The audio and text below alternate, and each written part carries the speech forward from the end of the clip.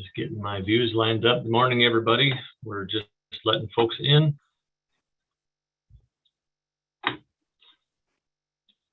Get started here in a bit.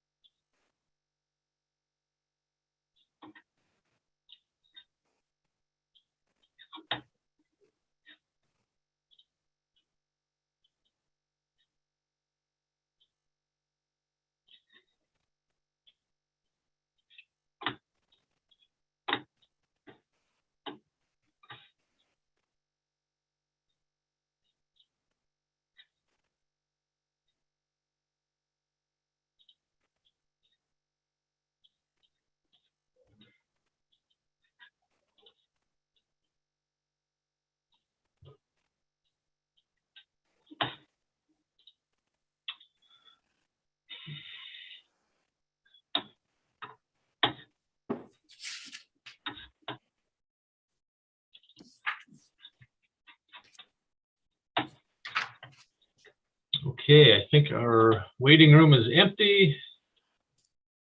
I've got 9:02, so good morning again, everybody. Welcome.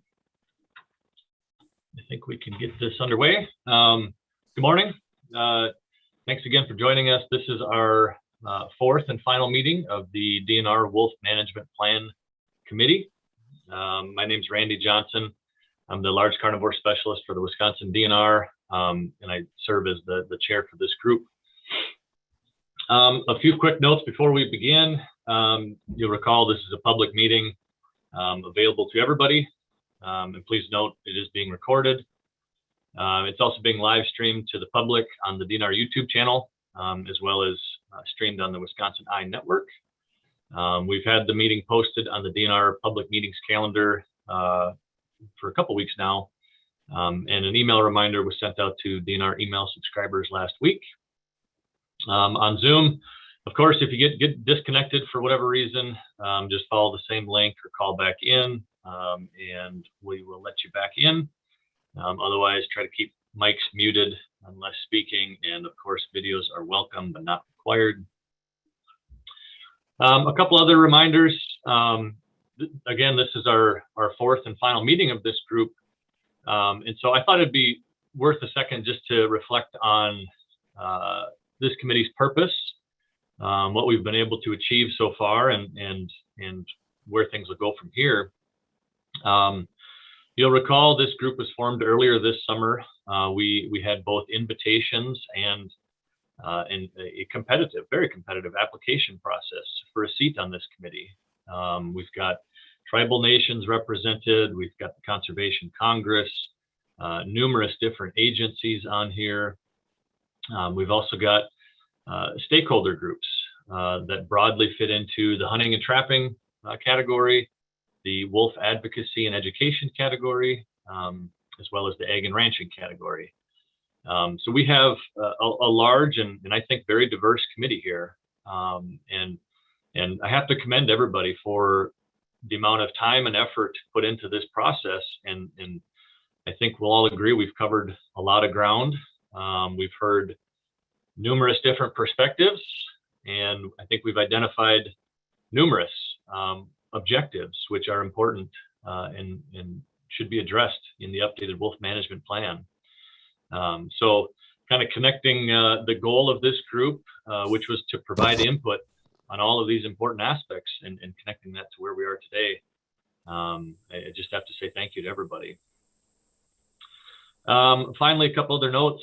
As I mentioned before, we have a web page dedicated to this process as well. One of the cornerstones that we wanted to achieve was a transparent process, both for this group and for the public that's tuning in. We've created this web page. We've updated it with meeting notes, recordings of these meetings, the different materials we've gone through, all of those different things. We'll obviously continue to do that with this meeting. And finally, as you folks know, but I'll remind everybody that we've had a series of pre-works between each meeting, including this one. This last pre-work, I think folks, it was probably one of the more time-intensive ones, but much appreciated. appreciate the effort that went into that, and getting it to us on time so that we could turn it around for the meeting here. So thank you again. I sent the agenda out just yesterday, and we'll get to that in a second. But I think we can jump over and do roll call. Let me get my screens figured out here. So what I'll do is the same as I've done it the last couple of times. I think it works well. I'll just go ahead and indicate the organization, and then both the primary and alternate, if you're on, you can just unmute and say hi, give us your name, and who's primary and who's alternate, who's representing. So I'll start at the top of my list here. Bad River Band of Lake Superior, Ojibwe. Hi, this is Abby Fergus on today representing Bad River. Morning, Abby. Great Lakes Indian Fish and Wildlife Commission. Morning all, Peter David is here and Tanya Aldred, our alternate, is also on. There is a chance that later in the meeting, I'll be actually dropping off and Tanya will be taking over, but thank you much. Sounds good. Ho-Chunk Nation. Brandon Bluer, primary.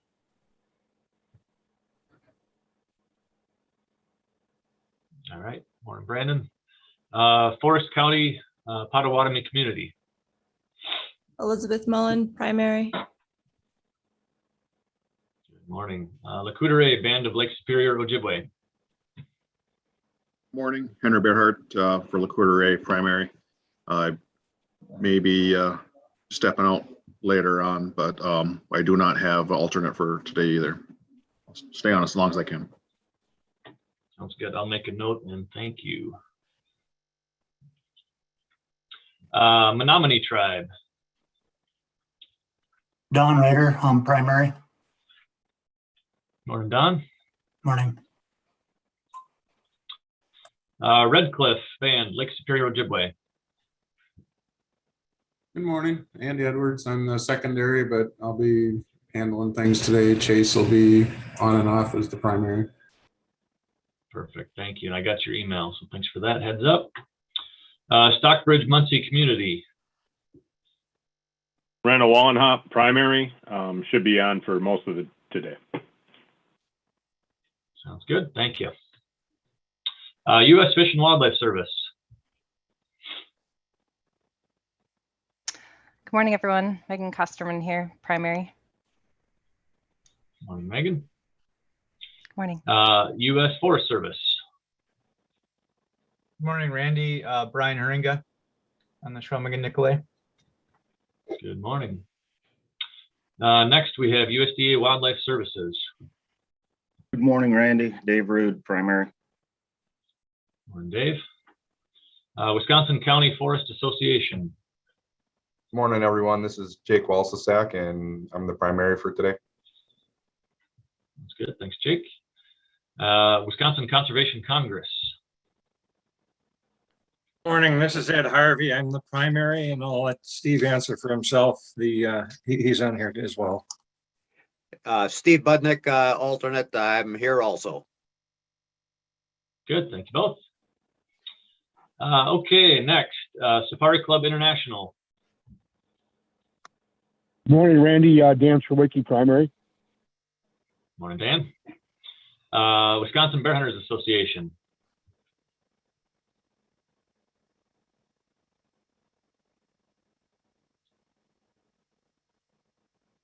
Do we have Lucas or Todd with us? Lucas was on here, but this is Todd. I believe we'll both be on all day. Well, I'll be on all day. I'm not sure about Lucas. Yeah, I'm on also. Sorry, I was on the phone. I'm here. No worries. Thank you both. Wisconsin Bow Hunters Association, Mike Brust and Rich Kirkmeyer, they emailed me. They're both out this morning, but Mike is going to do his best to join us later. So we'll mark them absent now, but they should be joining us later. Wisconsin chapter of Backcountry Hunters and Anglers. Morning, Randy. Hi, everybody. Miles here, primary. I'm not sure if Dean is on yet or if he's going to be calling in. So thanks. Sounds good. Thank you. Wisconsin Trappers Association.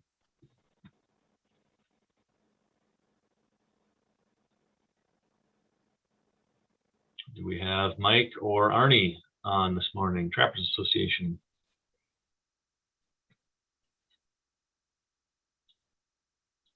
Well, hearing none.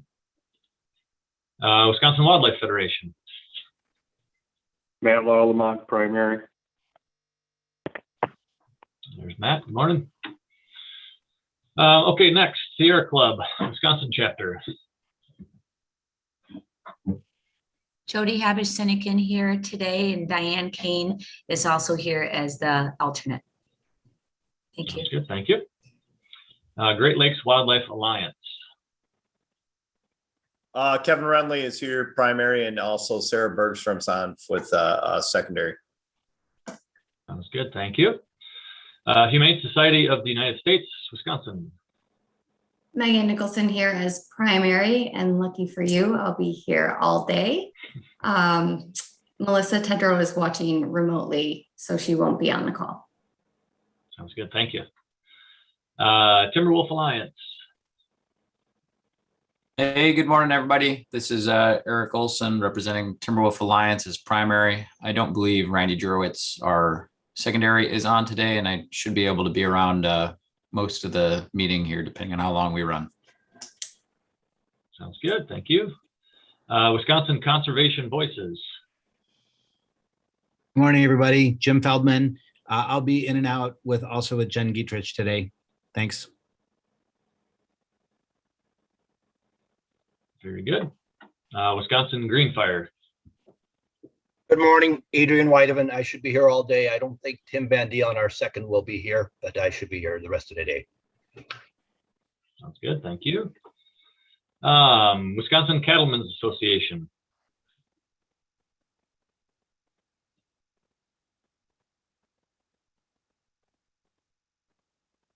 Do we have Jack or Eric on?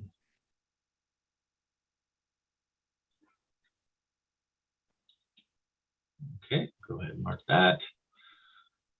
Wisconsin Farm Bureau Federation. Good morning, Ryan Klusendorf, serving as primary today. Good morning. Wisconsin Farmers Union.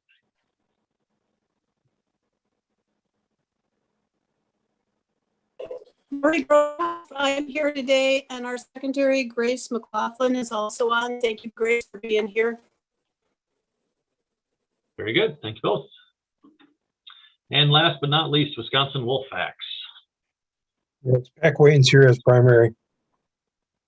Steve's not going to be here. Okay, I'll make a note on that. Thank you. Let me get that. Very good. Okay. Like I said, we'll watch for bow hunters as well as trappers and cattlemen. So yeah, Raj, maybe if you want to go ahead and share a screen, that we can kind of transition into that. Sure, let's do that. Yeah, we can show the agenda and take a quick look at it. I shared the agenda with this group yesterday morning, I believe. And I think you'll see there's lots of time for discussion. Drawing back to our meeting last month, we had both structured and open discussion. And I think it went really well. There was a lot of information shared, a lot of perspectives shared, and we captured it all in the meeting notes. And so we're hoping to do that again here today. So first things first, I'll turn it over to Raj, and Raj will review again where we started and where we've gotten to throughout this process, including taking a look at pre-work number 4, and then we'll get into that discussion. And as I mentioned yesterday in the email, to start the discussion, we'd like to have a focus on the future Wolf Advisory Committee, and we'll get into that more at that time. Raj, if you're ready, I can turn it over to you. Sure, sounds good. Thank you so much, Randy.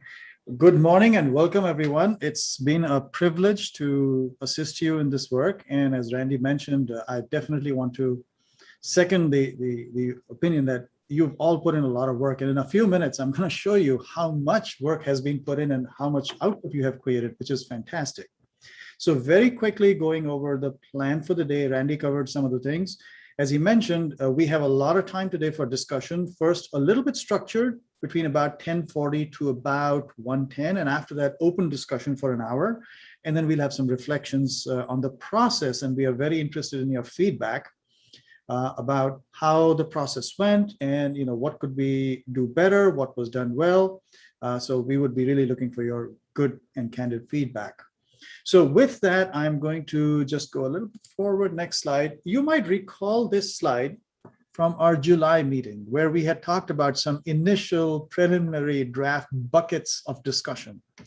So we talked about possibly, population management on the left side, and then conflict management, educational efforts, plan implementation, and other. Now, you will see I copied and pasted it from July because since then we've had a lot of discussion about how, what is the meaning of conflict management and so on. So we did not want to go into all those discussions because we've had them. Just wanted to go back to our starting point in July, saying these were different buckets and categories we thought we would cover in the work of this committee. And the good news is that we have, and I'm going to show you how we have worked through each of these in a very extensive manner. So this slide is just for reference from July. This slide, this is a busy slide I'm going to walk you through, but basically shows all the extensive work that you have done. In the process that we used for the committee, every organization had multiple opportunities and we sought out multiple feedback to provide input, to look at their own input in the context of all the other input that other organizations have provided and make any edits, make any reviews and changes. And as I will show you in just a moment, you've done a tremendous amount of work. So we really thank you. We're very grateful for all the time and the effort that you put in. So I'm going to start from the left side. Back in July, we had given some pre-work number 1. And basically, when we did this pre-work, this was before the first meeting. And in each of these pre-works that I will discuss today, we sought input from every member organization from the committee. So everybody had an equal opportunity to do that. And in that pre-work, our focus was introductions of participants to each other, identifying your top 5 issues and concerns, providing some input on the mission statement of the committee from the previous work that it had done. And that resulted in the output towards the bottom where my cursor is. We had about 10 pages of verbatim input. And we have shared all these verbatim documents with you as we have gone through the whole process, which led us to the creation of about 130 plus items in a large Excel table that each of you has reviewed multiple times. And there were also inputs on mission statement. We had 4 pages of that. Well, all that led to the first meeting on the 21st of July, when we met for 6 hours and we talked about the steps and the timing. We reviewed the pre-work, we continued the brainstorming, and that led to 13 pages of meeting notes.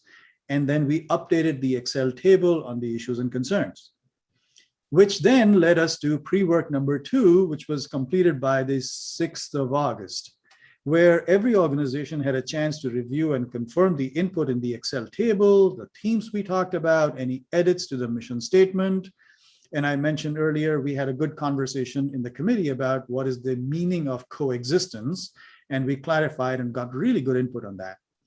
And I'm not going to give you all the pages, pages and pages, but you can see from the bottom here, pre-work number 2 resulted in many, many different things here. And this is where we started creating the idea of a nutshell to help organize all the input. And we had come up with about 21 different nutshells. Right along this time, there were some questions from the committee members about the process. So you might recall, Randy and I had scheduled 3 optional meetings just to discuss the process, not the content of the committee, but just the process and Q&A sessions and so on. So we did that as well based on the feedback from the committee, which all of this led to the second meeting, which was in middle of August. Again, we met for 6 hours and there was a presentation on population estimation methodology, a lot of discussion. We reviewed the pre-work, we looked at the Excel table, we looked at the nutshells, which basically led to an updated Excel document, lots of pages of meeting notes, and then we added some new nutshells as input from the committee. which brought us to pre-work number 3, which was in middle of September. And we got feedback on the 7 new nutshells that the committee identified. Everyone was able to review, confirm their own input in the Excel table, alignment with nutshells. And we also sought input on actionable items and research needs. And we got very excellent input on that. We had 6 pages of research needs input, 5 pages of actionable items, updated Excel table. So you can see a lot of work was done here. And then in the 3rd meeting, which was last month, we talked about population frameworks. Randy led that discussion. We reviewed the pre-work. We had lots of open discussion as well in that meeting. And that again led to lots of feedback on frameworks, open discussion items that you identified. And we're going to come back to those lists, that list today, because we did not exhaust all those items. And we also discussed the survey input, which Randy mentioned earlier this morning. Which brings us to pre-work number 4, which was extensive, one of the largest that you had to do. We really appreciate the time you took to do that. And this was a survey with where you expressed your support or indifference or unclear or lack of support for each of the 138 items and identified top 5 nutshells out of the 26 that we had eventually. And you also provided input on wolf management zones here. And that has led to some excellent input. And Randy sent out the summary survey responses, the results of that yesterday. It was 33 pages because there were so many different questions, but you did a fantastic job and we really appreciate every organization spending time. And I'm going to show you some of the survey kind of things a little bit later. We also got, as part of pre-work, some voluntary supplementary input, and I'll talk about that in a minute, from some organizations, which was not part of the pre-work, but it was submitted. And we also had 6 pages of input on wolf management zones. The purpose of walking you through this was to just recognize and appreciate and respect all the effort that you have put in. Thank you for it. And show you how through your work, we have a combination of some documents which were done one time, but the main documents which were improved, edited, reviewed in an iterative manner multiple times by the committee. So we really appreciate that. All of this input, as Randy mentioned, is going to be part of the report that we will put together from the committee. And we anticipate it to be about 100 plus 150 pages or so, maybe even more. But we want to have a full record of the input that we got through the committee work. Again, in the spirit of transparency and recognizing the excellent and hard work that you have done. So I just personally wanted to thank you for the effort and the time that you have put into this. With this, what I thought we could do is take a very quick look at the survey results. Now, I'm not going to walk you through question by question because you have the document already. What I wanted to share was background. There were 2 parts where for each of the 138 items, we asked for your input on whether you support it, whether you're indifferent, or your organization does not support it, or it may be unclear. And then part 2 was of the 26 nutshells that we had, what are the top 5? Now, keeping in mind that the purpose of this exercise was not to prioritize or to create binding results, but the purpose of this survey was to say, we have a lot of diverse input from the committee. And what are some broad areas where the committee members are agreeing? And what are some areas where there might be some disagreement? And also we wanted to understand some commonalities. And you can see that from the surveys itself. But just looking at some very high level kind of things that we have seen, in the survey results, there are some areas where there is good relative agreement. And you can see this. Now, I apologize. I'm partially colorblind. So if I misstate a color, please just forgive me for that.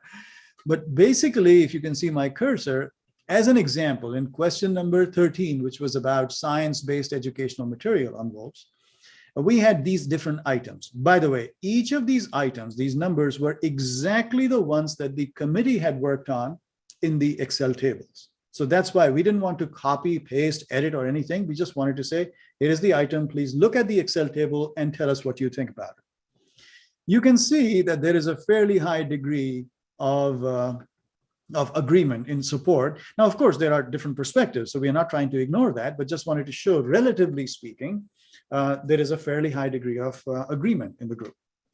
Then there are also some areas where the opinion is mixed. So you can see the size of the bars. This is question number 2, allowing wolf populations to fluctuate naturally. There are some member organizations that support it and some don't. And that's exactly the purpose of this kind of a survey, to get a broad idea saying this is an item where generally there are 2 different sets of opinions. And then the next piece where we saw was there were a couple of places where it was not very clear. And in this question 7, which was about creating a wolf advisory committee, which Randy is going to talk about later today, you can see that there are some questions where there was agreement, some questions there was like, split opinion saying we support and we don't support. And there were a couple of questions like you can see, and again, I apologize, I think it's gray, light gray, it might be a slightly different color.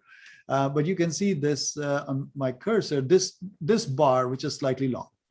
So you can see these were not very clear to most of the people, and that's okay. The good news is there were very, very few out of the 138 items, a handful which had any large number of unclear items. So essentially, this is very similar to what one would expect. These are not the results themselves in terms of the statistical data, and the distributions are not surprising because we have, as Randy mentioned, we have a big group. It's a big committee, 29 organizations. We have diverse opinions. So obviously there will be some areas of agreement, some areas of disagreement, some areas are not clear. So we are very happy that there were no major surprises on that part. Of course, Randy is going to talk about how all this input is going to be used by DNR as the next step. But we just wanted to share with you that there are some broad observations, and the survey results are not strange in the sense that this is what one would expect from a committee which is diverse and large. We really appreciate that. I looked at some of the SurveyMonkey statistics, and the average time spent by each committee member was about 75 minutes, but I think it's a little understated, and here's why I say that. There were some organizations which showed they completed the survey in about 10 or 15 minutes. The way Randy and I interpreted that was they probably did a lot of work in the background before they started the SurveyMonkey. So they had all their answers looked at, and they were just inputting the results. So that's why I think the average time was probably closer to maybe hour and a half for most people. That is a significant commitment of time. So we just wanted to, again, say thank you. We recognize that and appreciate it because that's significant work. We are very happy to take any questions about the survey that you might have. You have seen the results at this point before going to the next slide.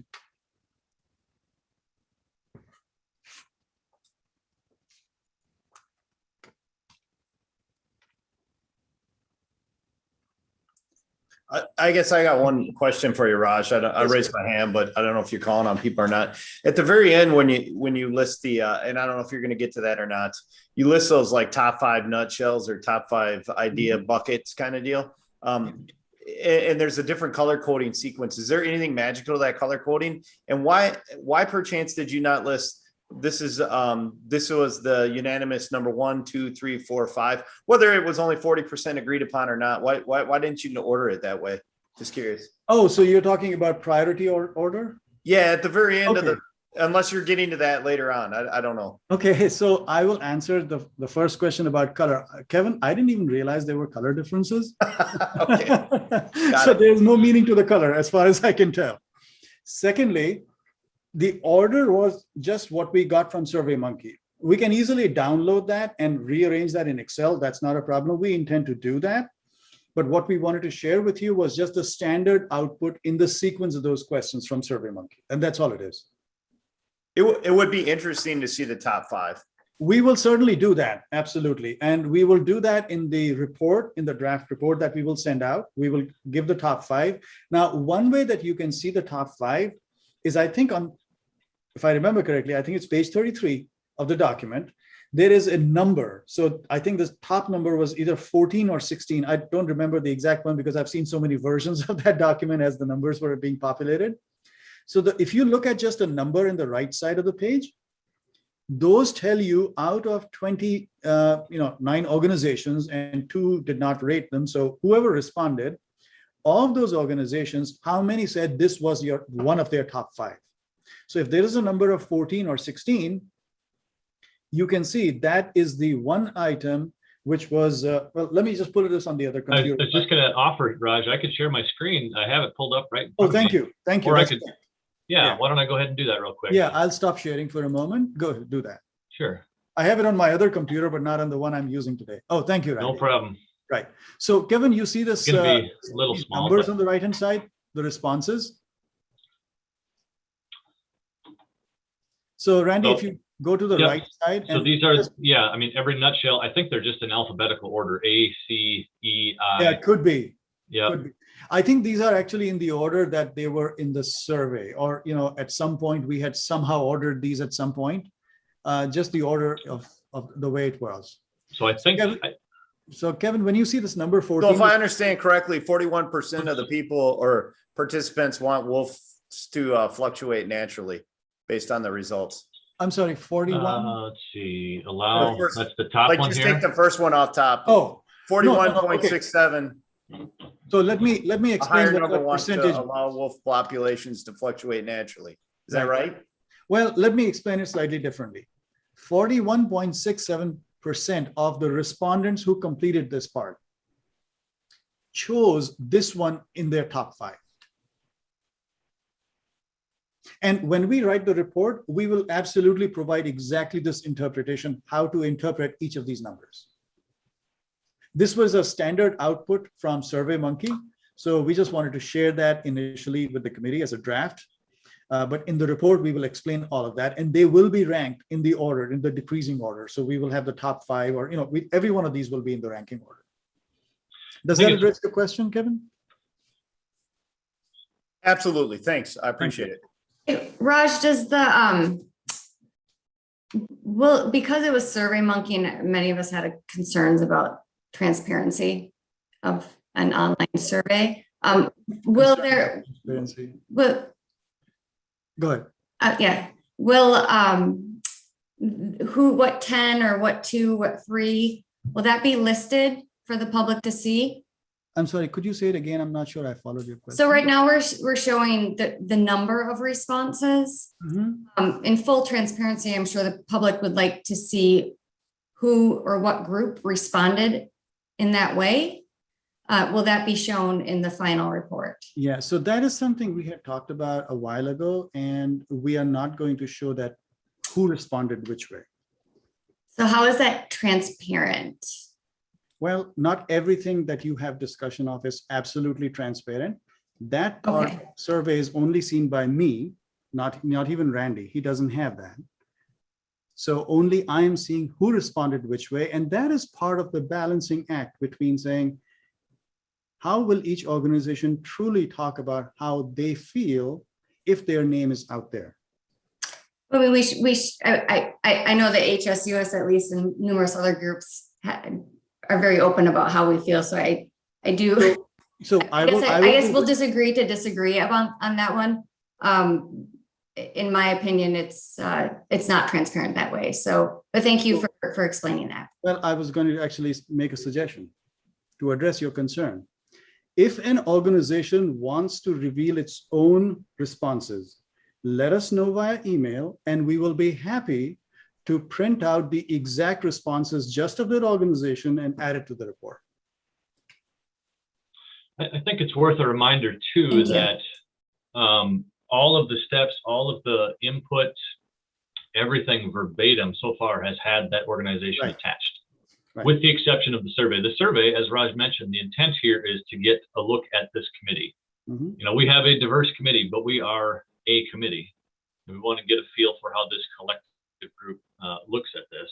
And so that's, I think, again, as Raj said, that's kind of the idea of this, is what does this broad group of perspectives look like collectively?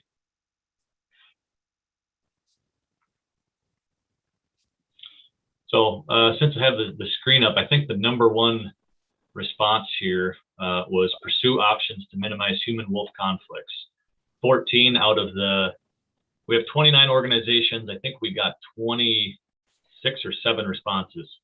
So over half, 58%. 45% So up there towards the top, include the overall ecosystem health and sustainability of the wolf population as a stated goal of the wolf plan. The one that Kevin brought up, allow wolf populations to fluctuate naturally over 40%. I think there was one down here, 33%, set a numerical population goal. So you can see, yeah, again, I don't want to go through every single one, but yeah. Um, So Randy, you bring up a good point, and I just want to reiterate how to interpret these numbers. When we have a number of, let's say, 40% or 50% against a number, against a particular nutshell, all it means is 41% of the organizations chose that as one of their top 5. And I'll even add on to that, you know, some of these that only received one response, that doesn't minimize the importance of that nutshell. Right. That's still somebody's most important, and that could be everybody's number 6. We requested 5 because we know how much diversity there is within these nutshells within this group. So I want to make that point too. All of these are important. That's an excellent point, and I would like to also reiterate just what I said earlier. This was not a prioritization exercise to say which are the top 5 and that's it. This was just to understand what are the perspectives of the committee on these nutshells, to recognize that there is a difference in opinion in some, and there is some agreement and commonality in some others. So, and again, I'll also reiterate, if you want to make your own personal responses to the survey, public, let us know via email. We will be happy to print out exactly your responses, and then we can do that. I see Jody's hands up. Go ahead, Jody. Yeah, thank you. The one question I have with regard to just even your explanation of these results has to do with the concern that many groups had conveyed to you regarding the inadequacy of SurveyMonkey to provide for what specifically the perspective is of these organizations and of our organizations. So the one that you identified as the number 1, which is pursue options to minimize human-wolf conflicts. That is one that certainly can cut a number of ways, and what is important to have further refinement. So, for example, Sierra Club and a number of groups had conveyed to you in a separate correspondence that we would want this option prioritized by creating a state wolf conflict deterrence program that prioritizes, incentivizes, and funds non-lethal measures to minimize livestock wolf conflicts, which is something quite different than how it could be taken from another organization's perspective. So my question is, how are you bringing those nuances or those refinements into your understanding of the organization's responses, and how will the public know about those additional requests? Excellent question, Jody. Thank you for the opportunity. So Randy, could we go up to that particular nutshell? Yeah, let's see. So while Randy is pulling that up, Probably. I will provide a very quick answer. The supplementary document that went with the survey, which basically says, what does each item number that we have used in the survey mean? That was the Excel table. That Excel table contained the input from every organization, including yours, Jody. And that Excel table also very clearly talked about over the first pre-work, second pre-work, third pre-work, how that particular idea from each organization evolved during the process of the committee. So thank you, Randy. So you can see here that when we talk about the nutshell of pursuing the options, the position and the exact language that each organization like Sierra Club, Great Lakes Indian Fish and Wildlife Commission, and Bad River Tribe, and so on, provided is captured right here. This document that you are seeing right now is going to be an essential part of the report.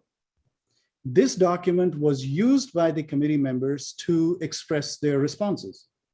So this, in our mind, because we have, as you can see in the black row on the top, in the header, pre-work number 1 input, number 2 input, number 3 input, this hopefully represents what you wanted to say, because you had many different opportunities to provide us that feedback, and we have captured that here. So that is one way in which the perspective of each organization who's contributing towards that nutshell will be captured and shown to the public. Now, you talked about adding certain things to the nutshell that you would like to see.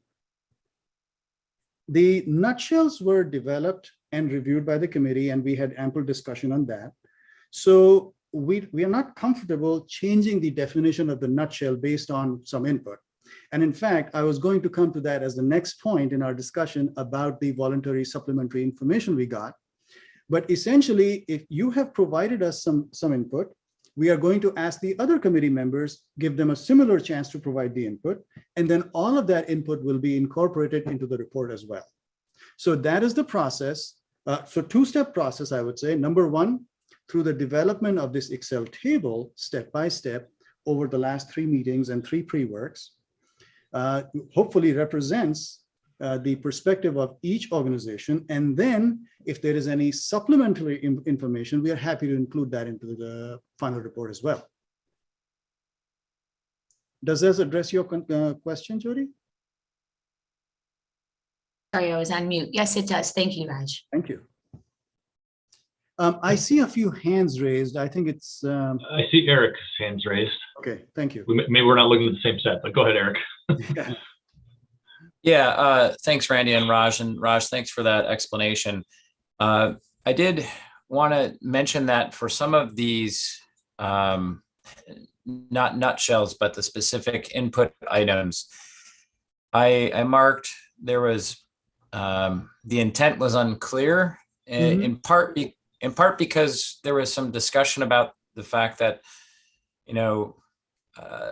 legislative rule changes weren't going to be a part of the discussion, yet some of the specific items clearly related to legislative rule changes. And so I just wanted to highlight, I saw a little bit of, I know we made a specific mention that there wasn't going to be, and so we didn't discuss some aspects of those, but yet it seems as though some suggestions for rule changes did still get included. And I guess I'm just highlighting that was something that I saw as being kind of inconsistent. So I just wanted to highlight that. I'm not necessarily saying that those things, we shouldn't be talking about those things. In fact, I think we probably should be talking about some of those things, but I just saw a little bit of inconsistency there. And I just marked those as intent unclear because I wasn't sure how we were handling things that, at one stage of a particular item's pre-work input, from 1, 2, or 3 in some of those, there were, legislative rule change proposals and some of those, kind of buried within that reference number. And so, I just wanted to make, kind of point that out and highlight that, I guess. Eric, I really appreciate you saying that. Thank you for bringing it up. This was something that Randy and my colleague Darrell and I really struggled with because we had asked that we not get into the legislative areas, but of course, we cannot stop anybody from putting them in the comments. We had to strike a balance between editing any input, in which case it would possibly not be deemed as fully transparent. So we decided to err on the side of transparency and put it here in spite of our requests not to go into legislative areas. And that is why we appreciate what you said. We just really let everybody put in and their responses the way they wanted to interpret that information. That's all I can say. That as a facilitator, it's not on me to edit everybody's input when we are talking about verbatim documents. Okay. It's a balancing act. Yeah, I appreciate that, Raj. Thanks. I'd have to go back and look too, Eric, too, if some are related more to statute, obviously, which we tried to avoid, or if it's related more to the administrative code, like wolf zones, for example. We took a lot of discussion on wolf zones. The code obviously falls much more into the authority of the department as opposed to statute. Yeah, that's a good point too, Randy. There were some I saw that fell in both, but yeah, there was some diversity there, I think. Yeah, appreciate it. And Eric, you bring up a really excellent point because, when we have a diverse committee and a large committee, we try to have a really, really clean and transparent process, but there are ranges. So when we get input, we really have to strike that balance. So I appreciate you understanding that we just try to be more transparent than take a heavy-handed approach. Yeah, thanks, Raj. And one of the things, I think we even sent a clarifying email because somebody asked a good question on, what if there's information in here that's a bit contradictory, or if I agree with 3 out of 4 items in a particular row, and we advise, please focus on the central intent. And that's a difficult thing to always define, but that was our objective, focus on the central intent. And therefore, if that didn't make sense, or if you didn't feel comfortable even providing support or no support, that's kind of what that fourth option of intent unclear was for. I see another hand, Tanya. Oh, good. Tanya. I just had a question. My numbers are showing different than the numbers that you're showing, Randy. Which number? Let's see. On your final page, your percentages. Let's see. Which one? This one? No, your very last page 33. Like way down here. Yep. Randy, do you have an older So version? I have like 40%, 24%, 16, and they're all even. By your numbers, when I'm looking at it, there's 233.3 for 2 questions. How many total respondents do you have at the bottom? I might be looking at an old version. Yeah, I think you might have a slightly older version, Randy. I think we have more than 24. Yes. Because I have 25. That's what I was Okay. Okay. I'm looking at the wrong version. Yeah. It's somewhere in Okay. this mess of just mess of files. was confused. No, I appreciate that. Let me yeah, pull actually, open- I think this is the right version, Randy, because I'll kick it back to you because you want to share next anyway. How about that? I'll stop sharing. No, that's fine. I'm going to actually give you. I have the right version. No, I appreciate that. I'm going to share the summary of the data that we looked at. So there were 29 organizations, and of those, 27 responded. You can see page 3 of the PDF that was sent out by Randy. That was the correct one I sent out, right? That's the most version. I'm pretty sure it was, but let me double check right now. Carry on. I'll double check. You carry on. Just give me 1 second. In fact, I'm going to share my screen, but I would appreciate everybody's patience because I'm switching computers right now. Just give me literally like 5 seconds. Just one moment. I'm going to get there. Yeah, I has 25 respondents on it, not 27. Correct. Randy, you sent out one with 25. Okay. 25. We had, I think, 2 organizations that also chose to sit it out. Okay, so let me give everybody. I'm going to share my screen so you can actually all see. Okay, because I'm going to walk everybody through exactly how the numbers came up. We have a good breakdown on that. So can everybody see my screen? And let me just make it larger. Let's see how we can do that. All right. Give me a second. This is showing in a different way. I want to show it as one page. This is one of the challenges with some of these things. All right, I'm going to share my screen now.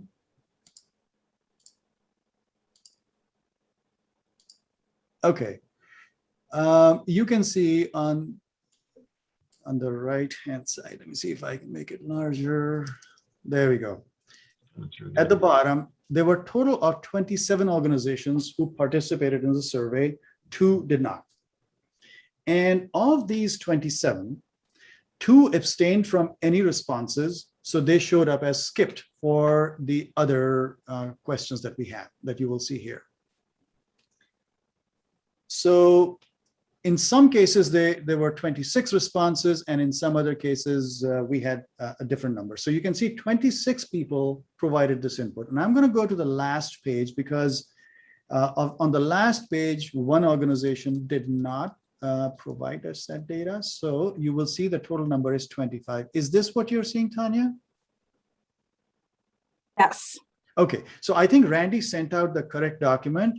We had so many versions because I was sending him daily updates saying this is where we are right now. So he might have pulled up a different one. But here are the numbers, Tanya.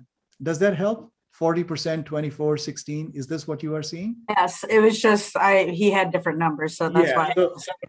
And my apologies because I inundated Randy's inbox with emails Nobody's twice fault. a day, morning and Nobody's fault. evening, just keeping him up to date. So I these think the distribution looks pretty similar, though. The Right, pursue right. options to minimize, I mean, it went up by one. and this is 15. as Overall you- ecosystem health, yeah. Because this is the right number, 25. And this is what everybody, I think, has. Okay. Does that address your question, Tanya? Thanks for bringing that up. Yep, that's all. Okay, thank you. Okay, so if I may, I wanted to get to the next slide, which I think is important for us to discuss as a group very quickly. I'm going to share my screen again. Let's go to a different document. And Randy, can you see my screen now? I sure can. Okay, thank you. So as I mentioned earlier, and Jody also mentioned, that as part of the survey, some organizations voluntarily provided supplemental comments, which Jody has talked about. And they were not part of the assignment, so not everybody did. But to make sure that every organization in the committee has the equal opportunity, we welcome any specific supplemental input that anybody would like to provide if you haven't done that already. Just make sure that you please provide us very specific numbered input saying, this is about item number, 84, or this is about nutshell number 16. And we would be happy to get your input by close of business next Friday, next Friday, 29th. Please email them to me and we will put all that input into the report also. We just want to make sure that every organization has an equal opportunity to provide and share the feedback.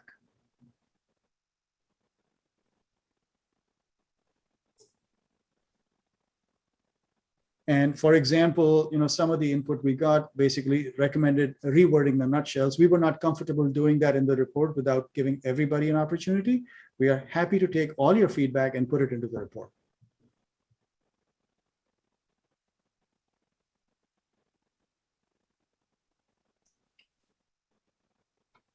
Okay, and by the way, at the end of the meeting, we will certainly talk about your reflections on the process. And at this time, I just want to make sure, do a quick time check. We are actually doing quite well time-wise. Raj, forgive me if I missed it, but did we mention the opportunity, as you mentioned, if groups are interested in receiving their own responses? Yeah, I was reviewing them. Maybe it's on your next slide. I don't want to get ahead of you. No, it's actually the next comment that I was going to make. Okay, So thank you, perfect. Randy. I'll You're mute. one step ahead of me. So looking at all of this and looking back at the charge of the committee, as a facilitator, and that's just my opinion, we felt that the committee, through its extensive work, you have provided the broad input that the department was looking for. You have provided different perspectives. You have provided top 5 things that are important to you. So we have a lot of input. Earlier, we had talked about possibly doing this survey again. My personal opinion, and that's all it is, my personal opinion, is that I think given the effort that you have already put in, given where we are, looking at the numbers, if half the organizations had not completed, I would be saying something different. But given that everybody put in the effort, I'm not sure if we need to ask you to put in the same effort again. And that is one reason we thought this idea of having any supplemental input might save you some time rather than going through the whole exercise again. So our opinion is the department has the input that the department started seeking at the beginning. That was the purpose, and the department has it now. And I'm finding it a little bit hard personally to ask you to spend more time on doing the same thing again. So what I was going to offer as an option, we are very happy to print out just your individual responses that are in the SurveyMonkey database, send them to you.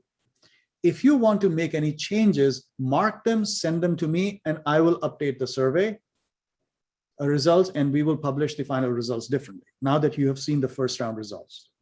If you don't need to change anything, then you don't need to do anything. Only if you want to change your own responses. This is not about changing the language of the survey or wording or anything. Only saying if you want to mark a different box than what you marked in the initial one, we want to provide that opportunity to you. But only if you want to, rather than force everybody to take the whole survey again. So that's what I was going to throw out as an option. And we have some hands up. So I'll go to Kevin and then Lori.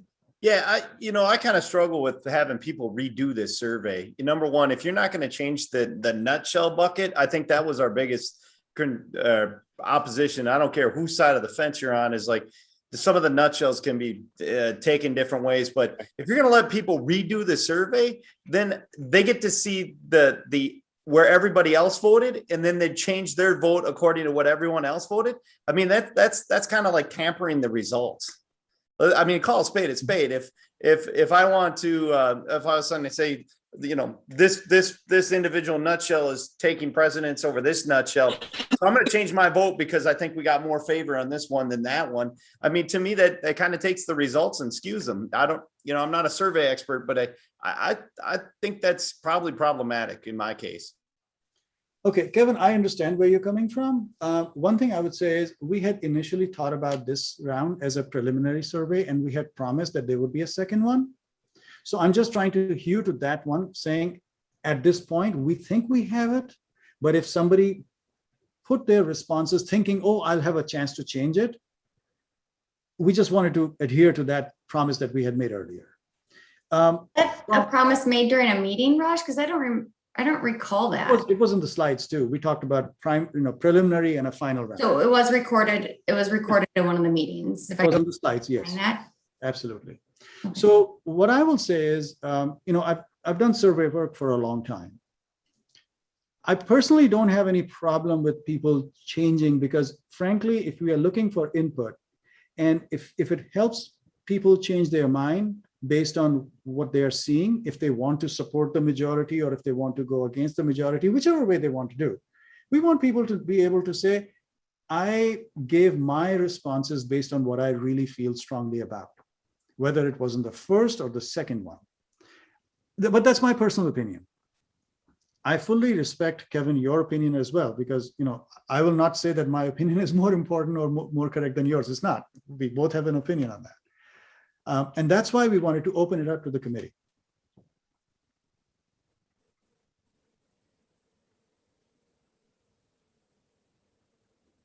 More hands. Lori? This is Lori. This is Lori. Can I talk now? Yeah, please, Lori. Okay. I would like to see the 3 or 4 organizations that did not respond contacted individually by Randy to see if they needed another format or if there was some extenuating circumstances that kept them from responding. That to me is a really inclusive process, because we don't know why they didn't, and giving them a simple call to ask, would they like to participate, and giving them the chance, that would be appropriate. I think, Randy, you already did that. Yep, I did reach out, tried to make contact. I'm trying to think. I believe one for sure contacted me and chose to sit it out.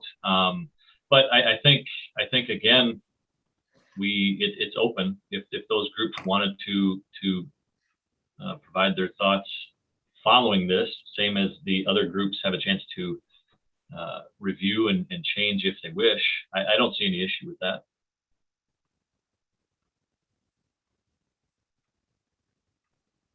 I guess, what was the point of having deadlines if we're now going back? I mean, we're all adults here. We all know how to manage a calendar. I know things come up, but that's why we had alternates. And I was on vacation and still got this done. So while I understand that circumstances come up, I don't think we need to babysit groups either. Again, we're all professionals, all adults on this call, so just my 2 cents. Thank you. Thank you for completing it on your vacation. I really appreciate that. It's part of the balance, right? And I think, Raj, you could probably correct me, but I think on average pre-works, we got low 20s, I think, out of the group. And this, we got nearly 100%, not 100%, but I think higher than average response to the survey, which was great to see. I would say this is much higher than average, much higher, Yeah. which means it's great performance by the committee. I would just like to point out that not every organization has it. As far as calling this babysitting, I don't think that's a very respectful term. There's a lot of serious issues that have happened to people that I know on this group even the past 2 weeks. So I would just give it another shot, Brand. It doesn't take that much time. Yeah, so Lori, Randy did reach out multiple times in multiple ways via individual emails, via individual phone calls, and number of reminders that we had periodically sent out. We appreciate your input. I'm just sharing the background with you of what we have already done. I'm not suggesting that we will do it or not do it. I'm just sharing with you the background. There are a couple of other hands. So Abby and then Peter. Hi, I just wanted to join in on the topic of whether and how this survey is accurately representing our input, because Raj, I'm hearing you say you want to make sure people have the opportunity to make sure the survey does reflect our input, but a lot of us know that this survey can't because of the way that the nutshells are framed. And it seems to me like you ultimately chose how to frame those nutshells. And I don't quite understand how those decisions were made, because we did have open discussion, but there wasn't clear agreement on how to even frame certain nutshells. For example, myself and other representatives would frame it as carnivore coexistence more broadly instead of just conflict management. So the way that the survey is set up with nutshell language that you seem to ultimately have chosen doesn't let us give that full input. And that's why I was one of the groups that offered that supplementary input right away. And yeah, a lot of us had to make a lot of sacrifices the past couple of weeks to get that input in on time. So Abby, I really appreciate the time. Sorry, I didn't mean to interrupt you. I thought you were done. Go ahead, please. That's basically it. I just wanted to offer my perspective and experience with this process and why we offered that supplementary material to try to be better represented. So I guess I'll also be emailing to ask that Bad River's supplementary material and responses be included in the public record. Yeah, they will be. So I wanted to address a couple of questions you raised. You know, how were these nutshells decided? And we did not decide or finalize anything. If you look at the screen that I have, in pre-work number 2, that's where we drafted the nutshells. Then in the meeting, we reviewed the nutshells and there were updates, additions, modifications suggested by the committee, and we made them. Then we asked the committee in pre-work number 3, please confirm if these nutshells adequately reflect the items. And that was exactly pre-work number 3. And we have shown all of that in the Excel table. So it wasn't Randy and I picking up a language and saying, this is the way it's going to be. We gave the committee starting point saying, this is what it looks like. And there were different things that the committee provided based on which we modified things. Ultimately, based on this pre-work number 3, this is where the committee decided it was. It wasn't Randy and I. I was just a facilitator, not the content expert. It was really a committee's output. So everybody, as you It's know, impossible for, like, we all have inherent bias, and I understand that you're brought in to be like as much of an independent moderator as you can, and I appreciate you doing that work. It's just like it's impossible to be a human and not have some way that the way you're phrasing things is biased and every word we use matters. So I guess I'm wondering, like, when it came down to it, how did you decide exactly how to phrase these nutshells for the survey? These nutshells why are are- exactly what you will see in, I'll show you. These are straight from the Excel table. Excel table was the product of the committee's work. The language in the survey is copied and pasted from the Excel. We did not change any wording from the Excel tables. But ultimately you're synthesizing everyone's input, so you're making decisions on We- how to phrase things, and some of us didn't agree with how things were phrased ultimately in the survey, and I'm just trying to get clarity in whether there's going to be more framing of the nutshells, because it sounds like there's not, and then if so, why not? If you're also saying that we all get to express specifically our organization or tribe's stance on things if the survey is not formatted in a way that enables us to do that. Okay, so let me back up, Abby. The survey was essentially feedback on the Excel table, which had the individual items. Let me pull that up so everybody can actually see that. Give me 1 second. I'm going to stop sharing, just pull that document up. Because I think we might be crossing something here. So let me just share this. Okay, there we go. This is the Excel table that was used, right? And this was also provided as supplemental material for inputting the survey responses. You can see every nutshell was exactly the way the committee reviewed and provided us feedback, because that was right here. You can see pre-work number 3, nutshell comments.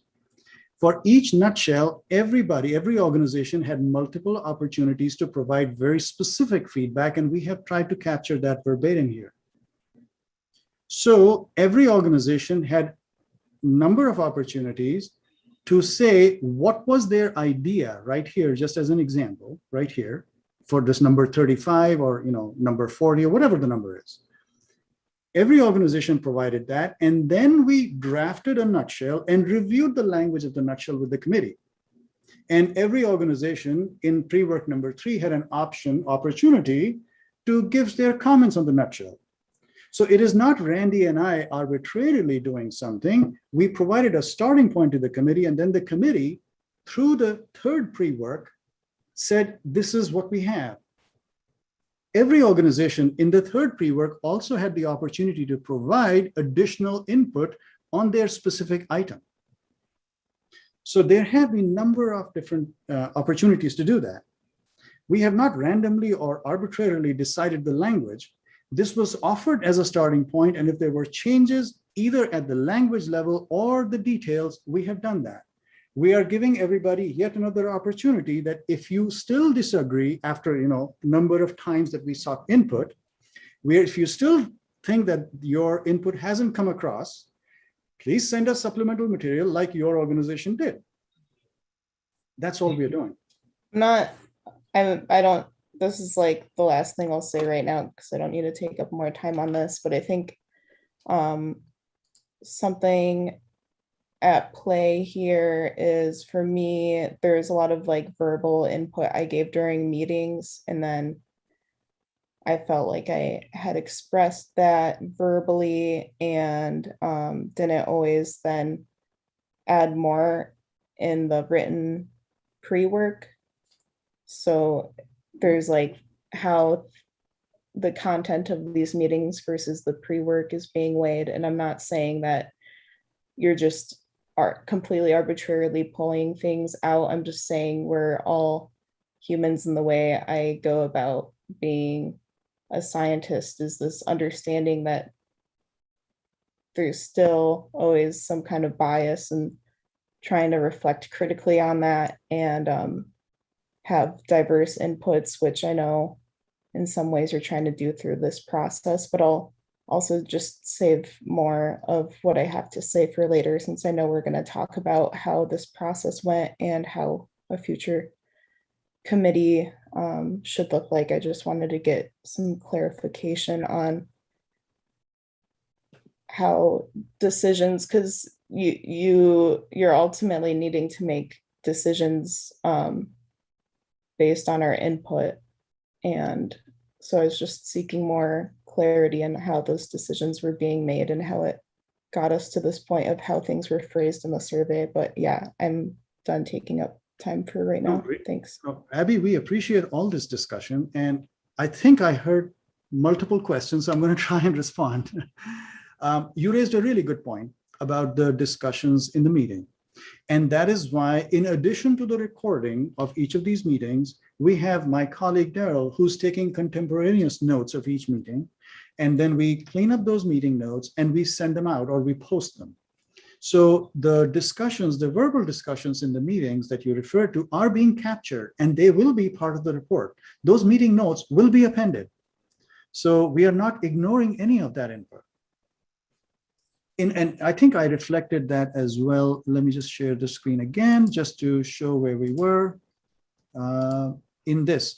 You will see, for example, in the first meeting, we had 13 pages of meeting notes. In the second meeting, we had 10 pages, then we had 15 pages.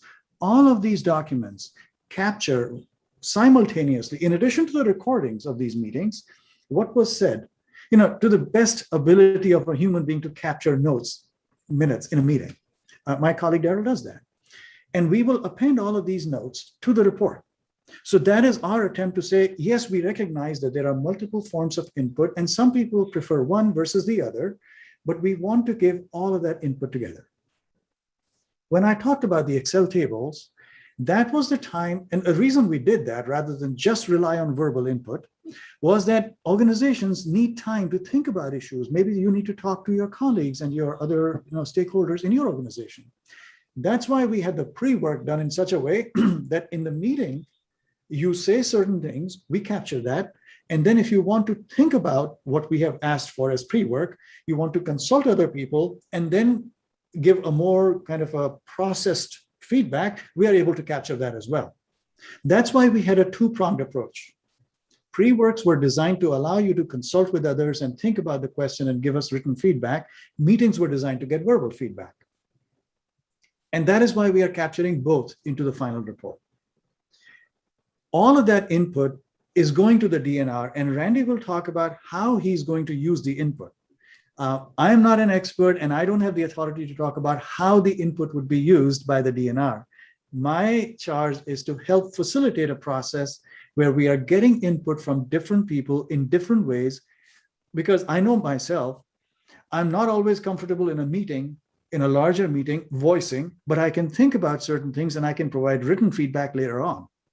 So we wanted to make sure that we are able to capture different styles, different preferences of people, whether they are providing input through a written format or a verbal format. And that's why we have those notes together. So I hope it helps you understand a little bit of what we have tried to do. How the DNR uses all this input is a matter that Randy will talk about next. I can only talk about how we have tried to collect the input. So I hope that addresses the question you were asking. And with that, I'll go to David, and then Kevin, you have your hand up after that. I'm sorry, Peter. I apologize.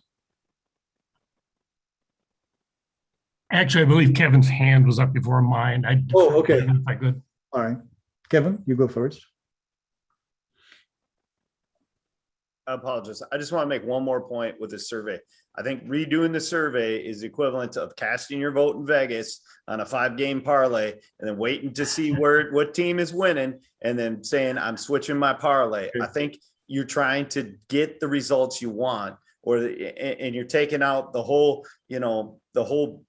I want to say the whole process and redoing the process after you see the results and then redo it again. I think that's unfair to all the participants, right? And I think it takes away the, I don't know, it doesn't even feel ethical to redo the survey again if we were playing sports, right? So I kind of feel in my heart of hearts, I want to go on record saying, I think redoing the survey is kind of manipulating the results you're going to get.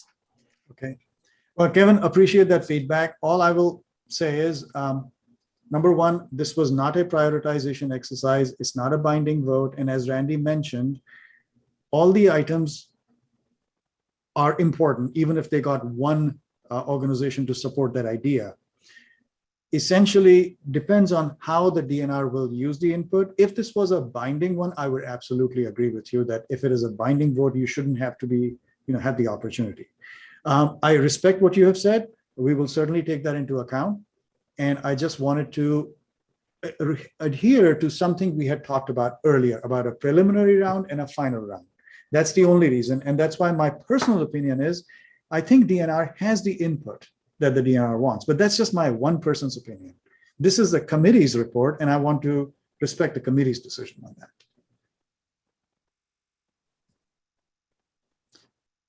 Thank you, Kevin, for your input. Peter.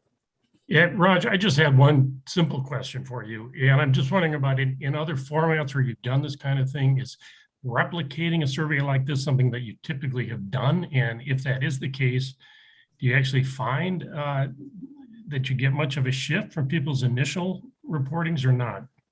So that's a great question, Peter. I really appreciate you asking. Yes, I have done this before in different forums.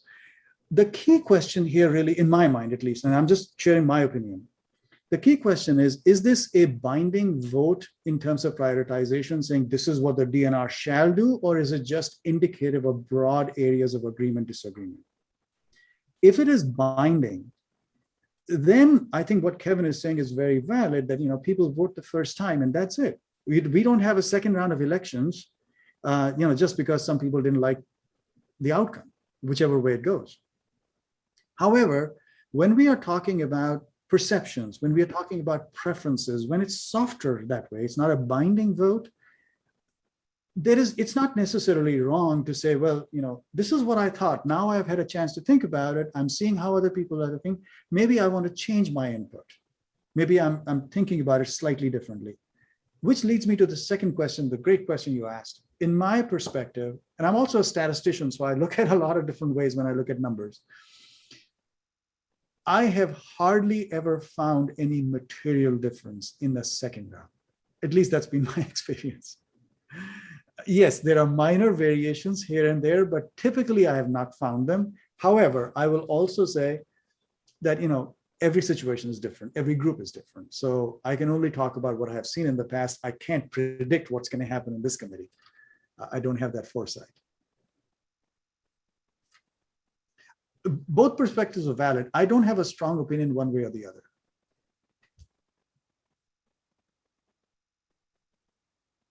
Randy, did you want to add something? Well, I was just thinking back to, when we designed the process and what the goal was of indicating a preliminary survey followed by the final survey. And we spent a lot of time developing this, trying to find out, can you pull up the Survey Monkey to include that group's previous responses? Because we didn't anticipate a lot of groups wanting to change. But at the same time, this is all comes back to the balance. If there are some groups that did want to change or felt more comfortable going through the process once to see everything, understand how it shook out, and then either confirm or slightly modify, we felt that was perhaps the most open process. Again, the goal is not to rank and prioritize, and we're not going to cut off the bottom 10 items and not address those. These are all important, and we want to make sure that each group on this committee feels that they've had ample opportunity to express the input they want to express. That began in the first meeting with identifying your top 5 issues. That's how the 138 items started. Then we attempted to put them into themes, into buckets. Eventually we got to the nutshells by pre-work number 2.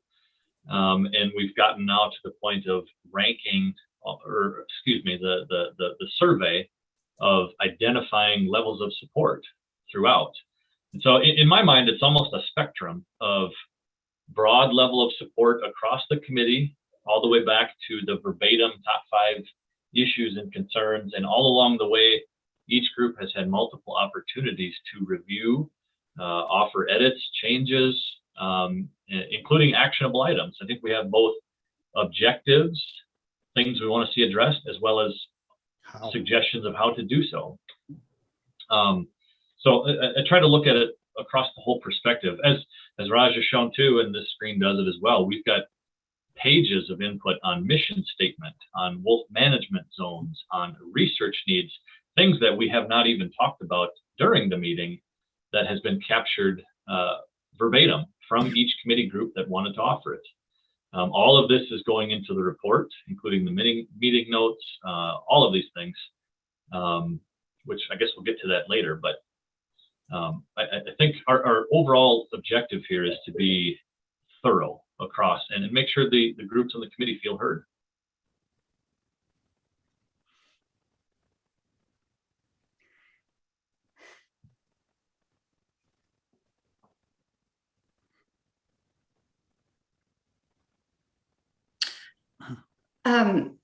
Thanks for the explanation. I do just want to make sure it's on record that the HSUS does support what the points that Kevin made in regards to redoing or allowing changes or seeing how answers shook out to see if they want to change answers. We had the opportunity. We were chosen for this committee for a reason. We committed to being on the committee, and we committed to doing the work before getting it on time. Again, adults here. So I just want it to be known that we support what Kevin has said. Thanks. Thank you, Megan.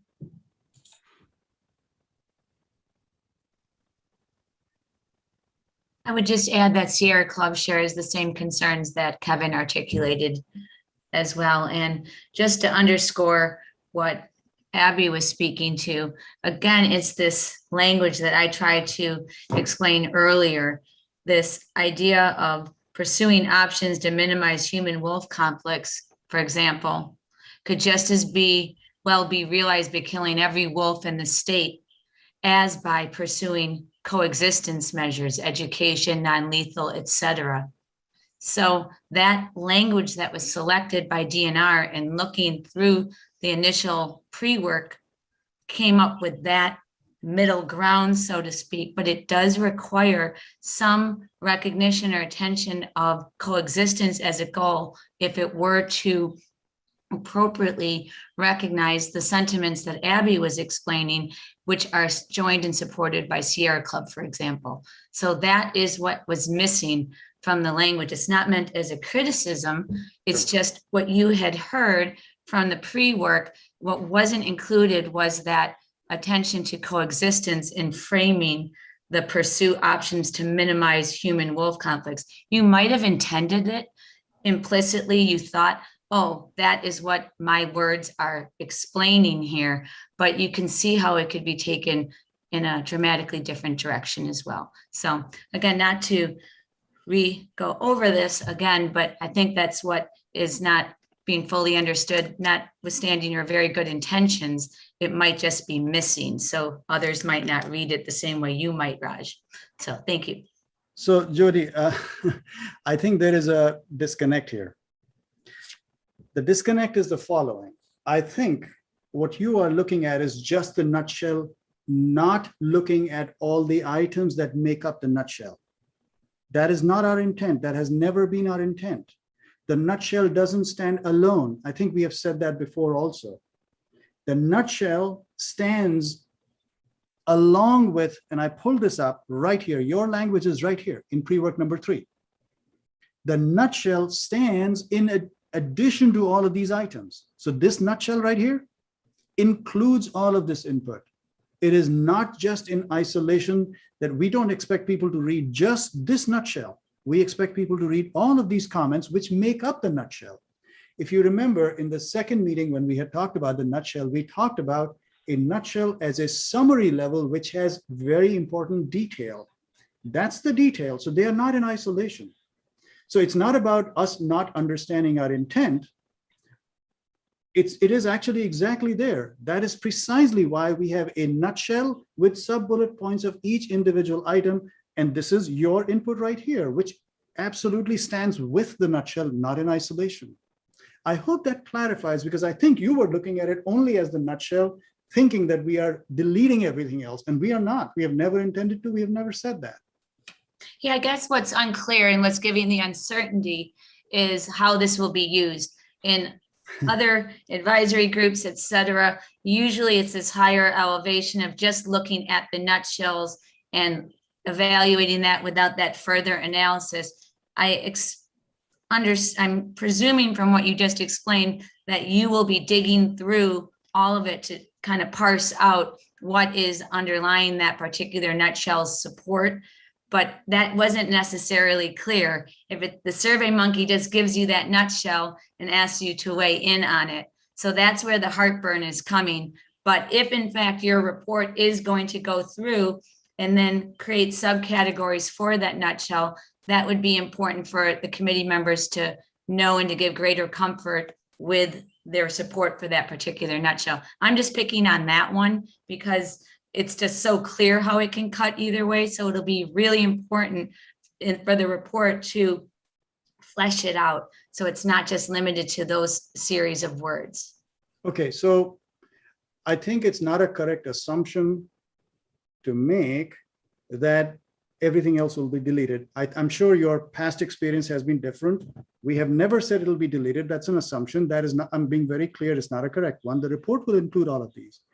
You use the word subcategories for each nutshells. We are not doing any further subcategorization. You have a nutshell and you have these items because the committee has done it this way.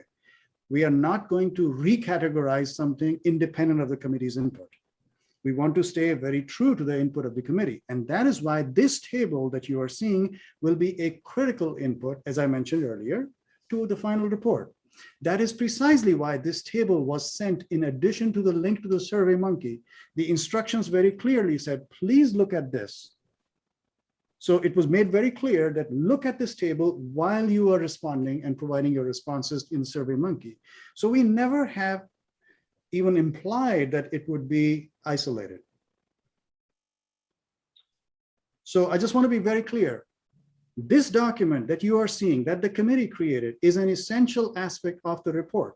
It was appended to the survey link. We asked that you look at this document as you are responding to each item. Therefore, the nutshells do not stand independent of the individual action items that lead up to that nutshell. I hope that addresses your concern. I understand what you are communicating, Raj. It's just a bit more complicated than that, given the nutshells and given the input and how they will be interpreted and presented in the report. So we'll see how it does come out and how it is explained and guides the readers and the members of the public who are trying to make sense of the final report and what its basis is. So thank you for your explanation. I do understand what you are explaining. Thank you.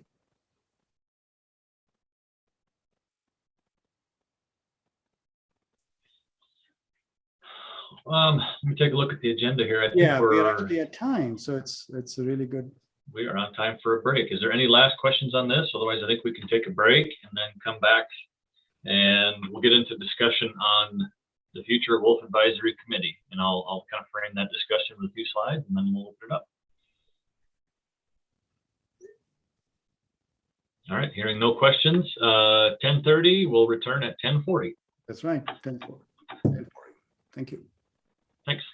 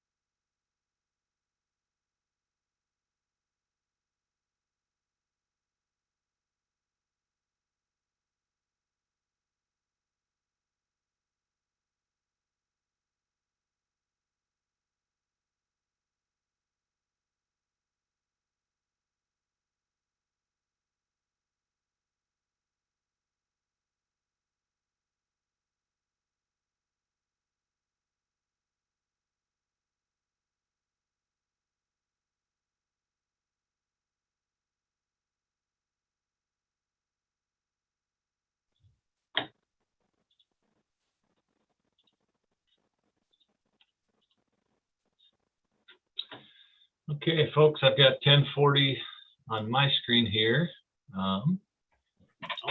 Folks coming in my door.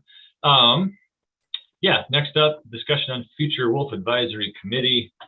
I'll go ahead and share my screen here. I've got a few slides to go through to kick this off. Let's continue. Yes.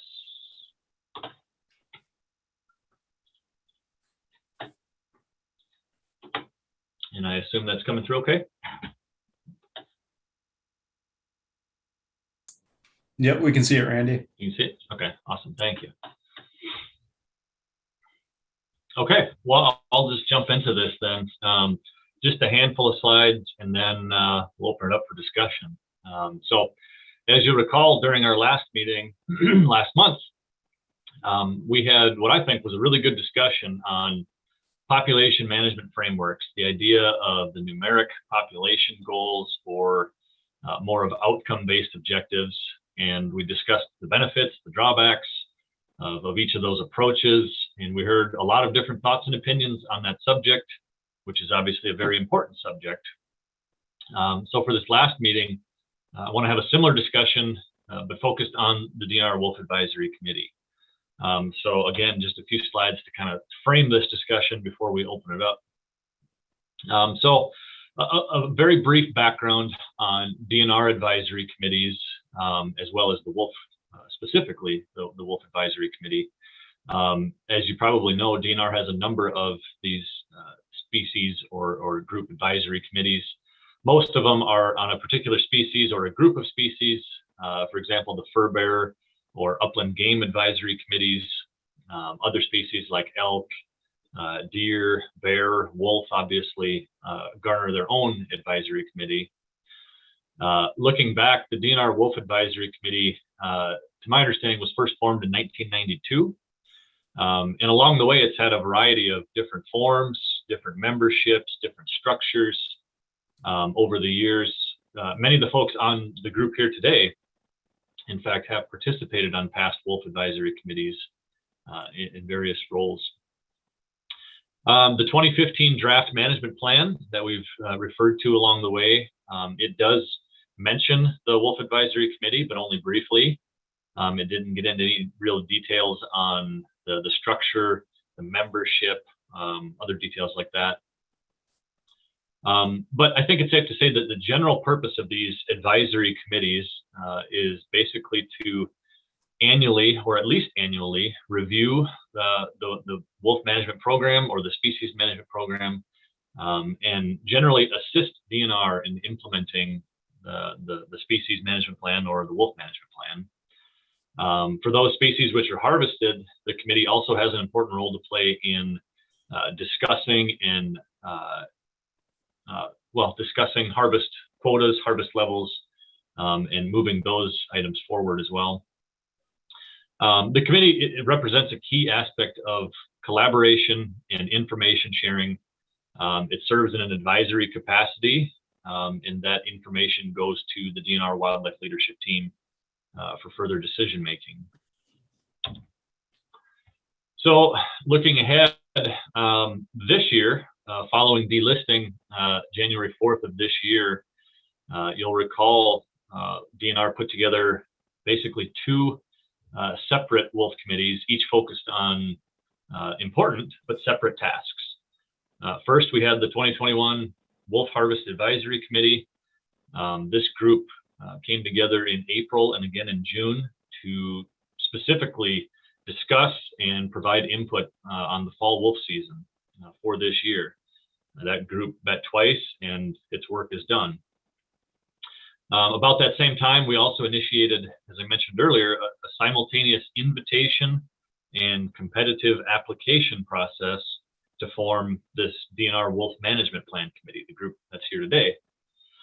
We've had our series of 4 meetings, purpose to provide the diverse input, the diverse perspectives to the DNR to capture it all as we've discussed and put that into a report for the DNR to consider as the DNR writes and develops the updated wolf management plan.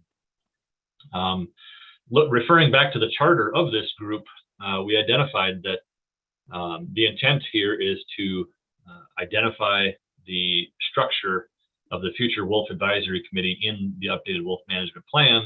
And at that time, that group would resume its role, traditional role as an advisory body to the department upon plan approval. So again, there's, like I said, a lot of folks on this committee have been on previous committees, certainly in DNR, outside of DNR, Conservation Congress. There's a lot of experience here, and I want to try to draw on this committee's experience to take advantage of that. In fact, we have a nutshell, you'll recall. It's on the screen there in quotes, exactly to this effect of creating a DNR Wolf Advisory Committee that reflects the views of all stakeholders and assists DNR in implementing the Wolf Management Plan. So to do so, how we've done this, we discussed a few different options. You'll recall we did a round robin last time, followed by open discussion.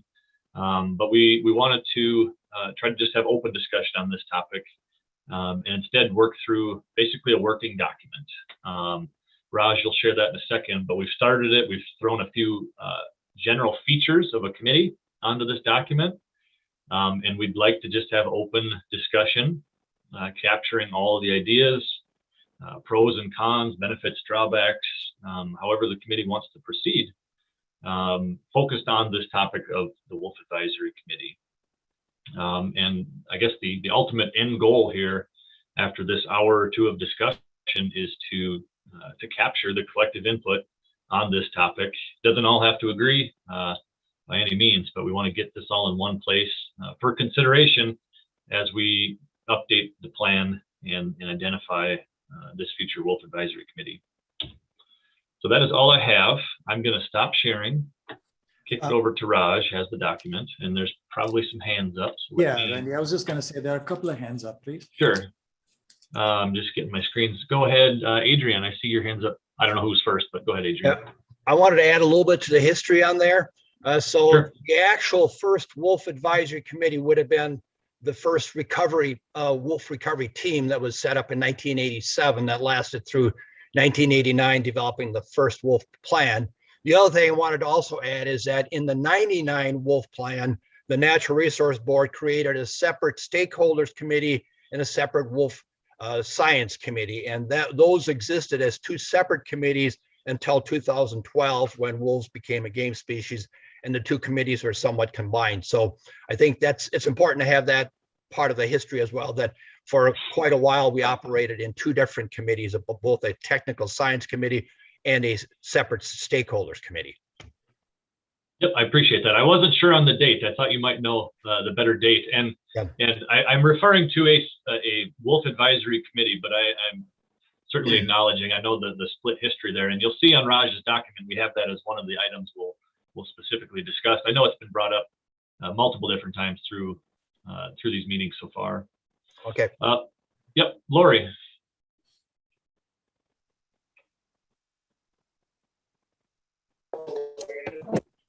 It's like every time I try and talk on this meeting, my phone rings. Sorry about that. I've got a message coming in from Jack Johnson. So I'm a little distracted here, but I've been part of this process since the mid-90s and was on the last committee for part of the time from 20 to 20, but went to every meeting or at least listened to one of the meetings. And I've also followed the committees in other states, most recently Minnesota.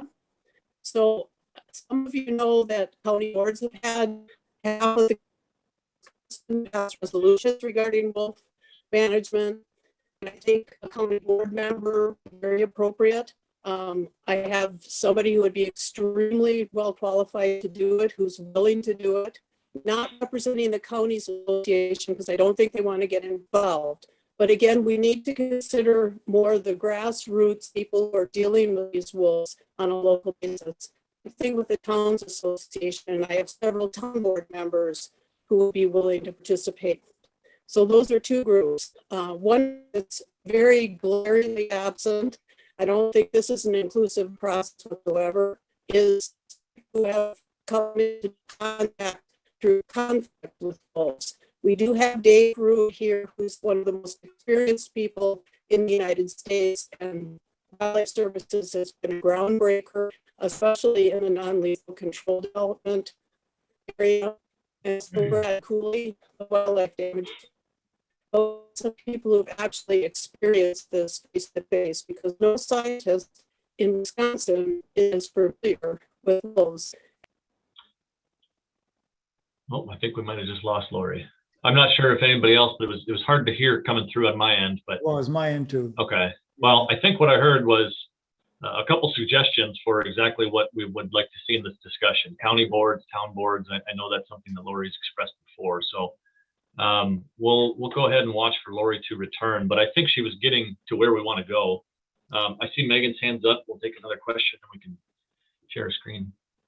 Go ahead, Megan. So are we taking questions? Because I've heard suggestions.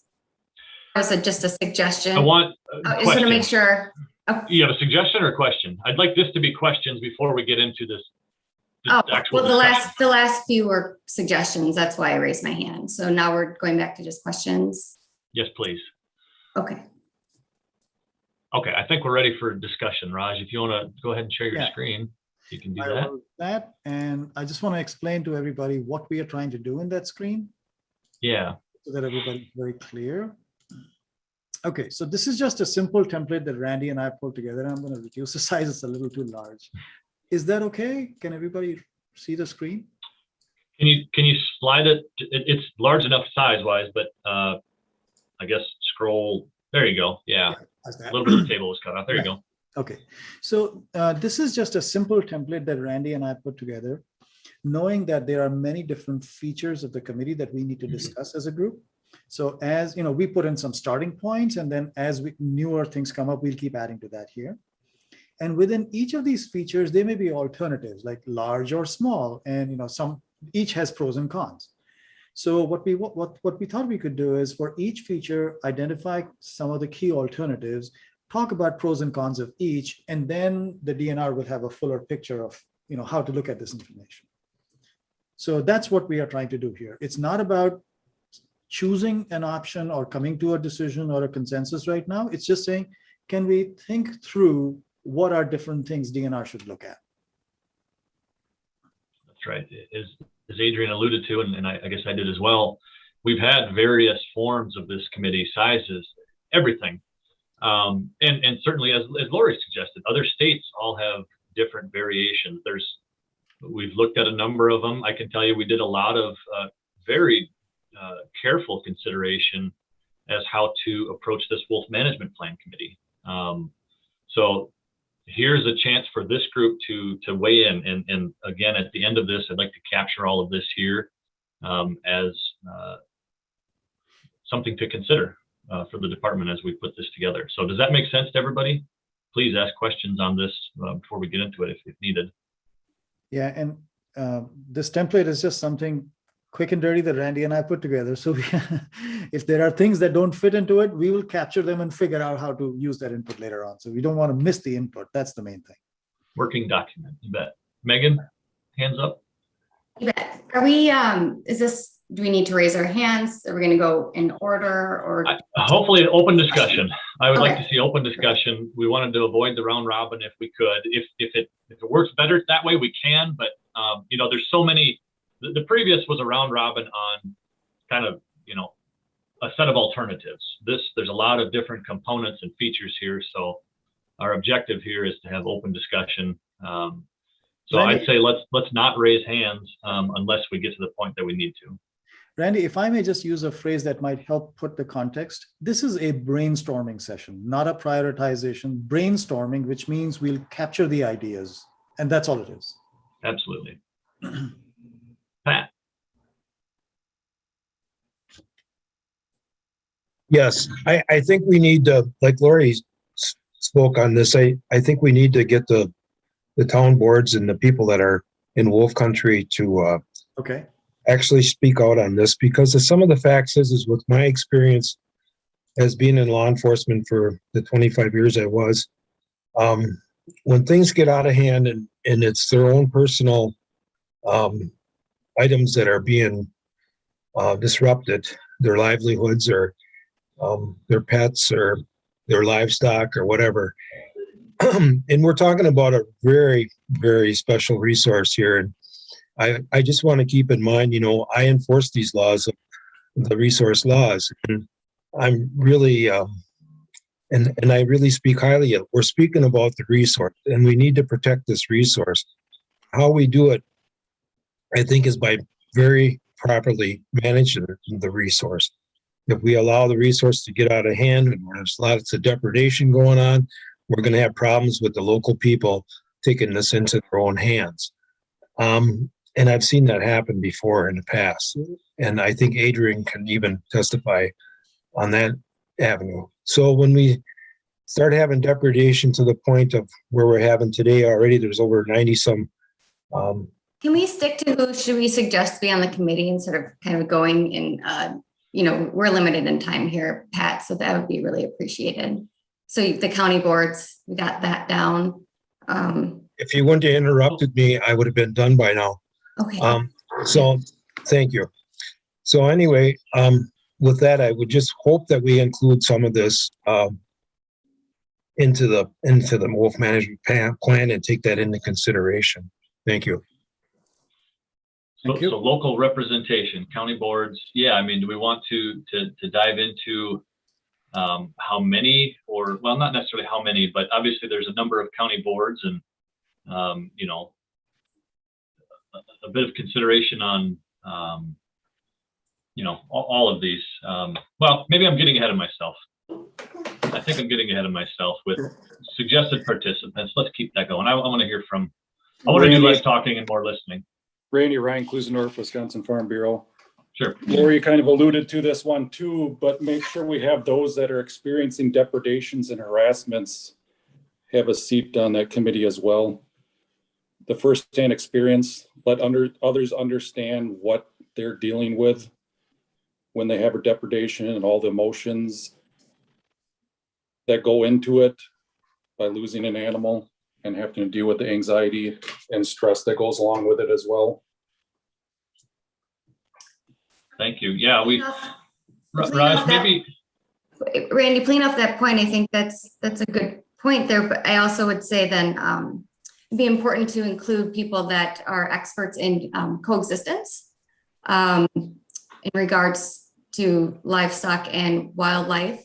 So we can also work on that at the same time, especially with non-lethal measures, because the population is going to keep expanding, and as far as people go and into the land that we have left. Thanks. Okay, Randy, you were saying something? I was just going to mention, we had, as one of the starting points, we had included the at-large citizen membership, and maybe that belongs in the suggested participants right there. Probably, yeah. Perhaps that's a way to achieve some of these items, but I just wanted to point that one out. Yes, the local this is Ed Harvey with Congress. The local representation item, I think, was intended to be town officials, and if that's not practical, maybe through the Towns Association. Okay. Even your local sportsmen's clubs also that are in wolf country. So I'm presuming there'll be many different forms of local representation. So if we capture that, then I think we can figure out. Is that okay? Mm-hmm. I think that from where we stand, I'll just put it out there that going back to what Adrian had mentioned, having a separate science type committee that also involves academic institutions, those who are really well versed in the most up-to-date science that we have, would be something that's extremely important. I do think it's also important that anybody that has been convicted of any type of wildlife crime, such as poaching, should not be given a chance to sit on a committee as important as this. And looking at also the size of the population that each group is representing, so we can really get a full view of Wisconsin as a whole state. Again, we're not a state that's separated by counties and whatnot. We are all Wisconsinites and should all have a say. So those would be our top ones right now. Thanks. This is Ed Harvey with the Congress again. I don't have a problem with the no poaching conviction part, but wildlife crime will include hunter harassment, correct? I think that's a fair point to add on there.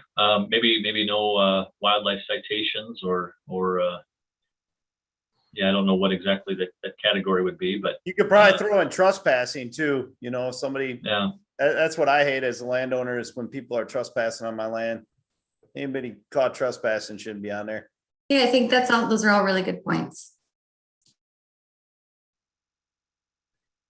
I see lots of hands up, but if there's I gotta point out, those are a mixture of wildlife and non-wildlife. I mean, you want to just lump it into no citations of any sort ever. I mean, it could be speeding tickets to works because. I'm not sure how speeding tickets fits in with Well, trespassing civil and. Well, hunter harassment and conviction of wildlife. Okay, folks, one at a time, please. Sport. If I may request, one at a time, don't interrupt somebody else. Let's be respectful. Yeah. So I think we've got multiple buckets here, and we're good with the ones that pertain to wildlife, which would include trespassing if it's done in the pursuit of wildlife, but at least the conviction of any type of crime against wildlife. I think So I would respectfully disagree. Trespassing is handled by civil law enforcement, not game wardens. So that's why I pointed out, if we're going to cross that line, then let's be clear about it.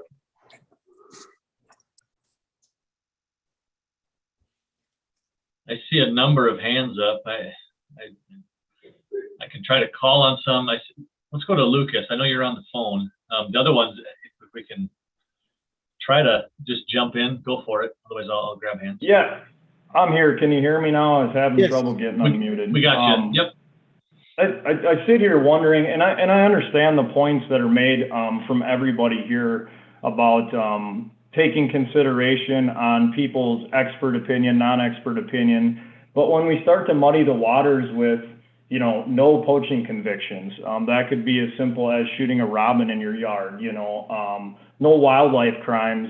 There's very circumstantial things that happen to people in the state that come out of it with felonies and wildlife citations and all kinds of things. And I just wonder, why would we be interested in, broadly limiting the voices? So if we look at it from a perspective of associations or town boards, or does that mean we're only talking about this in perspective to citizen groups or individuals? I mean, we're not going to allow an individual to speak because I just don't know why we're getting into the weeds on something like this. The committees, and I'll be frank, the committee that's formed right now has a very diverse opinion of wolves, period.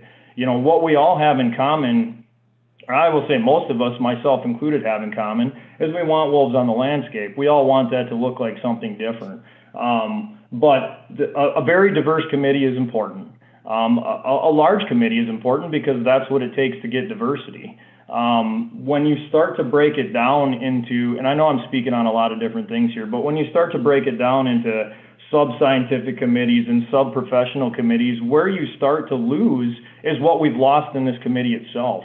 At one time, we all sat in a room and we discussed item by item what was in the draft plan, and we were able to vet those things with respect with each other as they were items. And what you start to lose when you have all these subcommittees is, you muddy the waters with information. Just like when we started this committee, so many people were so underinformed or uninformed about certain parts of the laws and certain things that we should talk about and shouldn't talk about. And we spent a lot of time talking about those things. So I would just caution as we move forward, splitting up into too many different subcommittees and committees with a wolf committee, because it tends to get really, really muddy.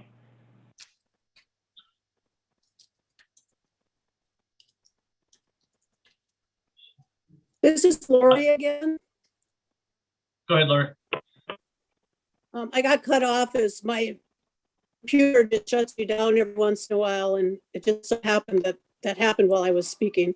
We are So having a hard, in addition Lori, to the group, Lori, I was just going to mention, we're having a little bit of a hard time hearing you, but I think we got your last message, but go ahead and wrap it up. okay, I wasn't finished. The one thing that's been very distressing about this committee, it is not inclusive in that it is not including the farmer groups. And you did contact, and I thank you very much for doing that. The one group I was responsible for getting into this as a farm representative, as well as previous council and the farmer, the Wisconsin Bureau.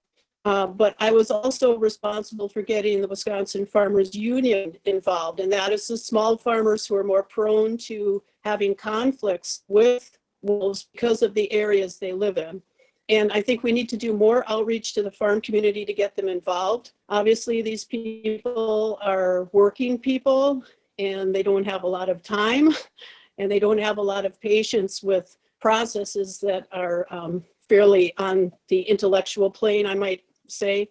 So I could do a lot of work to try and get some more farm representatives, because that we need to get on board with the wolf program. They are not on board right now. So, something is it okay if I speak? Go ahead. This is Luke.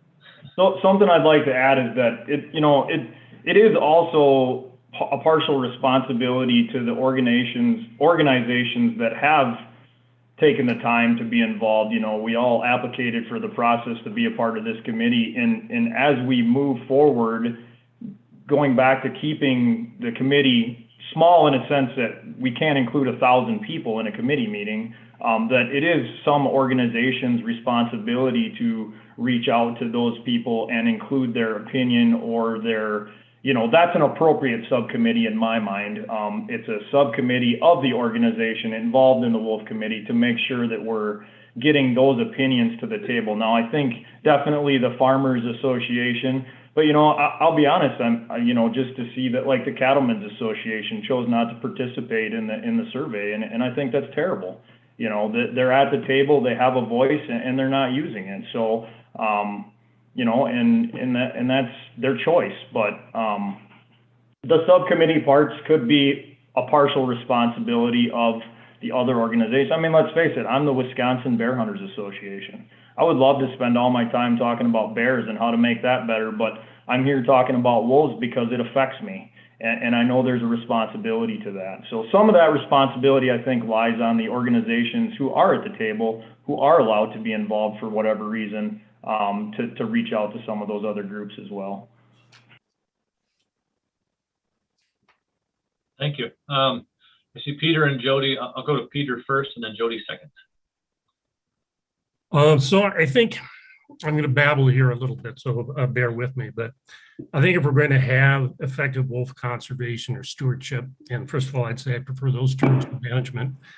But going forward in Wisconsin, there's a couple of things we clearly need.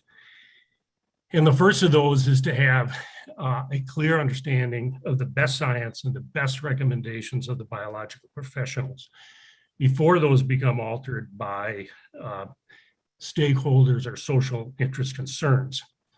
I think that's particularly critical for species that are harvested, and I would also say that's, I think, really a requirement of species that are managed in the ceded territories to have a clear, sound scientific foundation. And I think that in part of that also is I think we also need a system here that really lets Wisconsin DNR professional staff freely express their opinions. I think it's been a frustration for a lot of people in this process right now that this communication has been so one way from the group to the DNR without really getting feedback from the many excellent professionals that the DNR has about things like what are suitable population goals. I think back in the old days when we had separate science and stakeholder committees, it was a far better way to go forward. We knew the best biological recommendations to be made, and then we saw how those were sometimes changed, and they were, by social concerns. but it was a two-step process that made it very clear. And so actually having those two committees doesn't muddy the waters, it clears it up very much. The second benefit of that is that it really allows a larger number of groups to participate as stakeholders because you have two separate committees. I think it really is valuable that stakeholder committee also be designed in a way to include people who sort of represent the public at large, most of which are not members of some sort of committee somewhere. And Minnesota DNR has done this. They have sort of members at large who are not representing an organization, but only themselves. And I think that's a really important method to bring to the table, because those folks oftentimes actually are the most flexible, the most creative. They have the ability to change their opinions in ways that many well-established committees never do, regardless of how much data or how much science is put in front of them. The only other final point I'd make about this, of course, the tribes are not stakeholders. They're sovereign governments. They need to be respected and consulted on a government-to-government basis. But I would say that I think there is value very much in having tribal representation on stakeholder committees as well, because I think it gives an opportunity for the tribes to learn the concerns that stakeholders have, and it's an opportunity for the tribes to express their concerns directly to stakeholders without having the DNR have to act as an intermediate in that regard. And I've talked for a long time. Thank you for your patience. I'll back off. Take care. Thank you. Go ahead, Jody. I just have to say the points that Peter just expressed, every single one is supported by Sierra Club, Wisconsin's chapter, especially the two-step process and the requirement or recommendation and the value of a scientific and technical advisory committee that helps to inform and guide wolf conservation in the state. I would just add to that it's important to bring in, consistent with the Wisconsin idea, UW academics, national experts, others beyond just the DNR scientists to help, amplify what their knowledge is and bring in other studies and information at the national level as well to inform our conservation practices.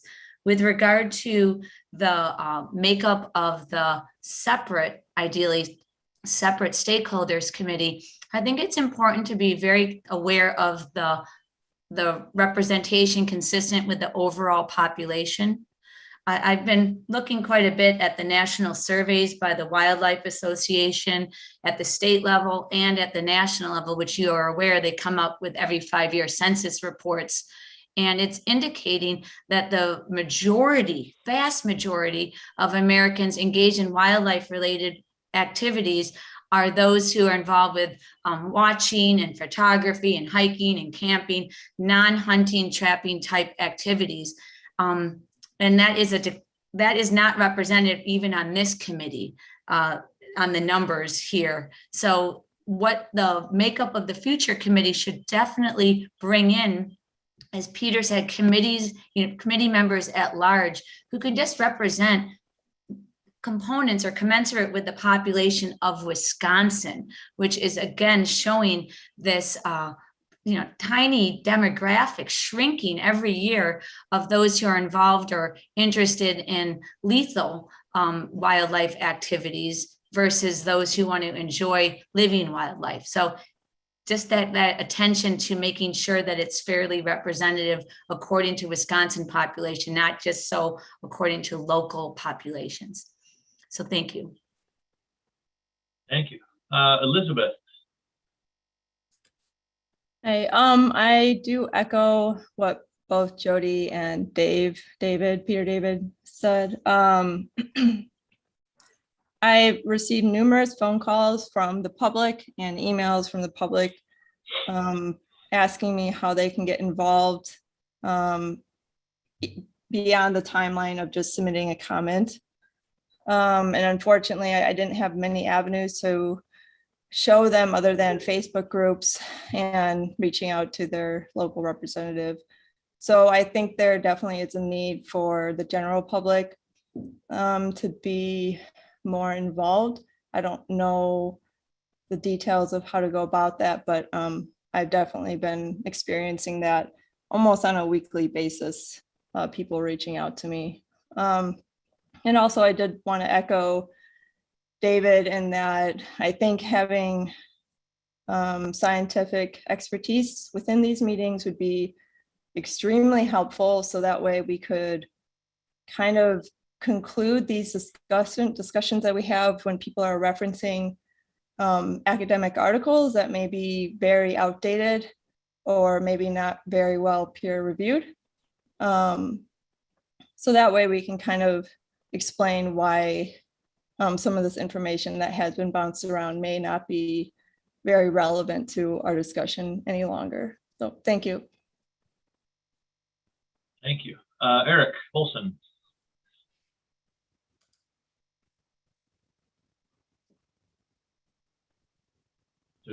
Eric, are you there?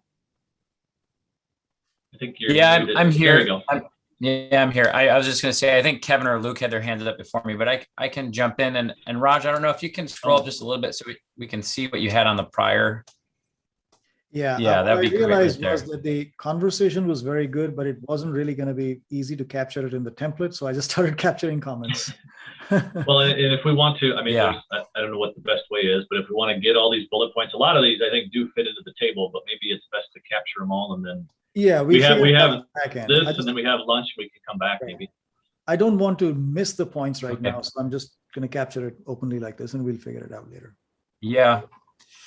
I guess I just wanted to see some of the points. I was trying to follow along as best I could. And I guess I want to, again, echo what Peter David said. I think a lot of his ideas there are really sound ideas. I also agree with the process of examining the science and integrating science in a really profound way, so that you can bring in outside scientists, independent scientists, but also DNR scientists that can provide insight into the process of decision making here with the most relevant and fact-based information. And I think that's fundamental to this process and can really help. The other thing is I do agree with Peter that it's really important for the professional DNR staff to somehow be able to give expert input into this process. And I understand that that's a difficult task. And so I think I would challenge the DNR to think about ways in which their own experts can provide, perhaps like anonymous or confidential or not confidential, but anonymous input on these topics in ways that, because obviously, from Randy's perspective right now, Randy's kind of playing two roles. He's an expert on this topic, but at the same time, he also is helping facilitate this process. And if he shares his information or his expert understanding on something that doesn't necessarily agree with one of the things that one of us as stakeholders have to say, that puts him in an awkward position for trying to facilitate these kind of stakeholder committee meetings. And so I really think, finding avenues for DNR professional staff to express or to share that expert their expert understanding on these topics is, I think, a really important point that Peter David brought up. So. Yeah, thank you. I'm assuming Luke's hand's still up from before. Same with Jody. And I apologize if I'm wrong about that assumption. So let's go to Kevin. Yeah, I have a quick comment. I first and foremost, I want to say Peter David nailed it. I think across the board, I think his points were spot on. I just want to add one supplemental thing to that discussion is any stakeholder group. I really firmly feel that there needs to be equal representation from both sides of the fence, right? It's very clear we have two sides of the fence in this group, right? But there needs to be equal representation. What's frustrating for some of us is there's 1 to 2 loud voices and I don't want 1 to 2 loud voices on either side of the fence to dictate our management, right? And I think equal representation, that's what this is about. And I think that's very important. But I think bottom line, the science-based stuff, Peter David nailed it. Probably couldn't say it any better. Thanks. Thank you. Adrian? Yeah, pretty much agreeing also with Peter David, from the standpoint of Wisconsin's Green Fire. Just add on to that in the science category include people who are experts at wildlife population modeling and harvest modeling, include people that are experts in wildlife conflict management, and include a livestock or beast specialist. We did have somebody from UW Extension in the past, so some of those categories I think ought to be included in a science committee, but certainly recommend a separate science committee that is not dealing so much with the politics but dealing with the biology and social science and social scientists as well. So those are some of the areas, but pretty much agreeing with what Peter David said. And I think that's pretty well the perspective that Wisconsin Green Fire supports. Thank you. Abby, I see your hands up, but I just want to check with Lucas. I still see a hand up. If you've got something to say, Lucas, I've been skipping you, but. I don't. I thought I tried to put it down. I'm sorry. I'm good for right now. Okay, thank you. I just wanted to check. Abby, then go ahead. Appreciate it.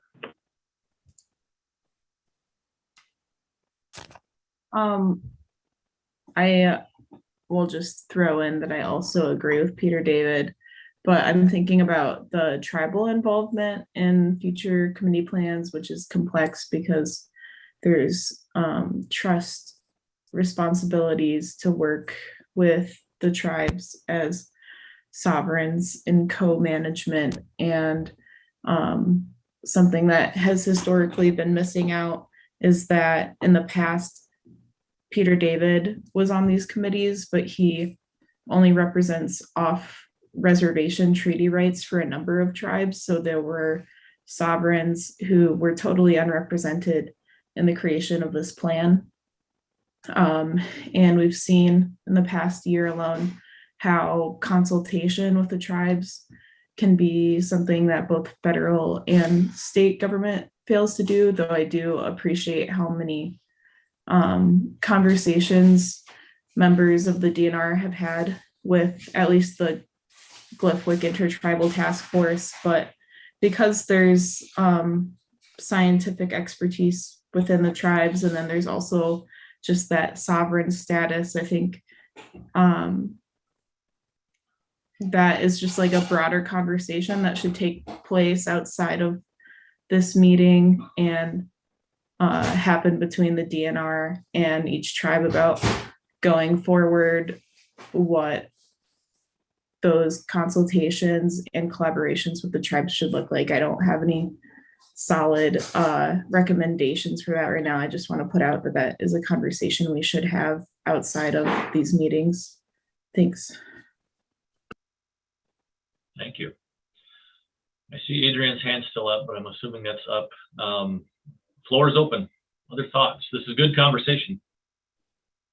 So to Abby's point, I mean, if there's going to be separate consultation with the tribes, and then it was said earlier how tribes should share concerns directly with stakeholders. I mean, how many opportunities does the tribes get versus the stakeholders group?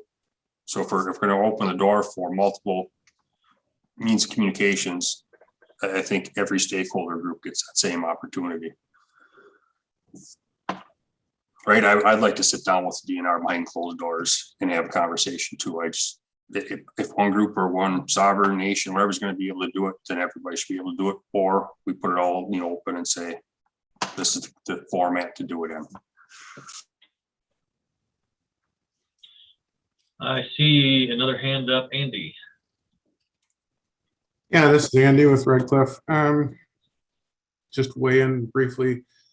I do tend to support on behalf of Red Cliff the concept generally of having kind of a scientific process that parallels and merges with the stakeholder groups at some point throughout the process.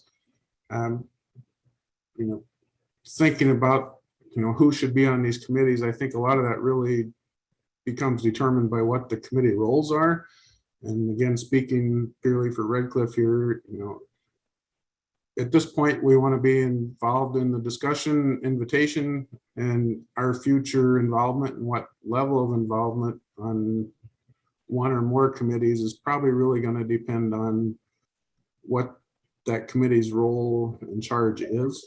So it's not a defined answer here, but if we're going to invest time and effort and try to help shape future stewardship of wolves or whatever the species may be and our interactions with them, we really want to base that allocation of our time and effort, on what the ultimate goal is. So that's my comment. Our involvement, we want to be invited to the table, and ultimately we'll determine what level of participation, if any, depending on what we're being asked to do. Thank you.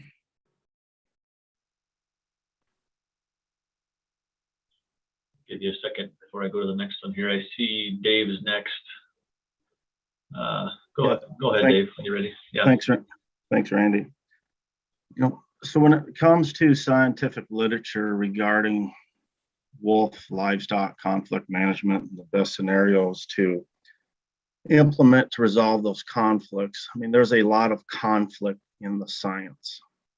So if we're advocating to have scientists on the committee, I think we need to have balanced science on the committee. And as far as an academic expert, we do have one on the committee right now, Eric Olson. I would advocate for him to be on the committee. Thank you. Thank you. Jim. Thanks, Randy. Can you guys see me? Yeah. Okay, Got good. your video, yep. Just trying to turn my camera on. So I'm representing Wisconsin Conservation Voices.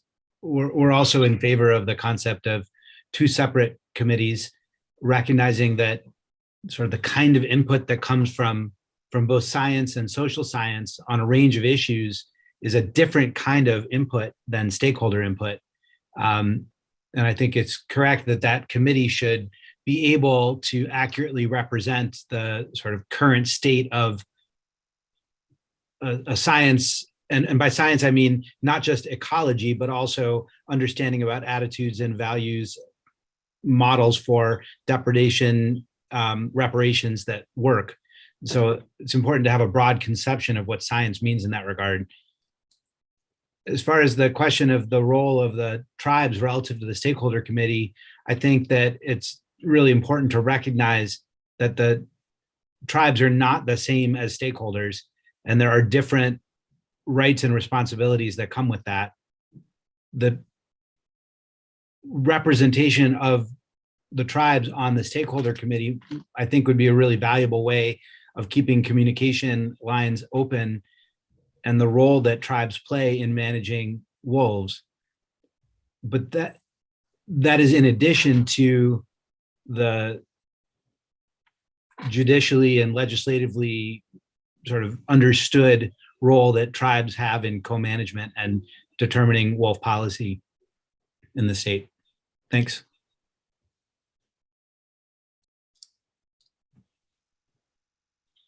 Floor is open. I just want to say what Peter David stated. I know that we said something similar, but how he, everything that he stated was spot on to our position as well. I do appreciate Jim's comments too, in regards to tribal representation and the understanding and respect of sovereign rights. So I just want to get that on the record. Thank you.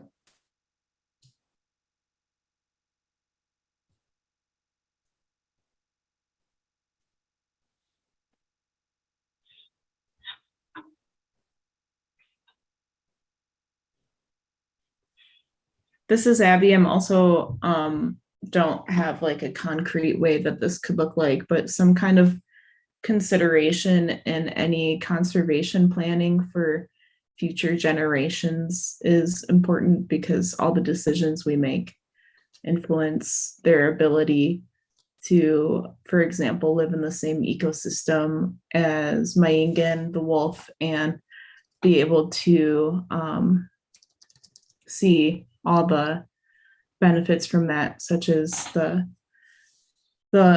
control of the spread of CWD. So I guess that is something that factors into the diversity of a committee. And I actually don't agree with what some others have said, that this committee thus far has been really diverse. Because you have to think of all these different demographics, like age, and I'm probably the youngest person here today who's been participating in the committee overall.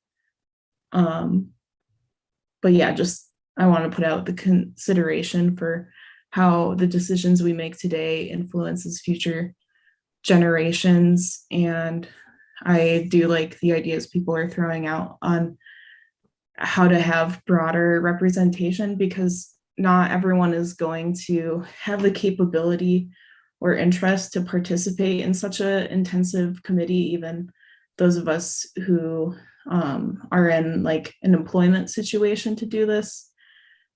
I know we're not going into like a ton of feedback of the process yet, so I'll save that for later. But just for example, the turnaround time for pre-work was pretty intense. So I think that's something where like a social survey could help, and yeah, maybe doing some traveling outreach to make things more accessible to farmers to plug into and other rural folks, because there are a great diversity of relationships people who live on the same landscape with wolves have with wolves. Thanks.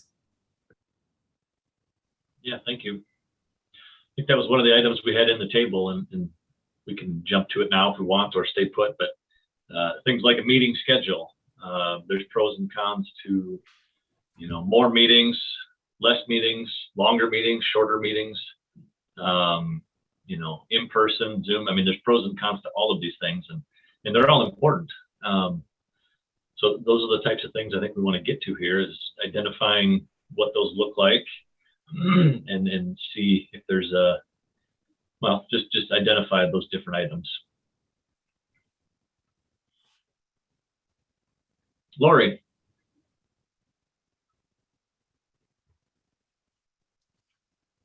Yes, regarding the meetings, one of the most distressing things that we have experienced over the past 7 years is when the last reading happened, the Walker administration refused to allow this committee to meet. The DNR will frequently say, well, we don't manage wolves, but there's a big operation going on that's led by the DNR that does manage wolves, whether they're listed or whether they're delisted. We lost a lot of ground in not hearing from national experts over the years and being educated. And some of the nutshells certainly show that. So we need to meet consistently. We need to have these all-day meetings, and we need to, when the diseases are, have them in person. And I'm a big advocate for keeping people informed, because science is fairly technical, and there is a variety of information out there, and we need to know all of it.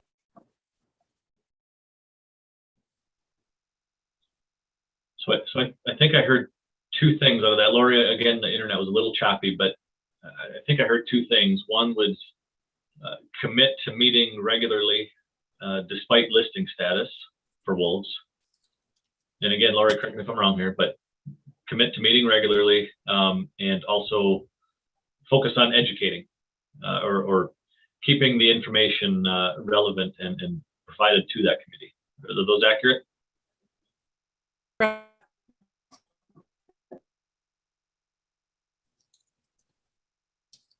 I heard one syllable. It might have been a yes, it might have been a no. I didn't quite catch it. Randy, I think she also brought up meeting in person. She talked about person versus virtual, and I see pros and cons to both of that. I in the perfect world, in utopia, we'd all be in person, because I don't know, I prefer to do that, but this virtual stuff does have its place, especially when you consider where we're all at in the world, and And where we're at right now, somebody might be on the phone call, somebody might, so maybe some flexibility there is good.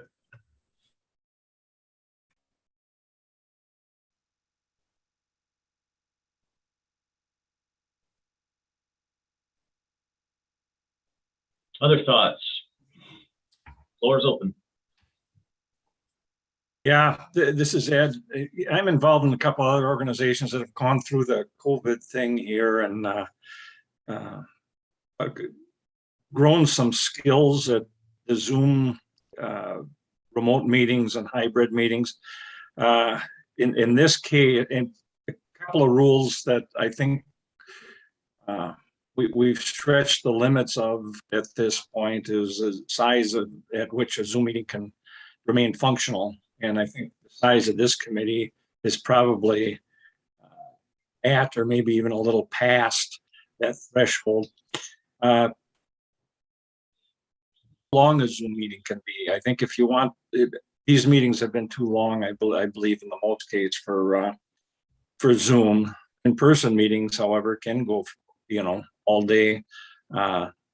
Breaks allow people to leave the meeting room and bits or whatever they need to do. I guess I would favor and push for in-person meetings, and I think they should be held in the northern part of the state. And that's where I think we would be and should be. Thanks. Thank you.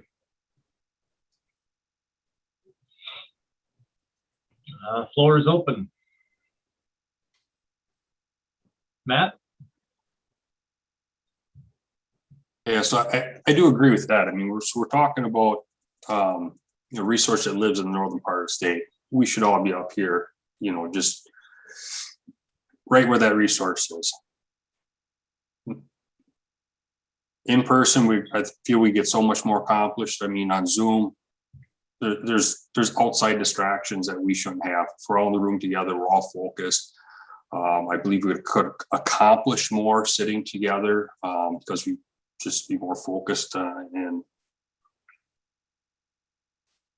I do agree in person, Matt, is helpful, but I would have to agree with Kevin that if it were to go that route, it is helpful for some to be able to call in or use Zoom. So if that's a consideration of in-person meetings, I think it should be balanced with online options as well. And I will have to disagree about I have no problem driving up there. I think, again, we are one Wisconsin. There are a lot of people who live in the lower half of Wisconsin that own land up north and pay taxes and also experience wolves and maybe have a different viewpoint in regards to that. So I do think just putting them in one place is unfair for the entire state. Central is a good idea. There are wolves in central Wisconsin. And I guess just putting it in one place as in northern Wisconsin just doesn't seem like an equal opportunity for all stakeholders. And I also believe that the public has made numerous comments about how this has been held online and how it has really helped them to understand the process and see how these things happen. And I do think that the general public would appreciate being able to view as we have been doing so in this committee meeting.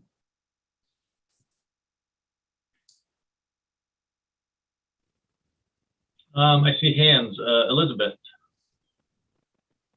Hey, I live in northern Wisconsin, but given such, I would not mind traveling so that way we can find some sort of middle ground for everybody. And also, I do agree. I think there could be a benefit for having hybrid meetings. So maybe some of them less important ones, I don't know, be held via Zoom, and then we can kind of come together to discuss bigger, more complex ideas. I don't know, that's just a thought, but I do agree that I think the more transparent we can be, the better. And I'm sure there are ways that we can even record our meetings in person as well. That's it. Thank you. Randy, Yes. Todd here. I understand that money tends to be an issue for organizations. What would it look like if we tried to have like town hall meetings like have been done for other committees and stuff that are held around the state that allows the general population, the citizens, farmers, everybody involved to come and hear what's going on, get an update as to what we have going on, and then also be able to hear their concerns to take that into consideration. I think that's a great idea. I appreciate you offering that. I do have to, in the interest of fairness, primaries and alternates, let's try to keep that. I think Luke, unless Lucas is off, correct me if I'm wrong, but I do want to try to be respectful of that. But thank you for the suggestion. That's a good one. Ed, I assume your hand's up from before. Well, maybe Elizabeth also. So let's go to Eric. Then I'll come back to you guys if I'm wrong. Eric, go ahead, please. Yeah, I think this question about whether to have meetings in person or virtual is a good one. I think, one of the side results of the pandemic and using virtual formats has been, there have been some good things in the sense that it allows folks that normally wouldn't be able to attend, that can attend. It allows for us to be able to squeeze things in to already busy schedules.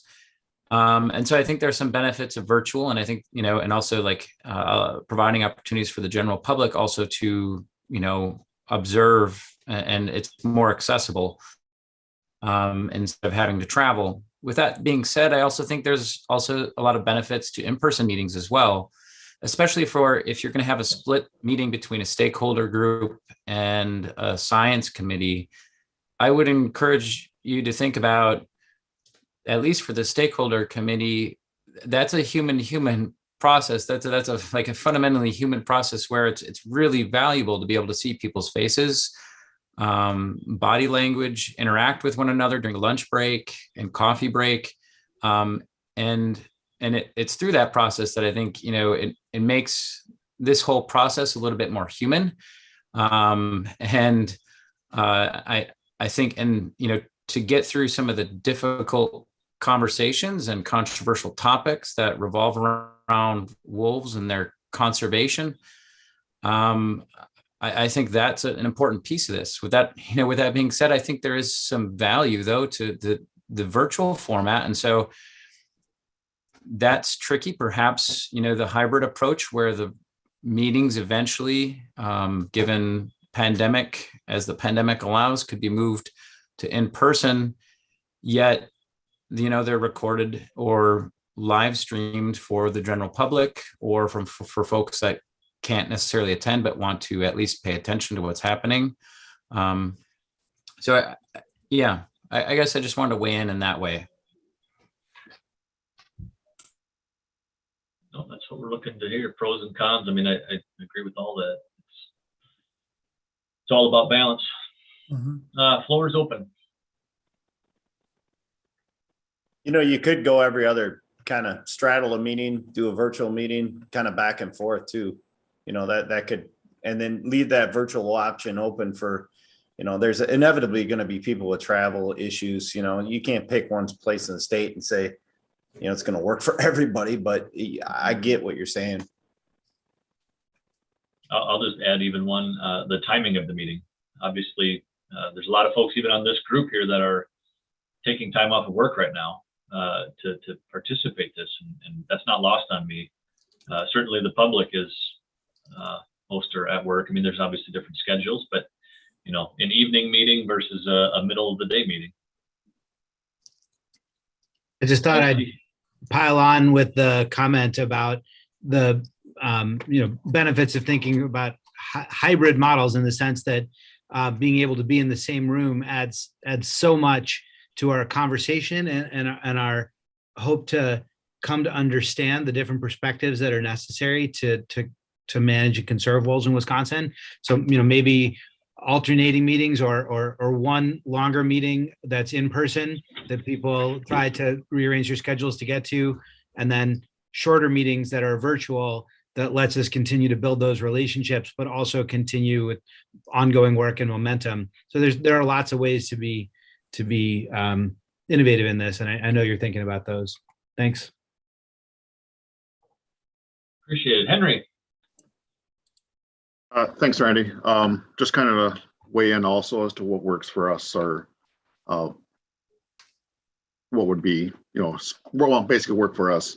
Well, actually, I'm on a couple other committees where we kind of do the in-person, and we also do the Zoom thing at the same time. So we kind of put it up on a big screen, and we can people on Zoom can participate that way. One of the other things that is kind of difficult for me, and like you said before, everybody else has other jobs, everybody else has other lives that they have to attend to.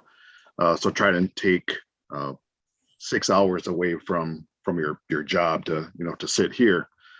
So I'd like to see a shorter meeting, whether we do it shorter and then have maybe more meetings, maybe every 2 weeks or something like that.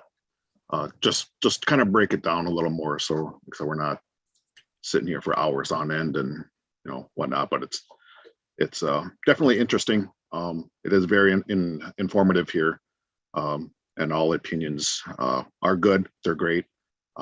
Everybody has their place on this committee, and it's good to see that we're able to all work together and come to some type of agreement on this issue. So kudos on that. Thank you. Randy, if I could interject too, I think that Please. What Henry is speaking to, and others as well, is trying to make participation on these committees easier for folks, to increase broader and more diverse participation was something I spoke to earlier. I think what's unique about wolves is their role on the landscape is so critical to a number of other species, as well as just the ecosystem and forest health, with climate change implications and all sorts of various considerations with so much overlap. It would be interesting to look at committee involvement that again opens it up to a broader audience of non-consumptive users, the hunter and trappers commensurate with their representation in the population, obviously tribal representatives on this as well, in addition to their sovereign representation, but try to bring in some public health folks, some forestry considerations with regard to keeping the deer herd moving and healthy. Those type of considerations come in through the science, but not necessarily folks who are involved with that on their day-to-day lives or their priorities. So it's just trying to keep that lens of bringing in as many interests and viewpoints as possible would be a great discipline to have. Thank you. Thank you. Elizabeth. Hi, so I know what I'm about to say is definitely unconventional, but I have been hearing words such as human connection and kind of trying to bridge these gaps.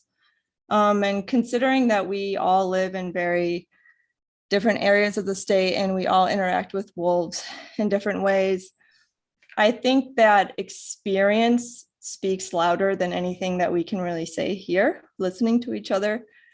So an idea that I have, and again, it's unconventional, is to actually meet people where they are, in the sense that if a farmer has a recent depredation event or what have you, we go there to see what they have set up and have meetings within their reality to understand what it is that they're experiencing, and having conversations and brainstorming. And that way, both we kind of meet them where they're at and get hands-on experience with what they're seeing, and kind of just start the conversations from ground zero. So again, I know it's really out there, but I think meeting people where they're at is a great way to bridge these gaps instead of just listening to people's experiences as well. That's it. I appreciate that very much. Thank you for that. I couldn't agree more. It's a great idea. Lori, hand up.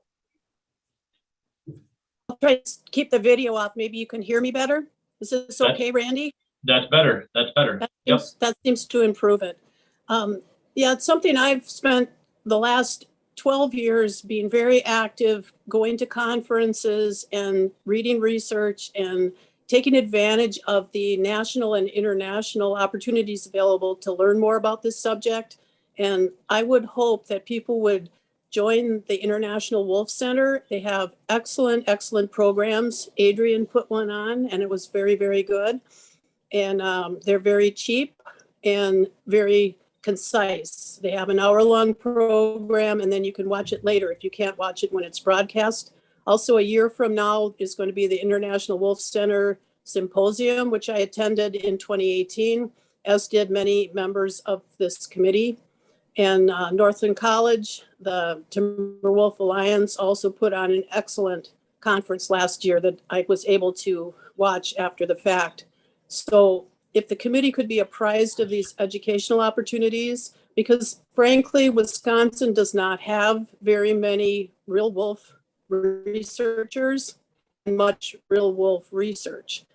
We have some people who are very experienced like Eric and Adrian and others, but we also have some theoretical people who probably have never seen a wolf in the wild in a non-research setting. So we have to take advantage of what we have internationally, and especially Minnesota, I would say, but other states too.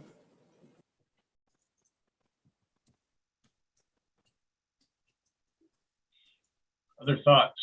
Floor is open.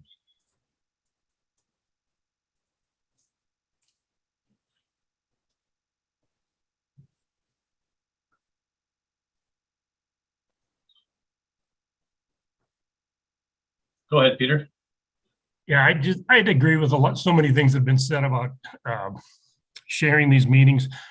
I like face-to-face meetings. I do think they're more productive, but I think it's really important to keep a visual, virtual component to these because this is such a big thing. It affects so many people. So many people are interested in it.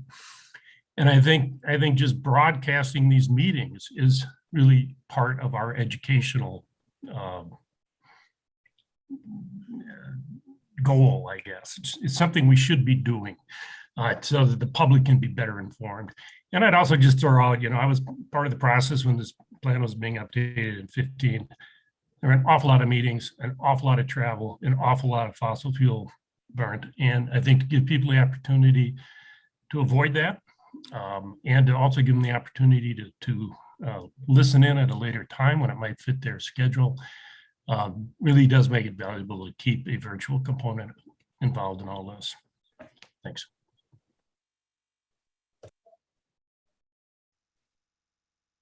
Adrian, go ahead. Yeah, so agreeing with both Lori and Peter there that I think the most important thing is maintaining consistency of having a regular set of meetings on a regular basis. I think what we've done, we've gone through various episodes of this, and going back to the early recovery team back in 87, it was in existence for just that plan, and then it fizzled out for 3 years, and we had to reestablish a wolf committee, and that committee kind of went going through about 2015 at some various levels, but then hasn't been meeting since 2014. So a consistency of regular meetings, I think, is really important for promoting sound wolf conservation in the state. And also agreeing with Peter that I think the idea that the plan ought to be a wolf conservation plan, not just a wolf management plan.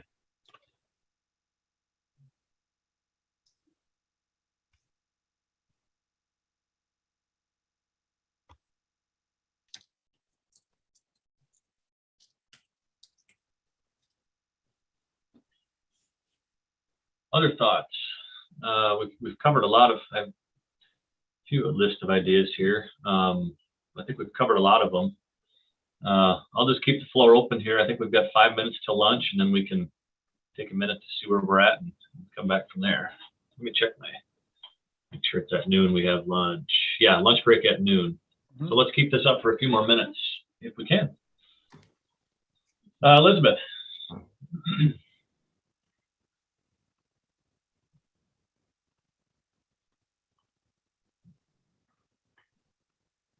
Elizabeth, Hi, can you hear me now?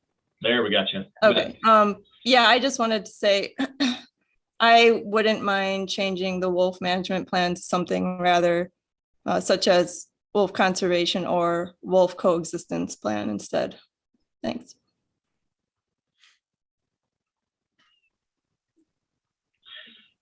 Yep, I don't agree wanna- with what Elizabeth, said, that language, conservation or relationship. Yep, I appreciate those comments. I do want to point out, well, two things, I guess. I want to stay focused on our committee, but we did get a lot of good feedback exactly on that topic when we asked about our mission statement input. Again, that's one of those things we've gotten through pre-work that we haven't brought up necessarily through the committee, but I know there was many points made to that effect there. Eric, hand up.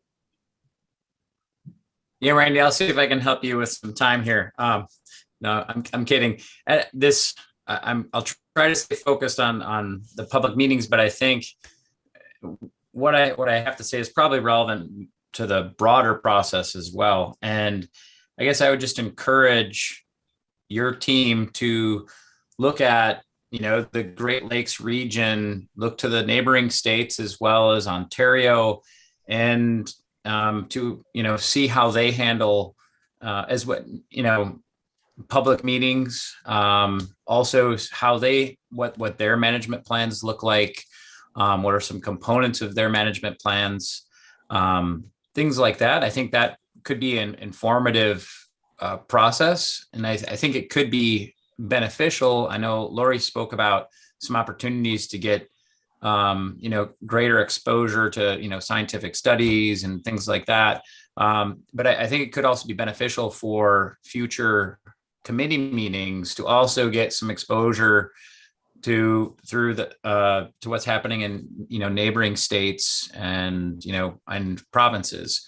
And Lori mentioned a couple ways in which folks can get some of that access, some of that information through the Great Lakes Wolf Stewards, or excuse me, the Great Lakes Wolf Symposium, and then also the International Wolf Center's International Symposium on wolves. Those happen every couple of years, so it could be valuable to have some of those.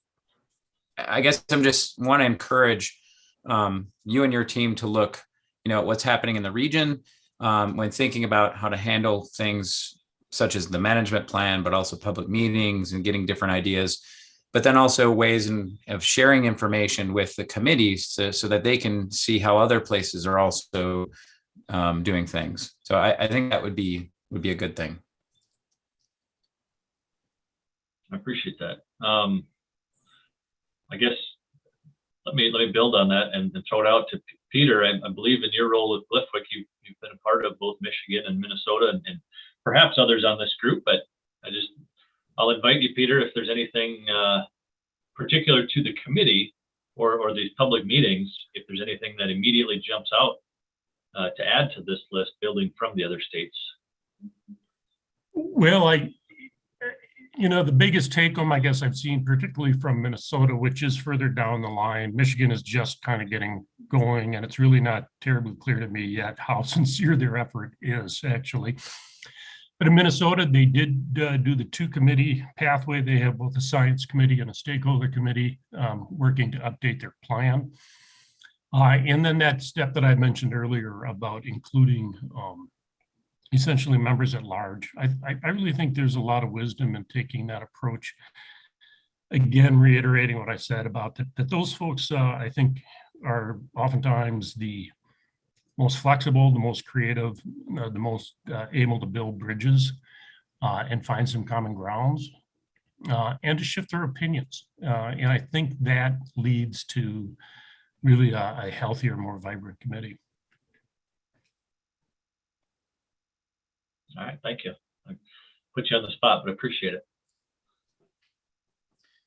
Okay, I have 11:59. I don't see any hands up. Raj, what do you think about taking lunch break and then coming back? And I think it's a great point because I think we are a little low on input right now, and Yeah. it's good to have some food in our bellies and then come back and continue the conversation. And yeah, let's do that. Come back at 12:30. I think that sounds good to me. Okay. All right, thanks, everybody. 12:30.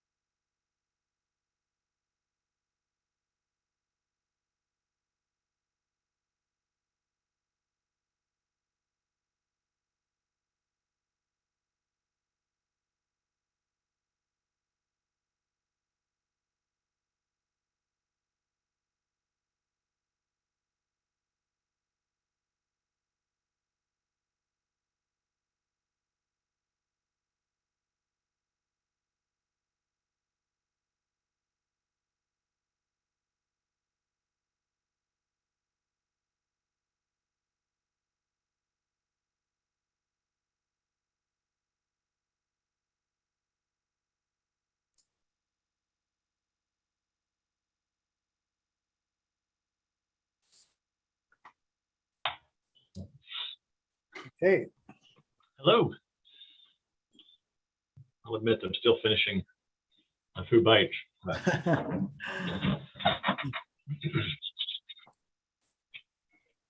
I have 12:30 on my clock there. Before we jump back into it, I wanted to point out I failed to acknowledge the DNR staff, the support staff we have on the call. We have a number of different folks, and I forgot to call out at the beginning. So I'll just take a quick second. Brad Cooley, Wildlife Conflict Program. I think Brad has been on it. In fact, I see your name right there. Jennifer Price-Tack, our research scientist with the Office of Applied Science. Dr. Lindsay Long, DNR Wildlife Veterinarian. Brian Dewey with the Wildlife Management Program, our survey specialist. Linda Oliver with Customer and Outreach Services. Dustin Gabrielson, DNR Conservation Warden. Scott Carroll, he's our Wildlife Management Regulation Policy Specialist. A number of these folks have, I know they're coming and going throughout their day as they can, but just wanted to acknowledge the support staff we have on, as well as the folks behind the scenes, again, running this meeting flawlessly. Katie Grant, Brent Alderman, Wes Ellerson is on, and possibly even more. But thank you to you all. Appreciate it. And again, as we get into our discussion later, certainly if we want to lean on the expertise that's available, now's the opportunity. Had a few committee members reach out that they're stepping away in and out this afternoon. So thank you for everybody for those messages. I see Henry's here. We'll do our best to keep track of that as we go through this. So with that said, let's get back to our discussion here. I'm going to pull up our agenda. Returning from lunch break at 12:30. Next, we've got 40 minutes in the agenda to continue our discussion on the Wolf Advisory Committee. I think we've covered a lot of the ground that I guess we maybe anticipated covering, or a lot of the different angles, but I think there might be a little meat left on that bone. So willing to continue that conversation for as long as we need to. And then we'll go into some open discussion after that. You'll recall we had a number of topics suggested in our third meeting. We covered a bunch of them. We've got those on the slide, and we can pick up where we left off there, and then take anything else that we want to add to that list. So enough of me rambling. Maybe Raj, if you want to go back to that document or add anything, if you got anything. Yep. I'm going to open it up right now. Sure. Here we are. So I was thinking about it a little bit over lunch. You know, we've covered, well, a lot of ground, both you know, a few different ideas of how to conduct these meetings, balance the different approaches. And one thing, perhaps it's, let's see, selection process. That's one that I'm not sure that we've touched on yet. Is, you know, we want a balanced committee. We want local representation. We want representation that well, a lot of different ways to consider it balanced. Now, how do we get that? And maybe this is a good place to start this discussion. As you'll recall, we've had committees that have been largely appointed by DNR. We've had committees with a lot of invitations, including this one. And then we've also done application processes, particularly for this committee. So there's three ideas that come to mind, and I'd like to put them on the screen and get reaction from this group on those topics. As far as how do you select the membership for a committee such as this. And please go ahead and if we want to use the hands, we can do that, but certainly open to folks just jumping in. So again, any thoughts on an approach? Maybe it's a blended approach, I guess that's what we use for this committee, a blended approach of application and invitation. Pros and cons for each. I'll open it up. This is Abby. I'm just thinking how it would be good to clearly brief potential applicants on what being involved with the committee would entail as far as responsibilities, doing pre-work and whatnot. And I honestly don't recall at this point, 'cause so much has happened this year, what kind of insight we were given ahead of time about what participating in the committee would exactly look like. But that might just help naturally help organizations decide whether they want to apply. And I feel like the application approach would maybe be better for the stakeholder committee, whereas it might be better to just have invites and make sure that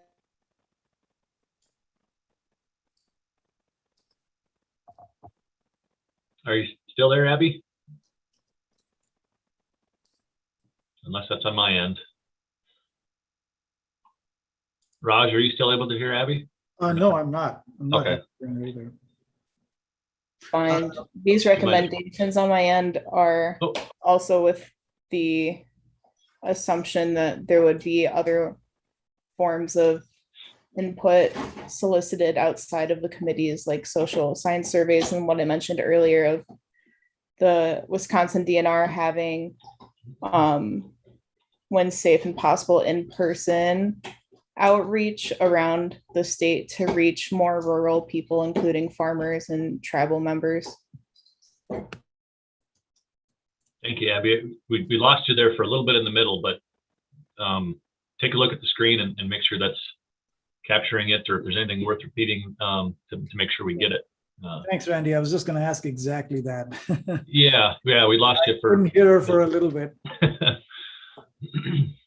Sorry about that. Yeah, my internet is iffy. I think potentially what might have been lost is I think the applicant approach might be better for a stakeholder committee, whereas the potential for having a scientific committee could be more invite based, just going off of what agencies and sovereigns the Wisconsin DNR has to work with on that, and then also based on transparency in science, as others have mentioned, having scientists involved who are independent of agencies.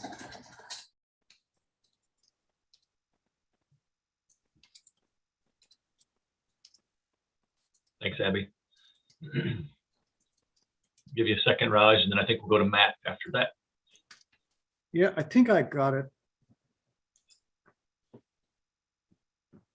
So I like to see more balance. I mean, so if there's invited groups,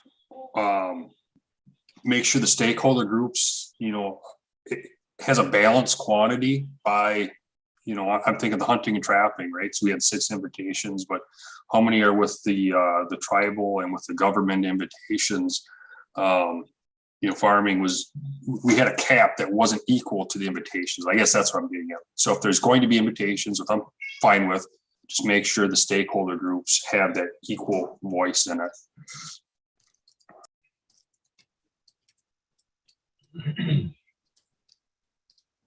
Randy, if I could have a moment, this is Lucas, Wisconsin Bear Hunters. I thought that this year for this particular committee, that the way it was going to be conducted and the way that people were selected was appropriate. I mean, you had to do your diligence, you had an invitation, but you also had to fill out an application, which did draw more applicants than what the committee, I don't want to say allowed, but more than what the committee fulfilled on the DNR end. But some of those were vetted out because they probably didn't meet the criteria that was set up on the application. So I think for the most part, the application process to a committee like this is kind of the first step to get people to say that they have interest and take the appropriate steps. They should be organized organizations to some degree, or whatever that criteria looks like for the next Wolf Committee. But I thought that the criteria set up for this one was bare minimum, at least solidified that we were getting people who were somewhat organized, organizations that were willing to take the time and have a voice. So I thought that the application process, that was used for this committee was a very good starting point for a committee like this and for the future as well. Good, thank you. Other thoughts? I thought maybe Erica, I thought I saw a hand go up, but maybe not. I don't see any hands at the moment. Excuse me.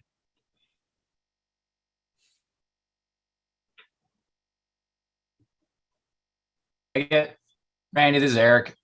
Yeah. My suggestion, I was toying with how to say this, but I would suggest that in the plan, there's some sort of statement that kind of identifies what it means or just defines what it means to be a balanced committee representation. And so I think that if you define that, and the other thing is it sounds like, my hunch is that with this plan, you're going to establish a committee that will probably go on, not in fits and starts, but kind of hopefully at least for a decent period of time. And so the initial selection process will kind of be just a one, or at least a one-time thing, maybe at least in the short term or the intermediate term. And so I think that's also important to make note of. But I think if you define the balance, or if you define what you mean by balance in the plan, that way, if there's, in the future, there's, for some reason the committee, stops working for a little while and then just starts to be reactivated, it kind of defines what that means. I don't have a suggestion. I know you broke folks out into different groups. I don't know if I necessarily fully agree with all the categories that you used. Perhaps they're fine for your purposes, but you could use something like that as a starting point for defining balance. But I think that would be an important piece of this. And again, hoping that this is kind of something that only needs to be done once with an intermediate kind of time frame where, there's not every year there's a completely different committee makeup. I do think historical presence on the committee is important, but I also think that it's important for the committee to be a little bit dynamic, with new voices being brought in as well. So I think that historical voices are important, but I also think,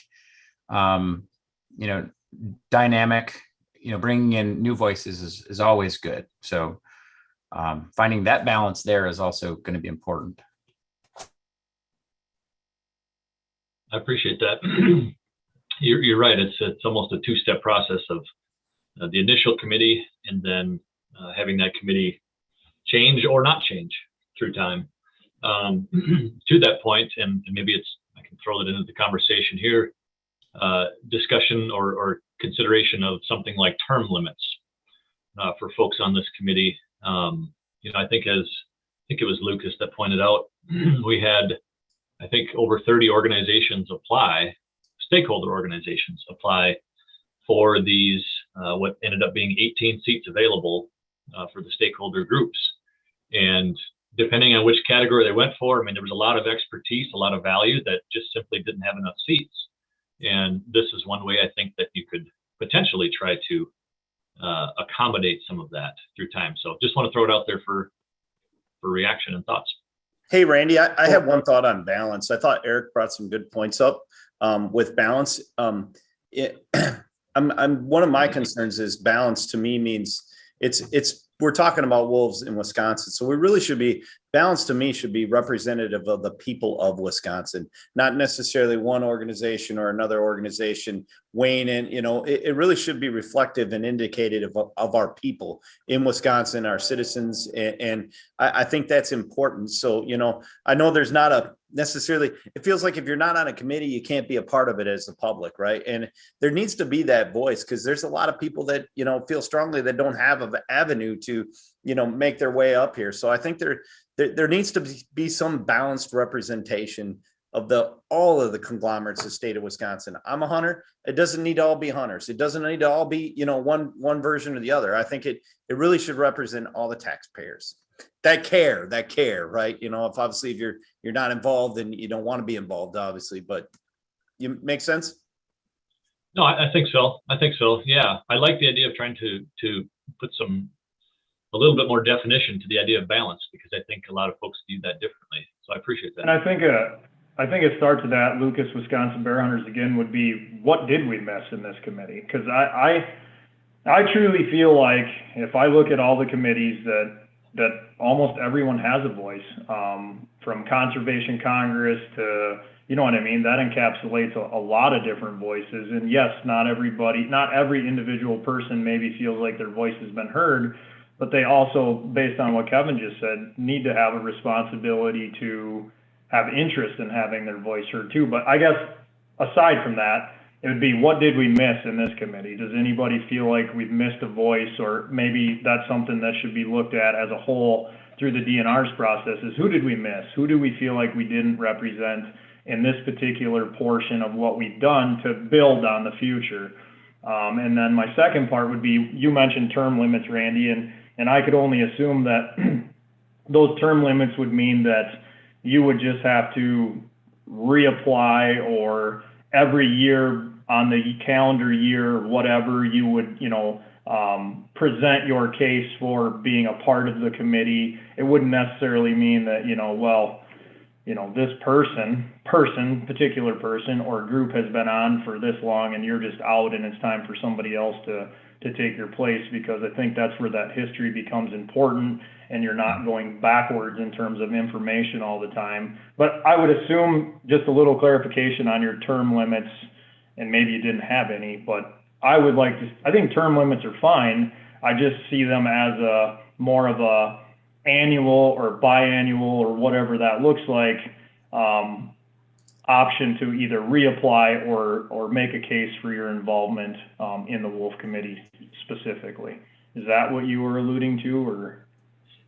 Yeah, no, I mean, I don't have a ton of, definitions or sideboards on that. It's just something that I think could be used to try to find, again, some of this balance. But you're right? It's another pro and con of do you turn the whole committee over regularly and lose that historical knowledge, or do you not at all, and potentially not bring in new folks, new ideas as time goes on. So, some sort of a staggered limit where, and again, I'm just thinking out loud here, but some sort of a staggered term where maybe one group out of each of the categories or something would turn over each year. Again, kind of thinking about the stakeholders versus the agencies and the tribes, to keep continuity, but also some turnover. And then I don't know that anybody would necessarily be barred from reapplying in the future, but just keep it turning over. Randy, and I totally agree with that. I think that's the appropriate process to, making it fair, I guess, is that you have the opportunity on some type of a scale to advocate for your interest in the, maybe I don't feel like I've been represented in my opinion, and I feel like what I have to say hasn't been represented because I care, and I would apply next year as a different organization or a separate group, and however that, and have that opportunity to do. I think the opportunity is the important part. And I think it should just take place on some type of a schedule to keep people interested, in the conversation. And I hope in the future that it doesn't end, the conversation doesn't end like it has in the past, because I think it's left us in a very interesting place where a lot of us went through tons and tons of these conversations already. And, we still didn't come out of this particular committee and 4 meetings with any direct avenues, just more questions and more conversation, really, and the old Wolf Committee did provide that table where we had direction when we left the table to some degree. So hopefully we can get back to that someday with all parties involved. I have a quick question, Randy. We've heard a lot about balanced, and I think it will be helpful to discuss what are we trying to achieve with the issue of balance. It depends on the objective of the committee. If the objective of the committee is to just advise, then it's one type of balance we need. But if it's a binding vote, that's a different kind of balance. And what I'm hearing is maybe some apprehension about saying, okay, if somebody has, let's say one group or one group of people has more attendees, it's not balanced. I'm just trying to figure out what is the issue we are trying to solve with the word balance. Yeah. People have, sorry, Randy, I've had my hand, and I think that goes back to Kevin's statement in regards to balance as far as the entire population of those that are interested and letting them have an equal voice.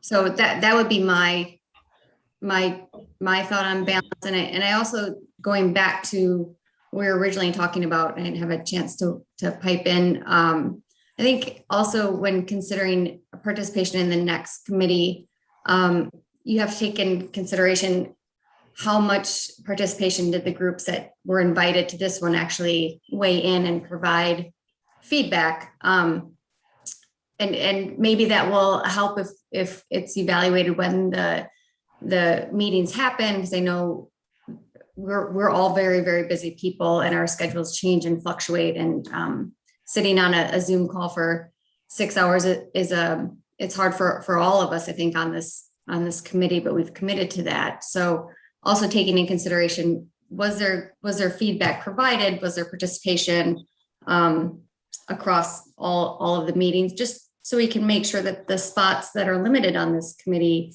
are really being utilized to those that are by those that are invited.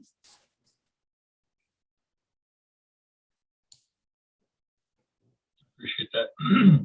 Let's see. I see Adrian's hands up. Yeah, I guess when we're talking about term limits, I think we also need to make clear whether we're talking about term limits for organizations or term limits for individuals. I'm assuming under most circumstances, the organizations are going to select the people that are going to represent them, that the application process is not so much for the individual as it is for the organization, and whether the organizations we have are providing kind of the balance. But I do agree with Peter David that it would be good to have a couple of positions that are not affiliated with any organizations, that just represent individuals. And certainly for those people, we want to have some kind of applications. And for those people, maybe term limits are appropriate. But I think a lot of cases, people who put a lot of time and effort into this and gotten to know the process and feel like they're part of a plan that was developed, and then to end their term and then bring in somebody or organization who really hasn't got any familiarity with the whole planning process and starting from scratch. I'm not sure I see the usefulness of that.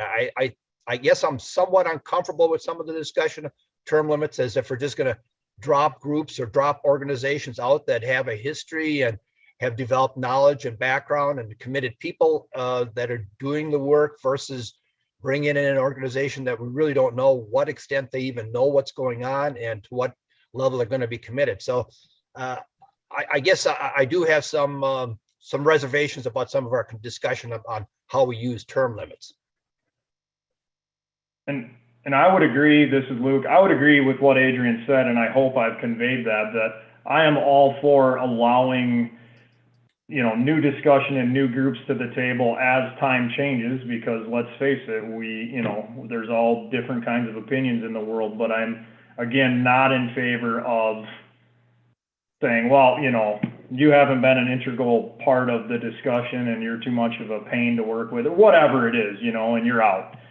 So that as long as when we talk about term limits, it's more about a fair process to re-engage organizations,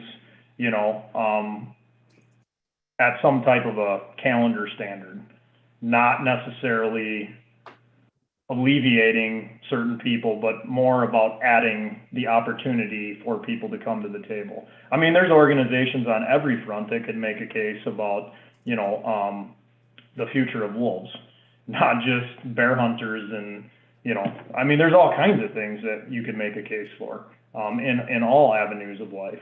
So it would be more about adding people than eluding people or excluding people, I guess is my point. Hey, Randy? Yeah. Lucas kind of sparked my interest with his conversation about turning people back and who do we miss? And it just brought up a point. I was wondering, did we turn a lot of people away from this organization or this group, this committee? I mean, were there 100 applicants and 50 got in, or was it 52 out of the 50 made, or 50 out of the 52 made it? I'd just be curious to know what that was. And I understand Lucas brought a point. I mean, obviously, you know, you want some type of structure to the organization. I agree with that completely, but I was just curious how many people were turned away, if any. Yeah, no, it's an excellent question. So recall, we had invitations that went to a number of different government agencies that are here today, and then invitations to all 11 tribal nations in Wisconsin. And I can't recall if there was any government agencies that declined, but we heard back from, I think, 6 or 7 tribes that are here today. On the stakeholder side, that was the application process. We defined the hunting and trapping category, and we have a definition in the charter. We have the wolf advocacy and education category defined in the charter, and then the ag and ranching also defined. And so we opened that up. I think we did a press release, if my memory serves, and it was a pretty, I think, straightforward application process. We had a few criteria. You know, we tried to make sure it was, you know, organizations that were, you know, a real organization, right? A 501c3, something to that effect. We asked about your membership representation. Was it statewide or was it very focused? What was the size of your membership? And then we had questions on how do you communicate with your membership? Is it a newsletter? Is it a Facebook post? What's the level there? And those were some of the criteria that we used. Now, within those 3 categories, I can't remember the exact number of each, but in total, we had, I think, 30 or 32 groups apply. And if you do 6, 6, and 6, that's 18 seats. And so, yeah, there was some tough decisions to be made. In the ag and ranching one in particular, I think all the groups that applied made it, if I'm not mistaken. But particularly the hunting and the advocacy and education groups, that's where I would say there was, there was an abundance in those 2 categories. And ultimately we had to do our best to try to fit those criteria. So would it be fair to say that maybe 30% of the people that applied in those categories made it and 60% didn't make it? And it was all based on, I get it, criteria. There's not a seat for everybody on the bus, but there is a significant amount that did not make it, is your understanding? Yeah, I mean, if we had 30 folks apply, I want to say it was like, I would say 2/3 or more than half made it in the hunting and trapping category. I think the education advocacy was the largest group of applicants. Well, it's in our, I think it's on the okay. website. All right. If it's there, I don't mean to. Now that I think about, no, I don't mean to. I'm just trying to think back. I mean, yeah, we had to turn away. I would say you know, there's 18 seats, 30 applicants, half or more made it, but certainly a number didn't make it. Got it. Thanks, It's all in the written communication from the first meeting. Who applied, who made it, who didn't, I believe, Randy. Yep, I think you're right. Now, I think it's on our website also. We have the actual roster of this group, and then we have the full list of applicants. Cool. Yep. All right. Sorry, I apologize if it's already out there. It's just a lot of data to chew up. You're telling me. I should remember that too. I made it. But I do want to come back to that. I think it's an excellent question. Do we feel that this has captured the large stakeholder categories as well as the tribes and the government agencies? I mean, coming back to that question of who did we miss, if anybody? I'm thinking that Kevin's points too, asking those questions really goes to the nub of it. If there were so many in the education and advocacy community who were declined, that is saying something that we should take a look at. My count of the hunting trappers is 7, because I don't see on the website Wisconsin Conservation Congress listed, which makes them 7. The education advocacy is 6, and you know, and so forth. So again, to restate my earlier comment, given Wisconsin's population and what the census and trends and demographics are telling us about who is using the resources and in what type of wildlife related activities, I think that should be taken into account also in terms of providing additional opportunities for those citizens and organizations involved in that greater community to participate. It shouldn't have to either be even, or as it is on this committee, disproportionately reflecting a much smaller percentage of Wisconsin's population. I know that's a historical trend for the DNR, but society is changing and so must our DNR. So it's just something that is sticking out to me just in terms of looking at the information available to all of us at these numbers. Thank you. Yep, and make sure I stated that correctly. It was up to 6 seats per stakeholder category. That's what it was. Right, but in this case, we have 7 in the one category and then 6 in the other. So. Conservation, that's a good point to clarify. Conservation Congress received an invitation. Yep. And they represent, I mean, anybody can be on Conservation Congress. It's not strictly hunting and trapping. So that's a false assumption. Yeah, that I understand that it can be, it can be open. Well, Conservation Congress is on it. Ed Harvey with the Conservation Congress. Conservation Congress is on as a government agency, not a stakeholder group run as I guess it is a stakeholder group, but as a government agency. That's why you're not picking us up, but that's where we are and that's where we belong. If you want to be on the Conservation Congress, all you got to do is attend the spring hearings. When? Isn't that a citizen group though, Ed? No, well, it's not government created. It might be in statute, but it's not like paid by the government, correct? It's a volunteer. It's volunteer. It's 100% supported by your tax dollars. I believe it's a statutory body, if I'm not mistaken, which is why it landed in that category. Yep. Okay, gotcha. Good. Conservation Congress has a seat on, I think, most, if not all of our species advisories committees. Yeah, I can't think of any that we don't have a seat on.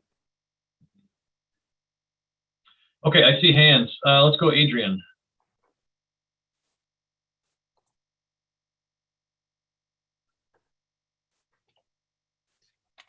Adrian.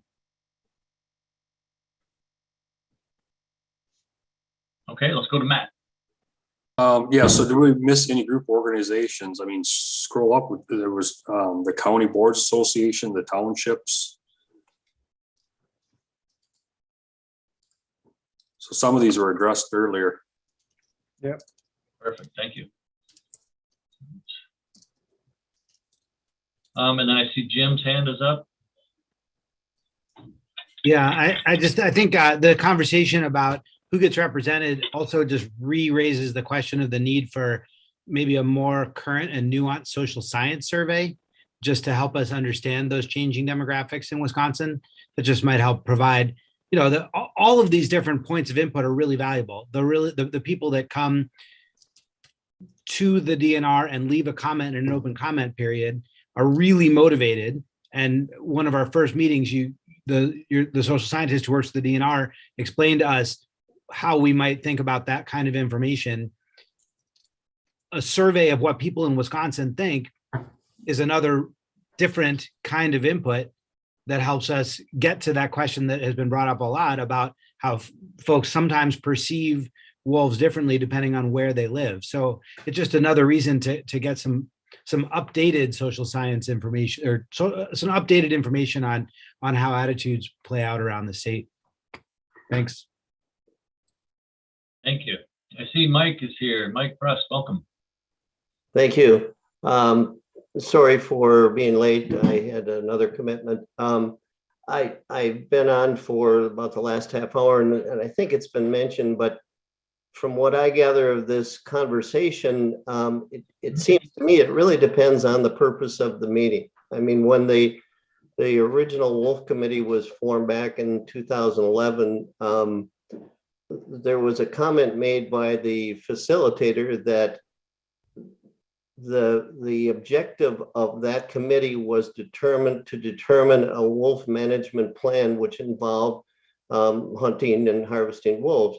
And his point was that there were people that weren't invited to that meeting because they were not interested in hunting or harvesting wolves. So You know, to me, it really depends on the purpose of the meeting as to who's invited or who should participate.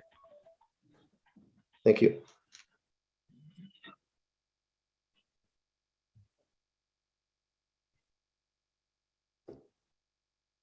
Other thoughts? Floor is open.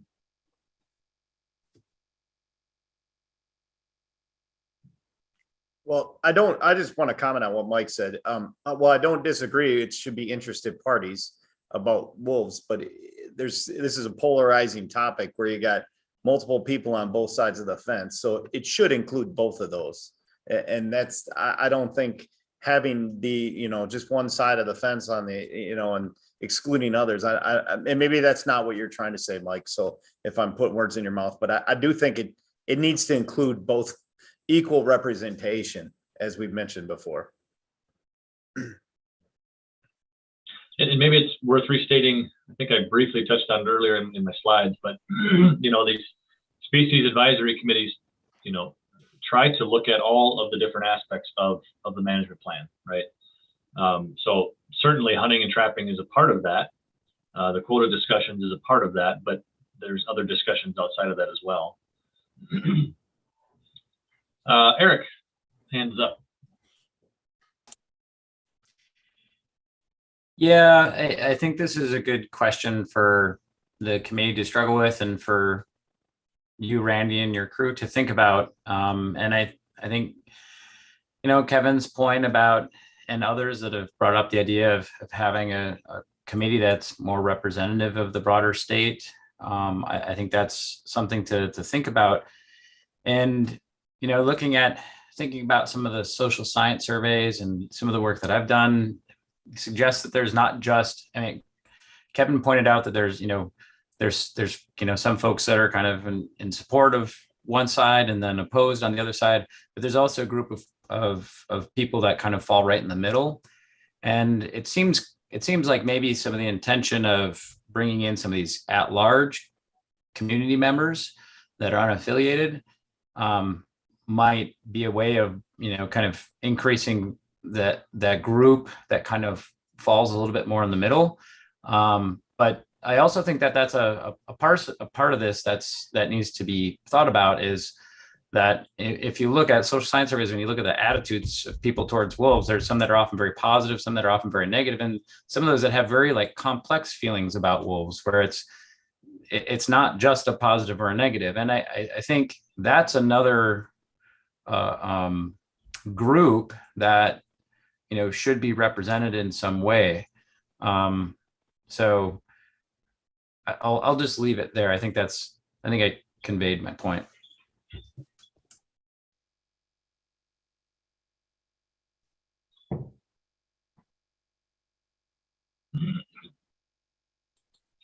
Mike, hand up again? Or I guess one of the things that was stated when this, to me and some other people, when this committee was formed, was that there was going to be a balance of both sides on this committee.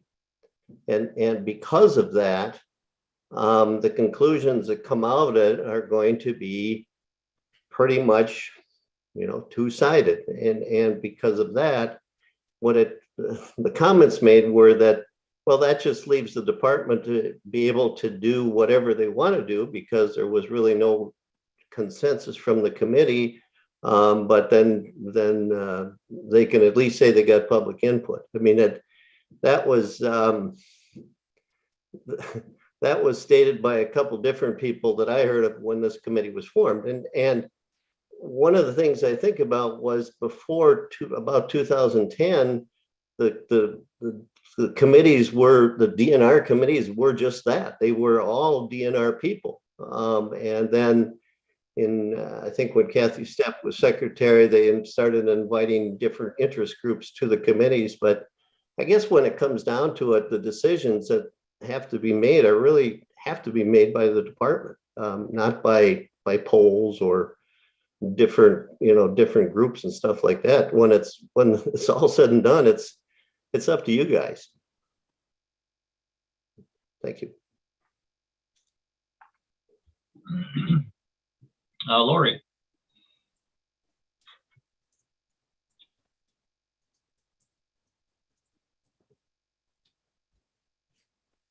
Lori, you're muted. A couple more groups that do have an interest in this book we have not mentioned. Can you hear me now, Randy? Choppy, but we got you. Would be people in the tourism industry who have been very affected by the deer, and also real estate people in service to the state. There have been really major changes in property values. And again, I'd like to stress that people who have real life experience with wolves, there's no education that can do on the ground, boots on the ground people. Those people be on this committee, and they are not on there right now for 4 or 5 months. Randy, I Yeah, got thank the real estate and property owners, but I couldn't get the first part.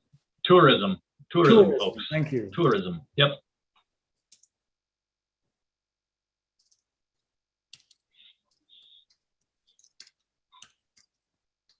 Okay, thanks. You bet. I don't think he really captured the concept of having people who have day-to-day interactions or frequent interactions with wolves. I couldn't hear you, Lori, so that's why I wasn't able to capture that. Now I could hear you, so I will do that.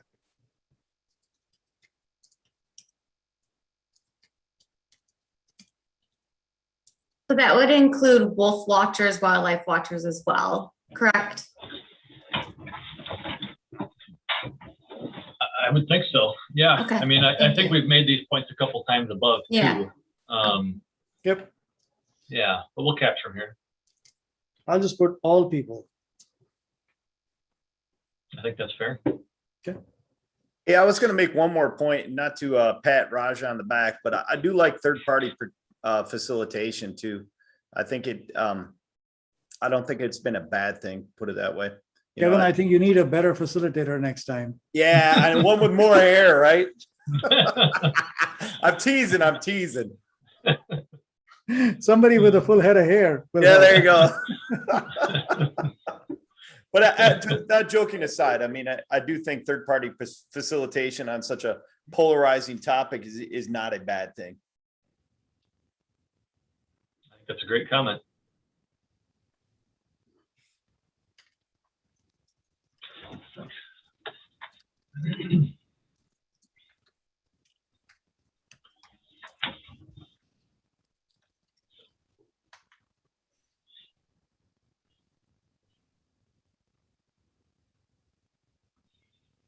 Other thoughts? And one thing I would add, in thinking about Kevin's comment, is I too appreciated having a mediator as described, but I also thought that the approach taken not to have, not to try to reach consensus necessarily, although you did try a bit with the nutshells, but to allow the viewpoints to stay the viewpoints and not attempt any voting, majority voting, or ways to cloud what the different perspectives were is a better way to go. Consensus on certain things is neither important or even possible. So to keep those viewpoints intact and separate, I think is valuable.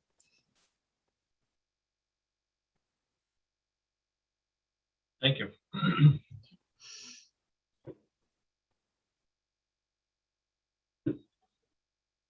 Other thoughts?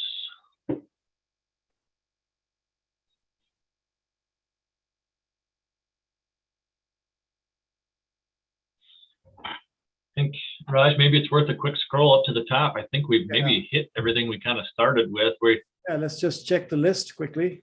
Yeah, by no means is this comprehensive, but I think we've hit committee size. We've heard those discussions, subcommittees, application, county boards. Yeah, I think we have at least those broad initial categories that you had, Randy. Yeah.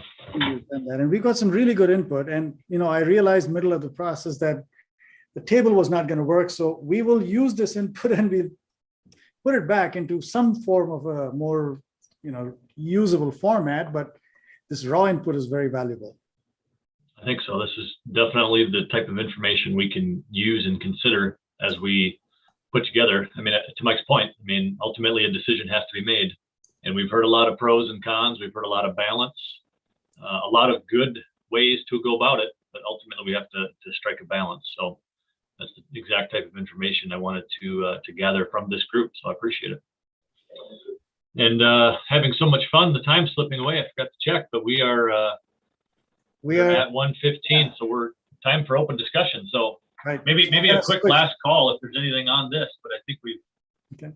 Any last thoughts? Hi, can you hear me? Yeah. We've got you. Sorry. I was just thinking, I work pretty extensively with foresters. So I thought actually it would be really interesting to have their opinion because since wolves do rotate deer herds around, they have a pretty substantial impact on forest health. So maybe that could just be a group that we look into to incorporate. Got it. Foresters. Excellent. Okay, one last call. Thoughts on the committee? And I guess we're going to open discussion next too. So if anything develops in that conversation, we can always come back to this too. But hearing none, Raj, there you go. Yeah. So last time we had started collecting some ideas of open topics that the committee wanted to discuss. And here was the list that we had. And then just reviewing the notes and the discussion from last time, we felt, now I'll be the first one to say, one person's opinion, we felt we had discussed the ones we have crossed out because that's reflected in our notes as well. However, having said that, if there is more discussion to be had on something that we have crossed out, we can absolutely do that because this is an open discussion. We have a few items, number 5, 6, 7, and 11, which we felt were not really discussed in detail last time. So we just thought we'd leave them here.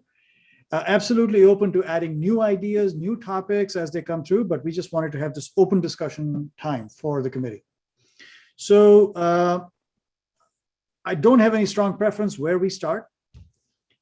Should we start with number 5? Since we didn't discuss that last time. And my colleague Daryl is going to take notes. I'm just going to keep this list up so we can have a conversation.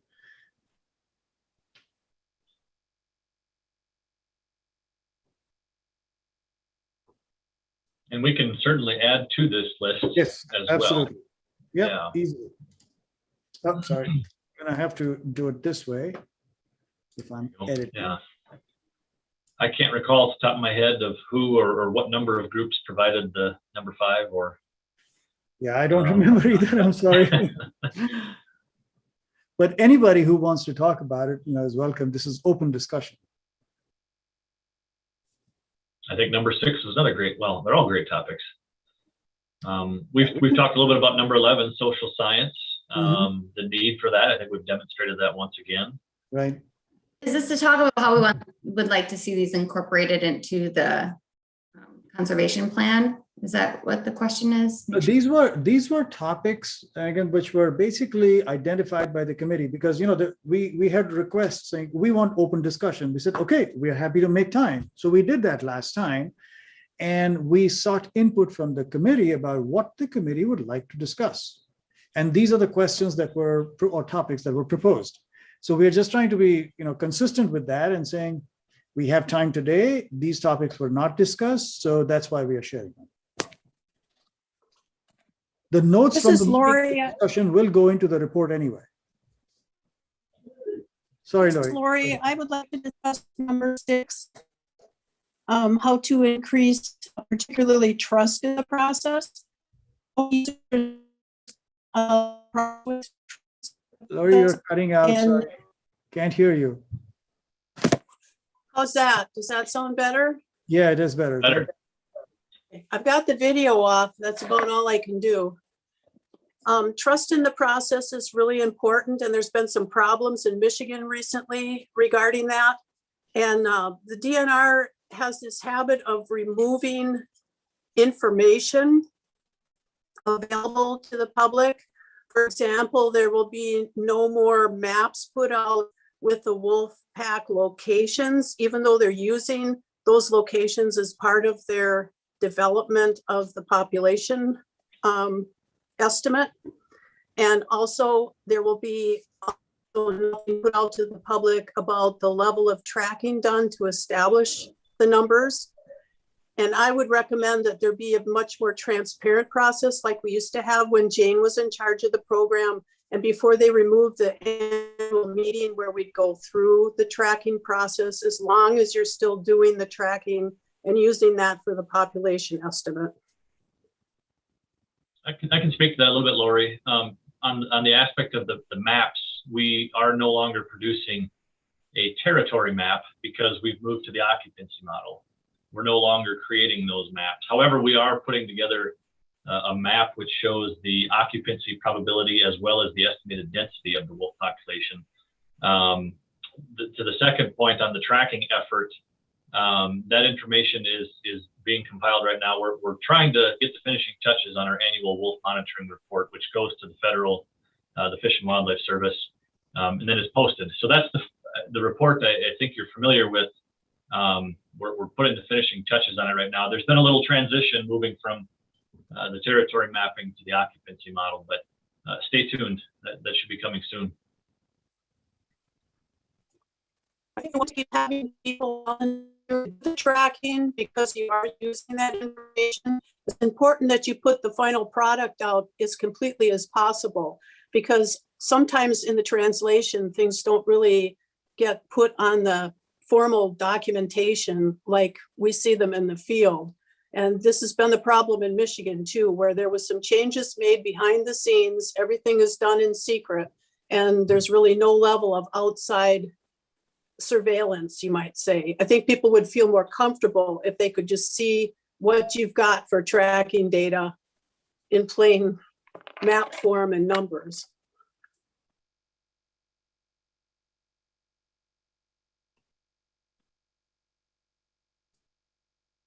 It's a good discussion. I'm glad you suggested this one, Lori.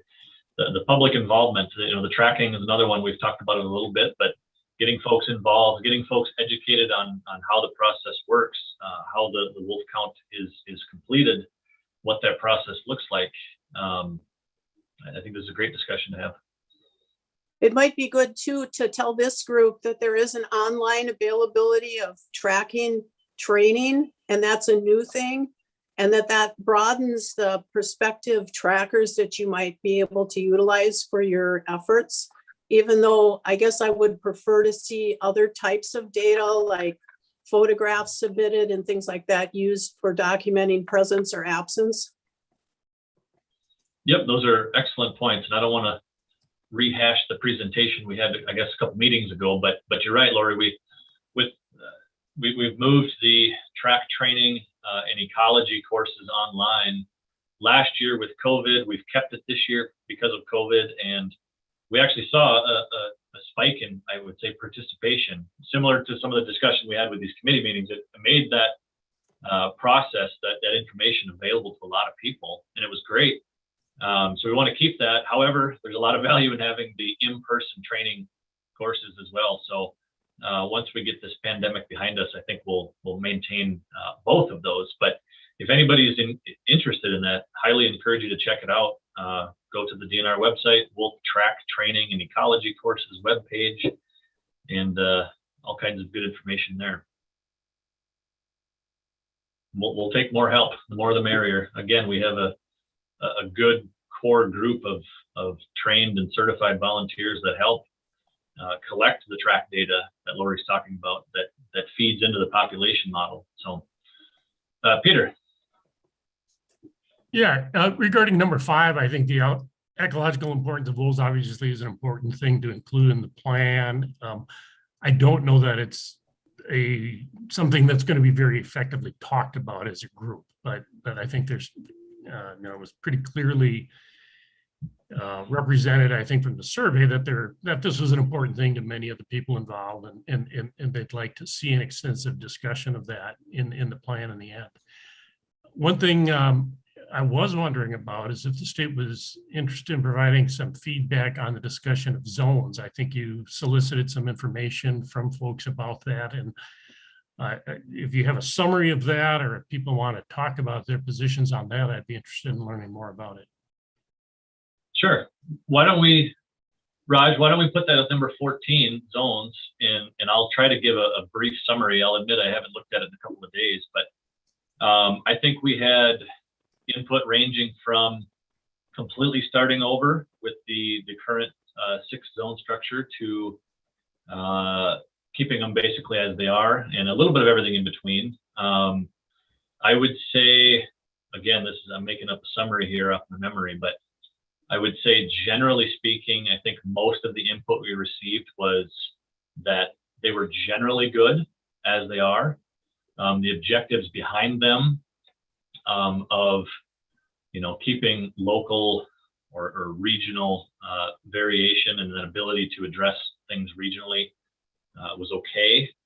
There was some discussion on, the transitional zones, the current 3 and 4 between the north and the south, and whether those should be absorbed or whether those should be expanded.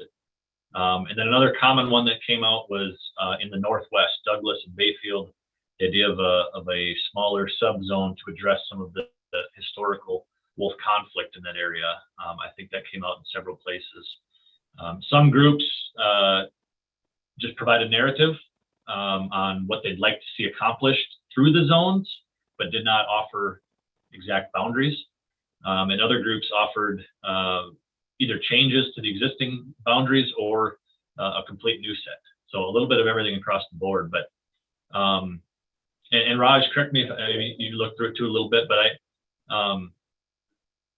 I think most of them were it's close to where it needs to be, but could use some improvement. Yeah. Again, I'm not an expert on zone, but based on my cursory read, that's the impression I walked away with. And of course, that's going to be in the report. Right. Yeah, all those documents, all the input will be in the report. Yeah, I'm aware of the specific zone recommendation that came from Green Fire and Timberwolf Alliance and Glufic working together. Did you get other actual, specific zone recommendations on a map to consider, or was that the only one that was submitted of that nature? I think I'm going by memory right now, Randy. I think there were 5 or 6, and I can ask Daryl because she's compiling those documents right now. Daryl, do you recall if I'm thinking about the right number? I think there were only 3 maps provided. Oh, okay. So I might have seen some documents twice. Yeah, well, I think one did suggest a boundary change in zone 3, moving it down. I don't even know what counties those are. Barron County, zone 3 currently jogs north, and I think there was discussion of moving that one south. Again, a couple had like specific boundary changes, but I think that the map you're referring to, Peter, I think was the most complete suggestion. And we, as far as the input, we asked if you want to give narrative, great. If you want to give a map, great. We understand it's difficult necessarily to pick and choose or draw maps, and everybody's got a little different ability there. So try to take it across the board. Yeah, Mike has his hand up. Mike. Randy? Yep. I think the zones, as they were structured, are pretty important. I believe when they were structured, they involved what was considered better wolf habitat, and also where the wolves were. I guess one of the things that I think is really important with the zones is that, and forgive me if this was discussed earlier, but I think it's in the best interest of both the wolves and the people dealing with them if we manage wolves in areas where there is good wolf habitat. If we keep allowing wolves to expand into areas that are considered unsuitable habitat, and that's not by me, but by experts that have analyzed this, we just create more problems for the wolves. I think that, believe it or not, there are a lot of groups and a lot of sports people that have no problem with wolves. It's just that when they get into areas of kind of higher population and higher human population, they just create concerns and problems for the people and the wolves themselves. And having zones where we can manage wolves to try to minimize those conflicts, I think is critical. I am a little concerned that based on the permits issued in the last, at least the last harvest season, there seemed to be an interest in trying to protect wolves or protect the number of wolves in Zone 6. Zone 6 was once considered pretty much unsuitable wolf habitat, and yet quite a few wolves were harvested in that zone, and the interest seems to be in minimizing the number of permits available. I would think that if we want to manage wolves so that we're minimizing problems in areas like that, for example, Zone 6, there should be a high number of permits so that the wolf numbers can be kind of controlled in those areas and allowed in the northern areas to thrive more. But where there's conflict, the zones, I think, are really important. Thank you. You bet. I saw some hands come up, so let's go to Abby. I'm in support of an adaptive management approach, and in past meetings discussed how part of science is that assumptions are made based on the available information. So in 1999 and leading up to that, we had a lot less Western science available relevant to the situation in Wisconsin. So the concept that there's unsuitable wolf habitat based on road density, for example, is one thing that over the years of additional research, we've seen that road density doesn't always really dissuade wolves from occupying an area. And I just don't get this concept of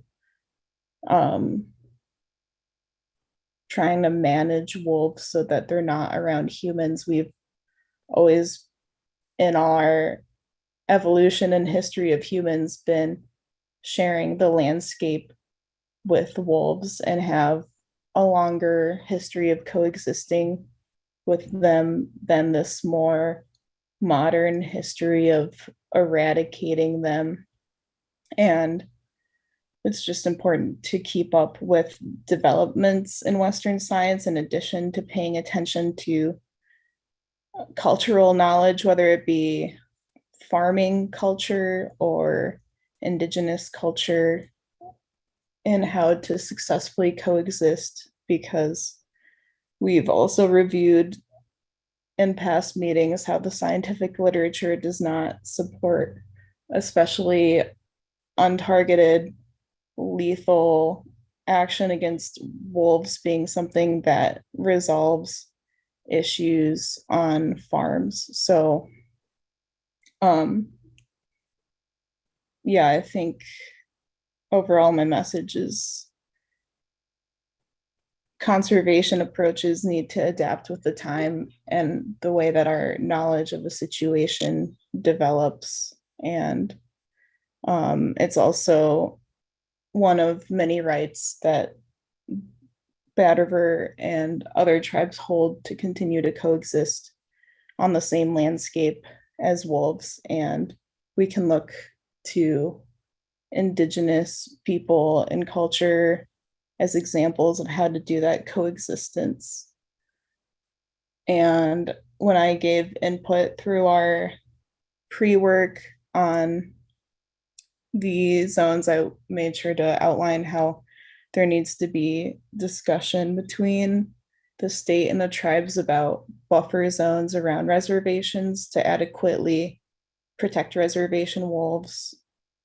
And something else I was thinking about when looking at the zones is taking a more ecological based approach, thinking about how these other animals actually cross the landscape is not with arbitrary human political borders. It's more based on the topography, whether it's the watershed or other ecological inputs like that, like where there's available forests. So that's my input for thinking about reevaluating zones, which I do support, but it's something that will take more time than we have in this committee. And something I see as being kind of an assignment for the DNR to be doing anyway with our input, as other people have pointed out. We give input and ultimately the DNR is going to need to make decisions based on that. Thanks, Abby. Peter, I think your hand was up next. Yeah, so this continuing, I guess, this conversation from Abby and from Mike. You know, I'll say the best way to learn what is wolf habitat is to have wolves tell us that. And there's a certain arrogance involved, I think, when we decide that we know better than wolves what's suitable for them to live at. This loops back to open discussion point number 11 too, because while some people may have a feeling that certain areas are not suitable for wolves, I think it's totally clear that Wisconsin's capable of providing quality wolf habitat for a much larger number of wolves than 350, which many groups of this committee have supported. And I've always asked, but I haven't gotten a lot of clear feedback, I guess, on why that 350 number. How would you get to it? Why, you know, that could involve depopulating 5 of the 6 Wisconsin zones of wolves. And why is that necessary? How did you come to that number? And I would really appreciate to hear more details on how those groups came to that conclusion.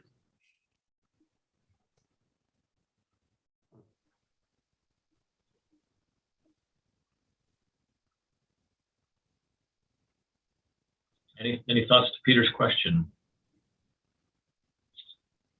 This is Lori. I'm hoping that some of the farmers chime in on this, because the thing is, and it's not arrogant to think that we're the ones who can decide where wolves can live. Wolves have had no choice because the good territory was taken, and the choice is die or adapt to substandard or marginal territory. It's in those areas where they come up against people, no fault of their own, because they just do wolfy things, but that's where the conflicts are. And that's where the bad feelings start. And the elephant in the room that nobody wants me to talk about is that people will take matters into their own hands when their government doesn't help them. It's kind of similar to the elk in Wisconsin. You know, did we put the elk in the appropriate place where they had lived in pre-settlement times? We did not. We put them in areas in the woods. And there's been some pushback by the public on having those elk numbers kind of planned to expand in the elk management plan. We don't have bison roaming the open range in Wisconsin. We don't have woodland caribou and moose for the most part. So we have to use our heads too, and not just say, hey, wolves, you need to live, go where you want to in Wisconsin, and then expect everybody to, you know, agree with the coexistence theory, because it just isn't working that way on the ground. But when only a small percentage of Wisconsin wolves are causing livestock depredation, why would it be necessary to cut the population of wolves by 2/3 when we know that there's huge benefits that that same population provides? There is a potential with wildlife services, and I'd really like Dave Ruud to talk to this issue if he's still on, that we can reduce those conflicts. But right now we're at 95 items on the list. Last year was 100. That each conflict. 95 livestock, Lori? Sorry, I just want to make sure my numbers are correct. Does that include hunting dogs as well? It does not. There's actually, can I finish? Can I finish? Can I finish? I just want to make sure your numbers are correct. Okay, you can count them. Go to the depredation list. Okay, those are harassments, threat to human safety, and it does include the dogs. But surprisingly, this year, the hunting dogs is really at a very low point, and that's a whole different discussion. But we've got 95 items on the list. And each of those incidents is a very traumatic and long-lasting tragedy for a family, for a neighborhood, for an entire township. Everybody is aware of what goes on eventually, and they have very strong negative feelings about them. That doesn't do very good for the wolves. If we can keep the wolves and people apart a little bit better, we'll have less of that. And this year is looking just like last year, as far as the number of incidents. We had 100 incidents on the list for last year. Dave, can you speak to this at all?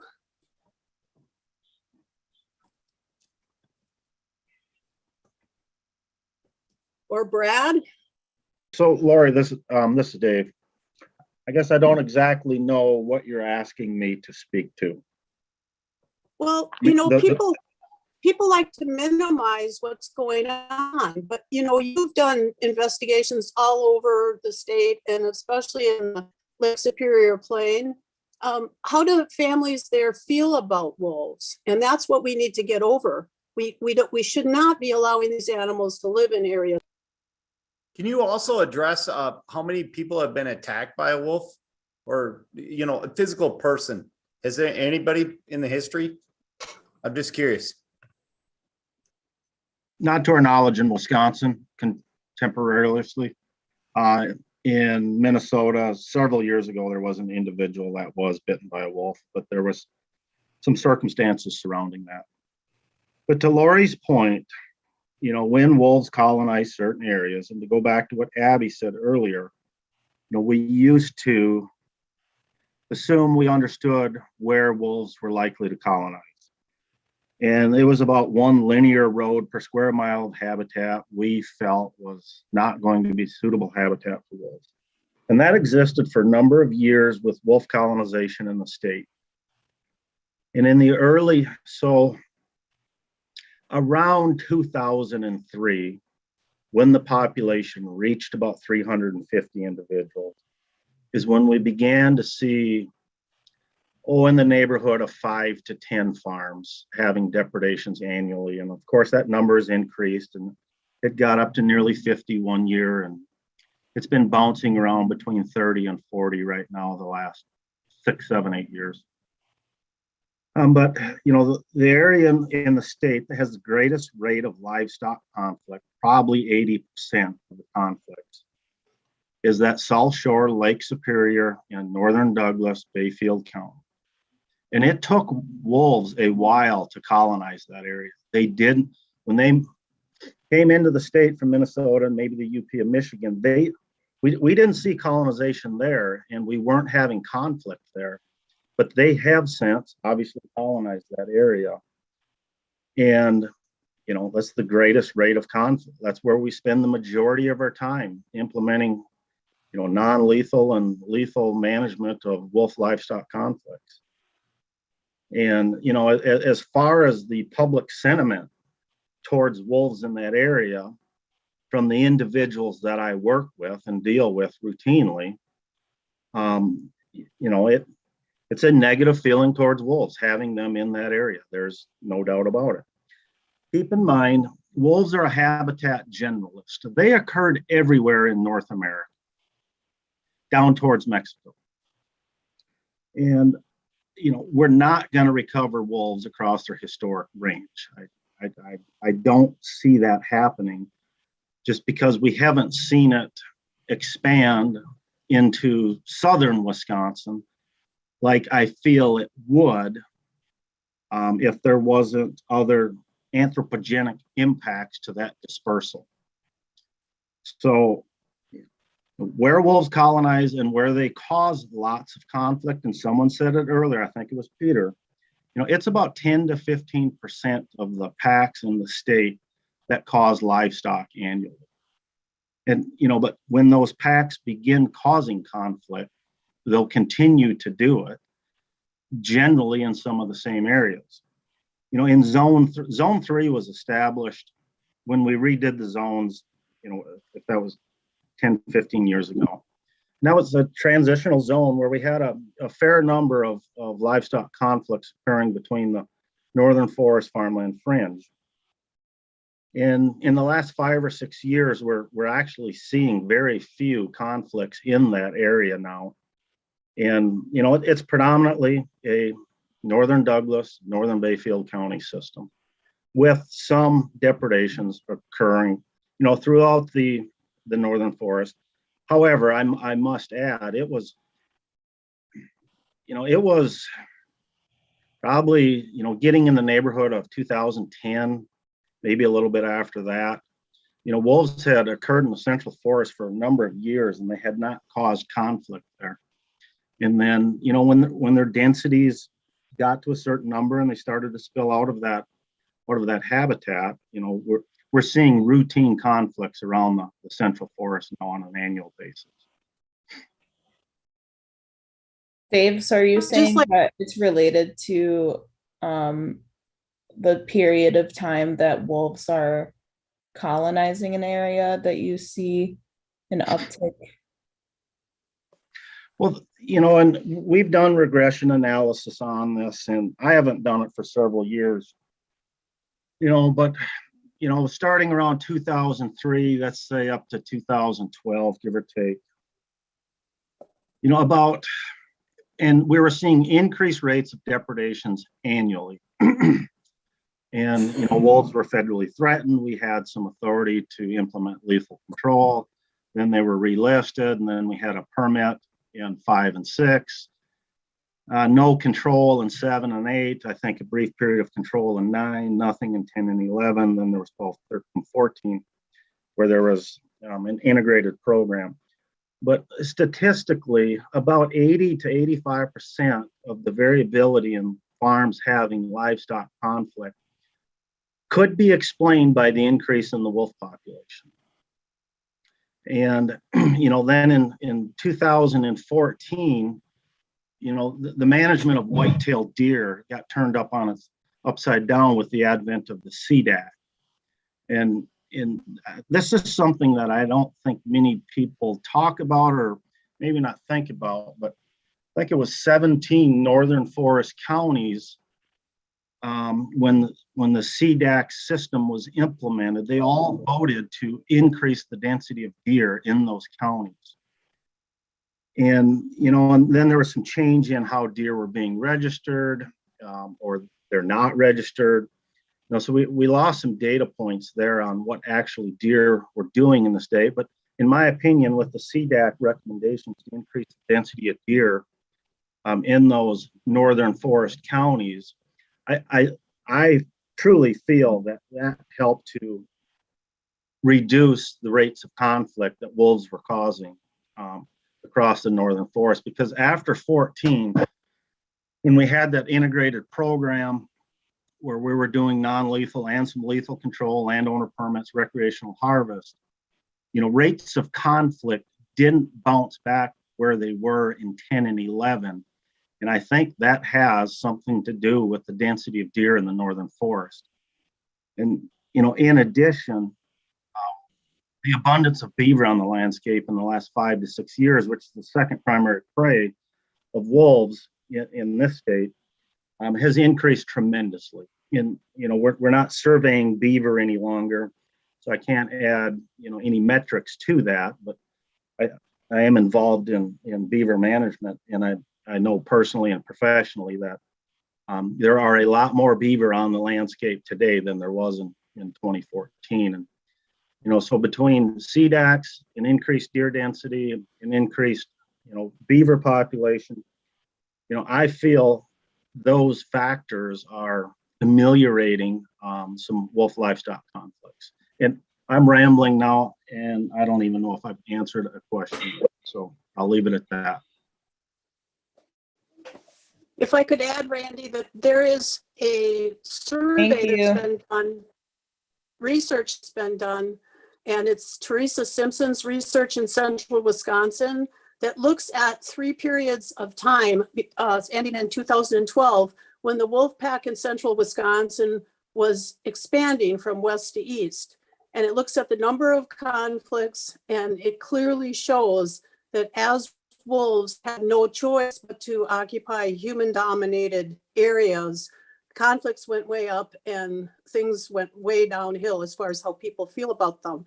And that's another area that really needs to be looked at as far as wolf zones. She did an excellent job on this with Dick Thiel's help.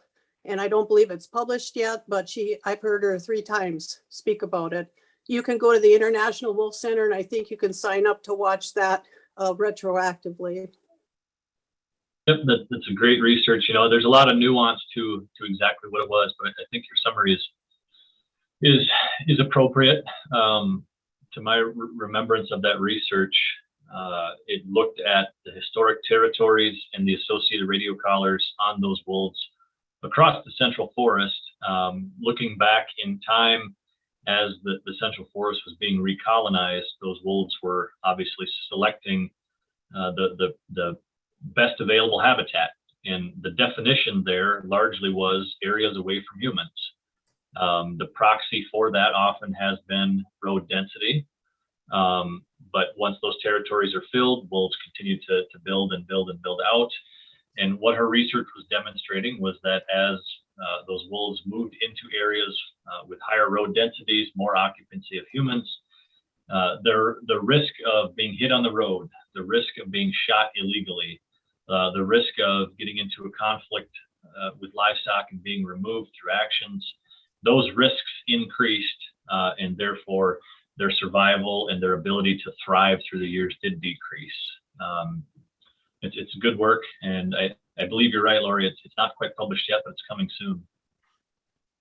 Randy, we have a number of hands up. Let's hit some hands. Adrian, you're at the top of my screen. Yeah, sorry, the last time I forgot to take my hand down, so this time I did have it up intentionally. Yeah, as far as carrying capacity, whenever we talk about apex predators, the major thing that determines carrying capacity is density of the ungulate prey population.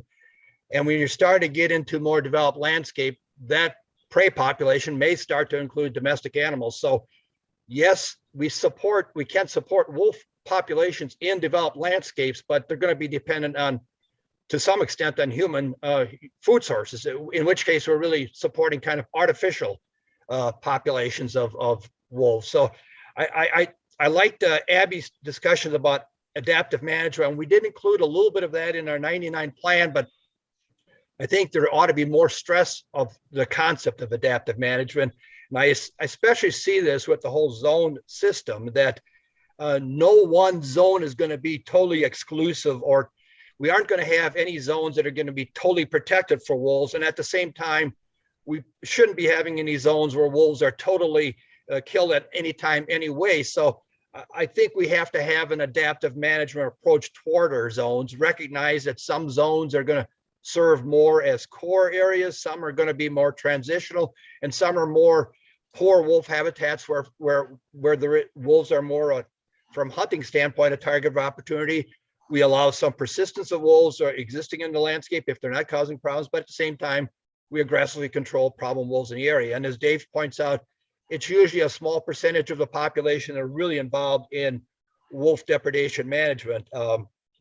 That as Dave points out too, that we did see strong relationship with the wolf population and depredation levels up through 2010.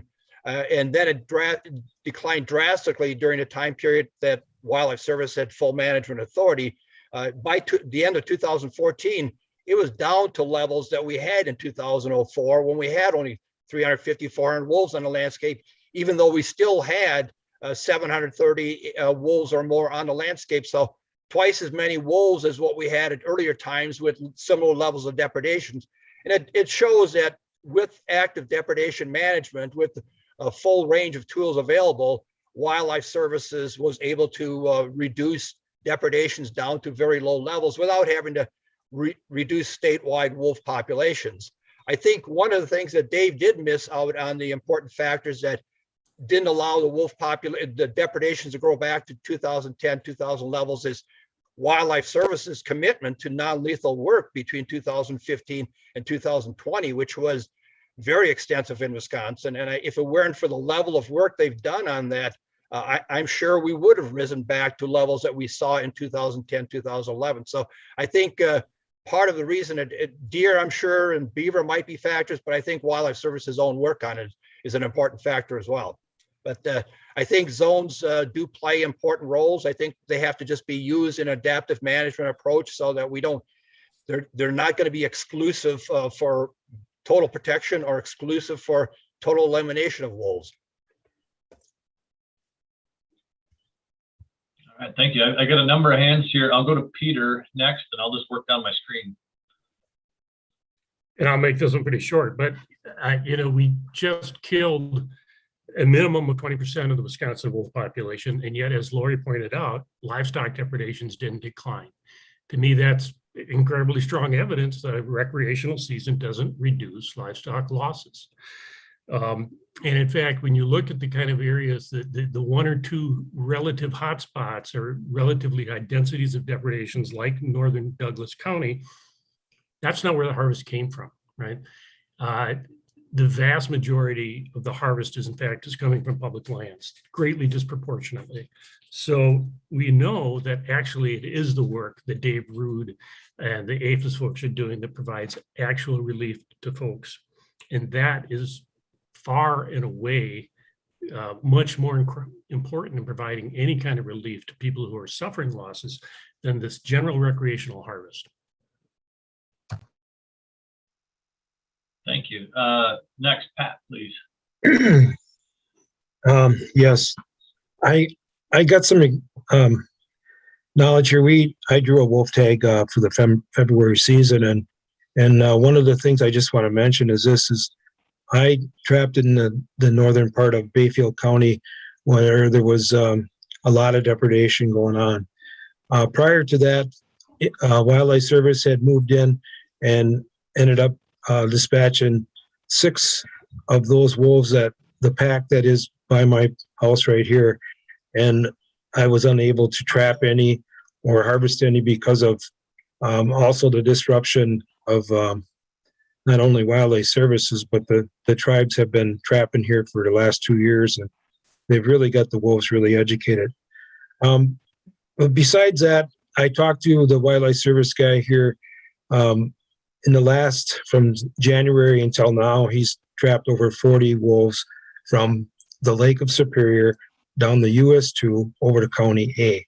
So that's almost 3/4 of the wolves that want to be, the state's got the 130. We're going to kill 74 wolves if we have a wolf season. And already Wildlife Services has killed 40 wolves in this area. So Adrian is right, and so is Dave Rude. Wildlife Service is doing a very efficient job in managing our wolf population, where I would sure like to see our hunters, trappers be able to utilize some of these wolves that are just being harvested and disregarded and thrown in the dumpsters. That's my whole opinion there. Thank you.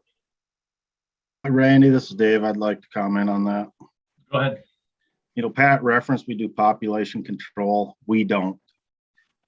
We never have. We address site-specific conflicts where site-specific conflicts are occurring. Now, will that have an impact locally where someone may want to recreate? Sure. But keep in mind, Pat, the February season was prior to us implementing any control work in that area. So that wouldn't have had an impact on your success during this past season, our control work we've done there this year. I want to add one maybe quick point too. I think it's worth stating those wolves that are removed through these lethal controls are either disposed of following our carcass disposal guidelines, or we do make efforts to try to use them for educational pelts and skulls and things like that. We kind of continue a running list. So just Pat another point I wanted to add on there as well. Pat mentioned tribes as well. We're trapping. What happens with those? They do use them for educational purposes as well. These animals were all trapped and collared. Right. Yep. I don't know if Andy's on. I know Andy's been involved in that. More tracking type data. Okay. Correct. Yep. Okay. Ryan. Ryan Kusendorf. Thanks, Randy.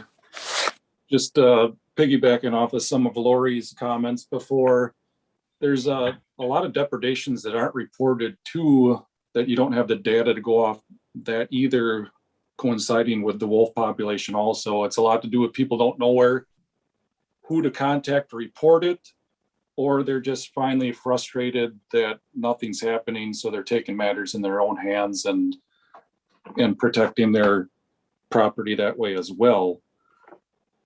So just keep those things in mind too, that a lot of depredations aren't even reported. Going back to why the focus on the 350, as a member and representative of Wisconsin Farm Bureau, we have policy in place right now that we support 350 or less. It's going back to when reintroduction was happening in the state, that the stakeholders got together and they were told that 350 was the number that the area could handle in the national forest. And I guess we heard a little bit about that. Once the numbers went over 350, depredation started going up. So that's where we're coming from on that, 350 or less. Trying to keep those depredations down and conflicts at bay, because it gives wolves a bad name. And like we've said before, we're all here to make sure wolves are still in the landscape, that we don't want them eradicated. We just want to be manage them at a level to reduce those or almost eliminate depredations and conflicts. I'll leave it at that. If I have any other input, I'll raise my hand again. Thanks. I appreciate that. Ryan, I wanted to follow up on your first question. It's one of the things I think, thinking way back to July, that we'd identified in one of our buckets or sub buckets of visibility and access to resources. And you hit on that with these unreported depredations. People aren't aware of what resources are available. Can you maybe speak to that a little bit? Do you see that representing your organization? Do you see that as a significant issue? Do you see that as an area of improvement, of outreach? I just wanted to hit on that point a little bit. I think that's one thing we haven't necessarily hit on yet. And as an organization of Farm Bureau, we do put it out in our publications and work with Brad on this. And he put a publication together and we put it in our newsletters to get out there where people can report. So as an organization, we're making sure to educate our members on where they can report this and what measures they can take to do that. But I guess it takes all of us to do that. Everybody else here on this call meeting today too should take the steps to get the information out there, what numbers they should report at, and what processes to take to do that. Absolutely. No, I agree with that. Thank you. I see hands up, and I know we're kind of getting to, we have a time set aside for reflections here. We've got a number of hands. I think we're hitting most of these on the screen. So why don't we get through a couple more hands and then we'll see where we're at. Actually, Andy, we have, this is really important discussion. So we can start the reflections a little bit later if the need. Sure. I think what time do we have it on our agenda? I think it was 2:10 or 20. We can go to 2:30 or so. 2:10. Yeah, we have a little break in there, but I do like this is good discussion. Right. Jody, you're I think next on my list here. Oh, very good. I just wanted to underscore points that Adrian and Abby had made concerning adaptive management. My understanding is the plan that is going to be developed will have another 10-year time window, which is quite a bit of time. So I would be interested in hearing your thoughts as to how adaptive management can be worked in as a recognized priority, so that information that is coming in about the status of wolves and the eco services that they provide and any difficulties that are being encountered by folks or others on the landscape, et cetera, can allow there to be change and modifications to everything from zones to different conservation priorities. So that's my first, I guess, comments / question. And also what David was talking about, and David Root as well, with regard to really breaking down this false connection between recreational hunting, the enjoyment of the the killing of the trapping and the hunting from depredation problems occurring on a minority of farms, which sounds like is best addressed by wildlife services and in concert with non-lethal measures to increase, animal husbandry practices and the like. But with this adaptive management approach, it could be that there is no longer a statutory mandate for hunting wolves in Wisconsin. That could be in a few years, at which point we would need the zones and all to reflect that changed reality and to allow for conservation without this hunting mandate. So it's just something to take into account. And I'd be curious in terms of your feedback on how adaptive management will be taken into account, especially addressing that disconnect between hunting and depredation problems solutions. What I have heard from many is that the more hunting in a particular area, the destabilization of the packs occurs, which leads actually, I guess, ironically, to more depredation problems in certain respects. So that's just the type of questions and input I'm hoping to hear back. Thank you. Sure. Yeah, let me try to, I guess the overall idea of the adaptive management, I think there's a number of ways.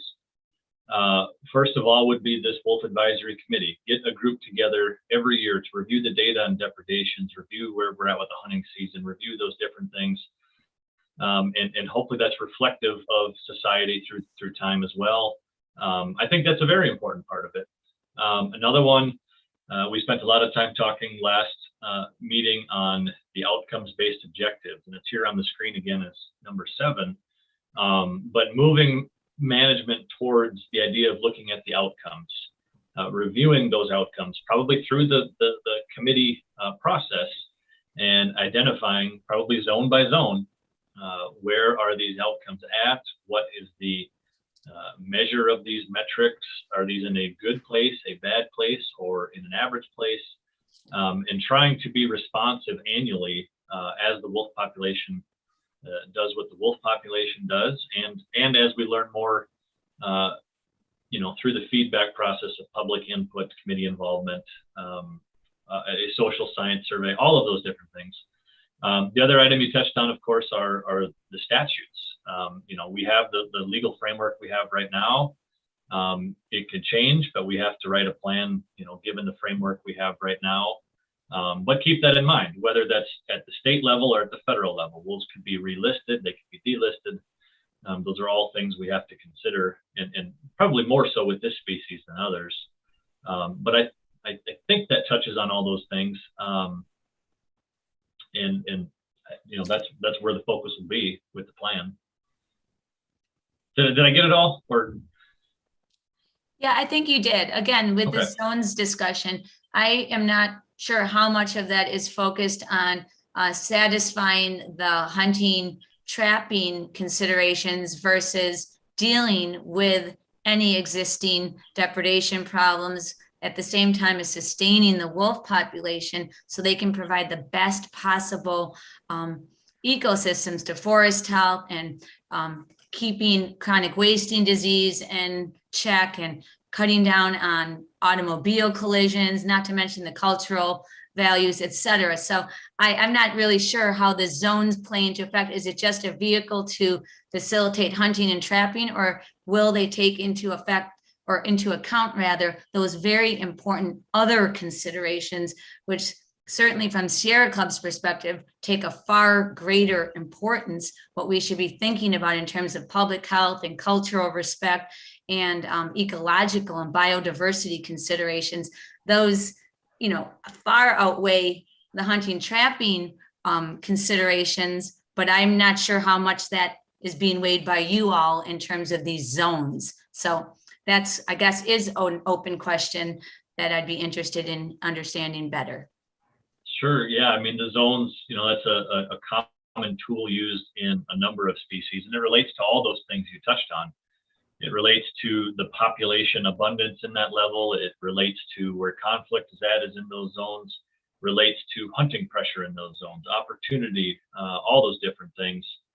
I think in our input from pre-work, you know, as I said, I think generally speaking, folks were okay with the general zones that are out there, certainly some tweaking, also the objectives behind them, thinking about where is the likelihood for conflict higher or lower. You know, the idea of having no zones, I think that could be on the table. I think that was on the table at one point, and some of the folks on this call could speak to that better than I can. But you know, we've had zones for a long time, and I would definitely see that approach staying in place going forward, which is consistent with a number of other species, because it allows that slightly more fine-tuned approach to management across the state. And as somebody pointed, I think it was Abby perhaps, you know, it's ideal if they can reflect variation in habitat, but often we, you know, have to rely on political boundaries to make these, because people have to know where they're at. So again, it's one of those things where you're juggling a lot of balances or priorities, and have to try to find that balance. I see a couple more hands. I want to keep this moving. Adrian, please, and then we'll go to Kevin. Yeah, one thing I do want to make sure we do touch on is I heard reintroductions, and we want to make it really clear there were no reintroduction of wolves into Wisconsin. And there's a lot of misunderstanding about the 350 goal. When that was developed through the 1999 plan, that was based on ideas that carrying capacity, biological carrying capacity was about 500 wolves in Wisconsin. It was based on population viability analysis done at that time of populations of 100, 200, 300, 400, 500 wolves. And it was also based on some negotiations and political compromises. The original management team recommended a population goal of 300 to 500 wolves. So the 350 was a management goal that came through a extensive public involvement process, including roundtable discussions and various others. And that was not intended to be a cap or a number that was going to be set in stone forever. It was a number that was supposed to be reviewed every few years, similar to what we used to do with deer management unit goals and what we used to do with bear goals, population goals, that it was not intended to be a number that was supposed to be set in stone. So that number was a suitable, reasonable number when we had 200 wolves in Wisconsin, but we're talking about 1,000 wolves on the landscape, and the distribution of wolves currently on the landscape, it's no longer a suitable goal. Thank you, Kevin. Yeah, just one note. When Ryan was talking, he made some comments of that there's other depredations that aren't reported because guys don't know where to report them, et cetera, et cetera. I think we need to do a little better job of education on how to report those things. And I was kind of curious of what we do to educate farmers, et cetera, you know, because a little later on in the conversation, I've heard it multiple times on this call, some troubling stuff where it's like, you know, I don't know how many people said, well, members take matter into their own hands, you know, which to me means you shoot the critter, right? Or the animal or the wolf, right? Well, then in the same aspect, we talk about our DNR population model that basically says there's no poaching, right? And so, but members take models into their own hands. There's no poaching. I don't know. It's kind of counterintuitive. So I think, you know, I think we need to do a better job in general, whether through this or not, you know, that we're reporting those depredations and that we're educating folks on how to do that. I think it's very, very important.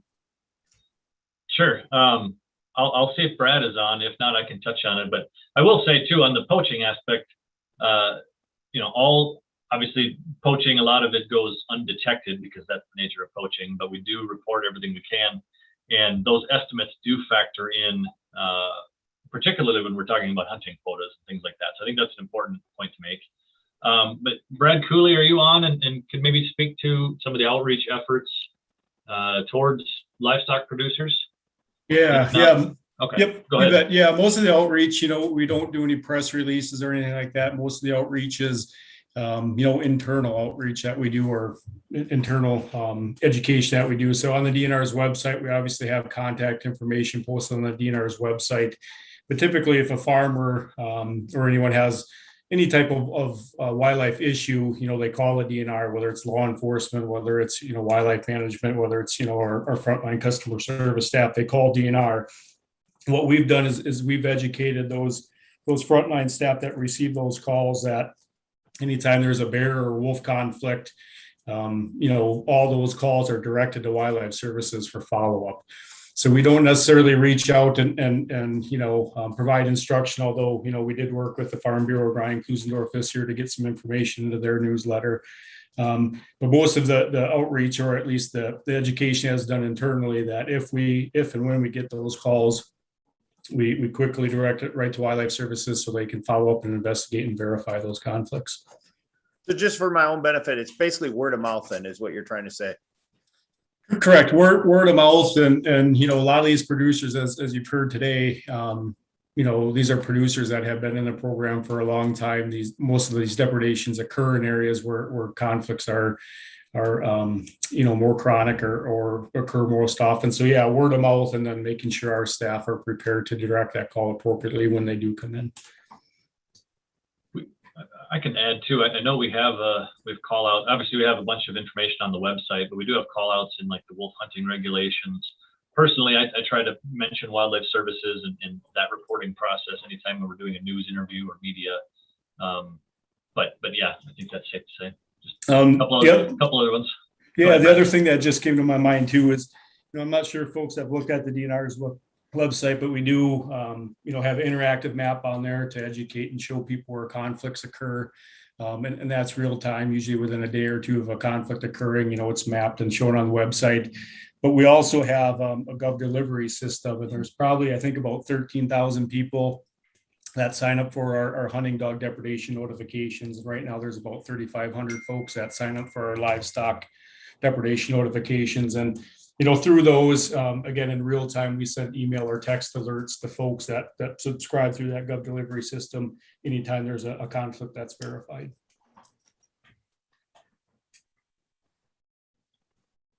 All right. Thanks, Brad. Appreciate it. I see two more hands. Adrian, is your hand up or is it still up from before? Go ahead, either way. Okay, it's down now. Eric, then.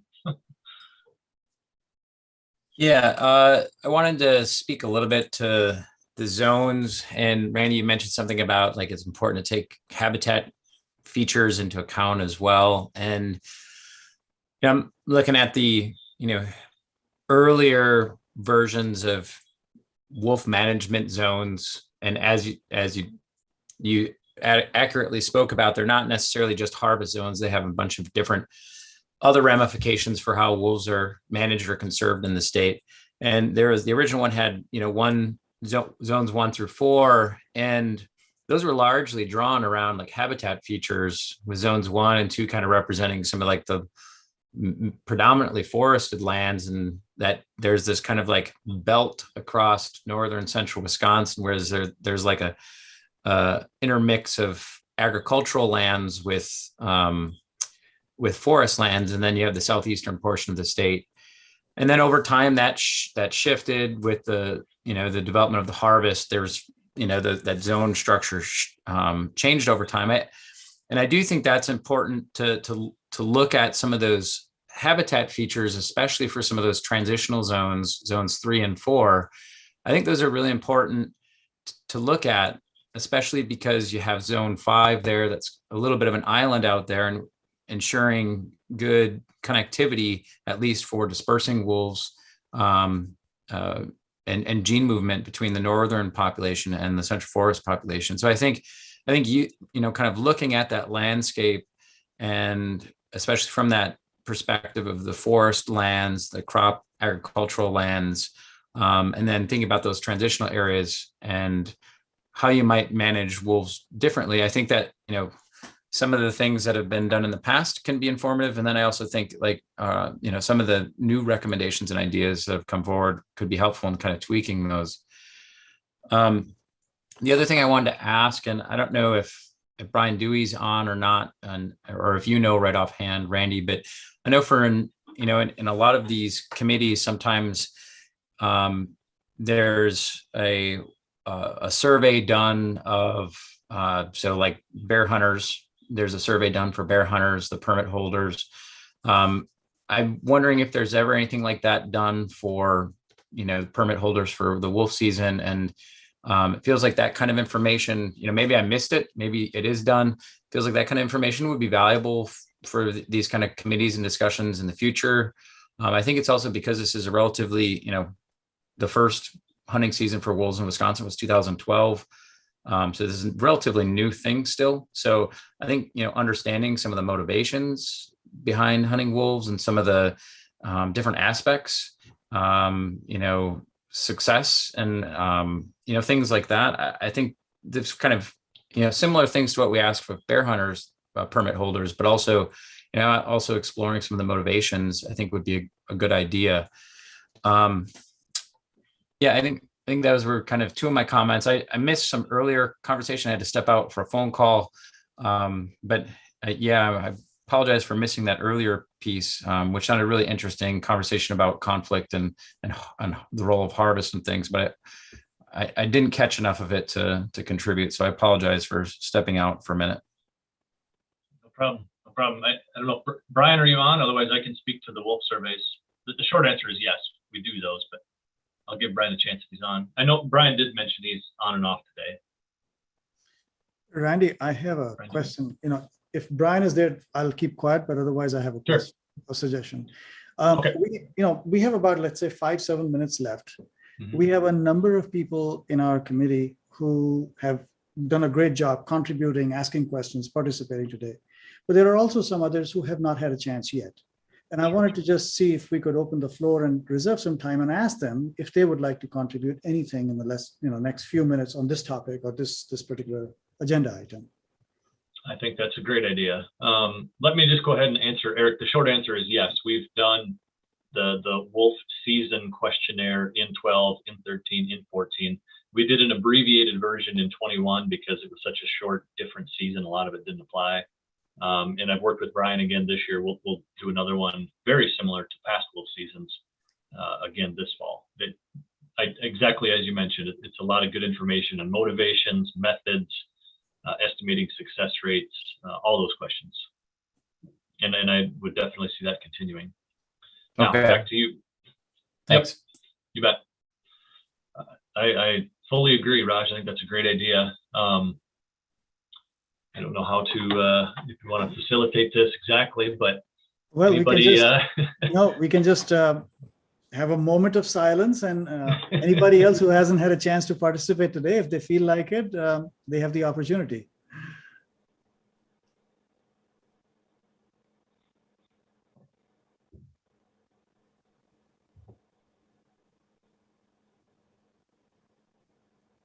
This is Brad Cooley. One of the things that I didn't hear, there's been a lot of discussion about zones and hunting and how it addresses conflict. But one of the other things that I didn't hear talked about that's important to mention is the timing of when these conflicts occur. The majority of these conflicts occur in spring, through summer and early fall, when calving occurs and prior to any hunting season. So that's another important factor and kind of considering the conflict and hunter harvest, impacting conflicts is that the timing of when that hunting season occurs and when hunters have the ability to potentially help resolve those conflicts don't necessarily. That's a great point. Yeah. And are there any other members of the committee who would like to say anything or share any items, ask any questions? Yeah. Are there, well, kind of to Brad's point, are there any other topics here, discussion points that we've maybe glossed over or missed?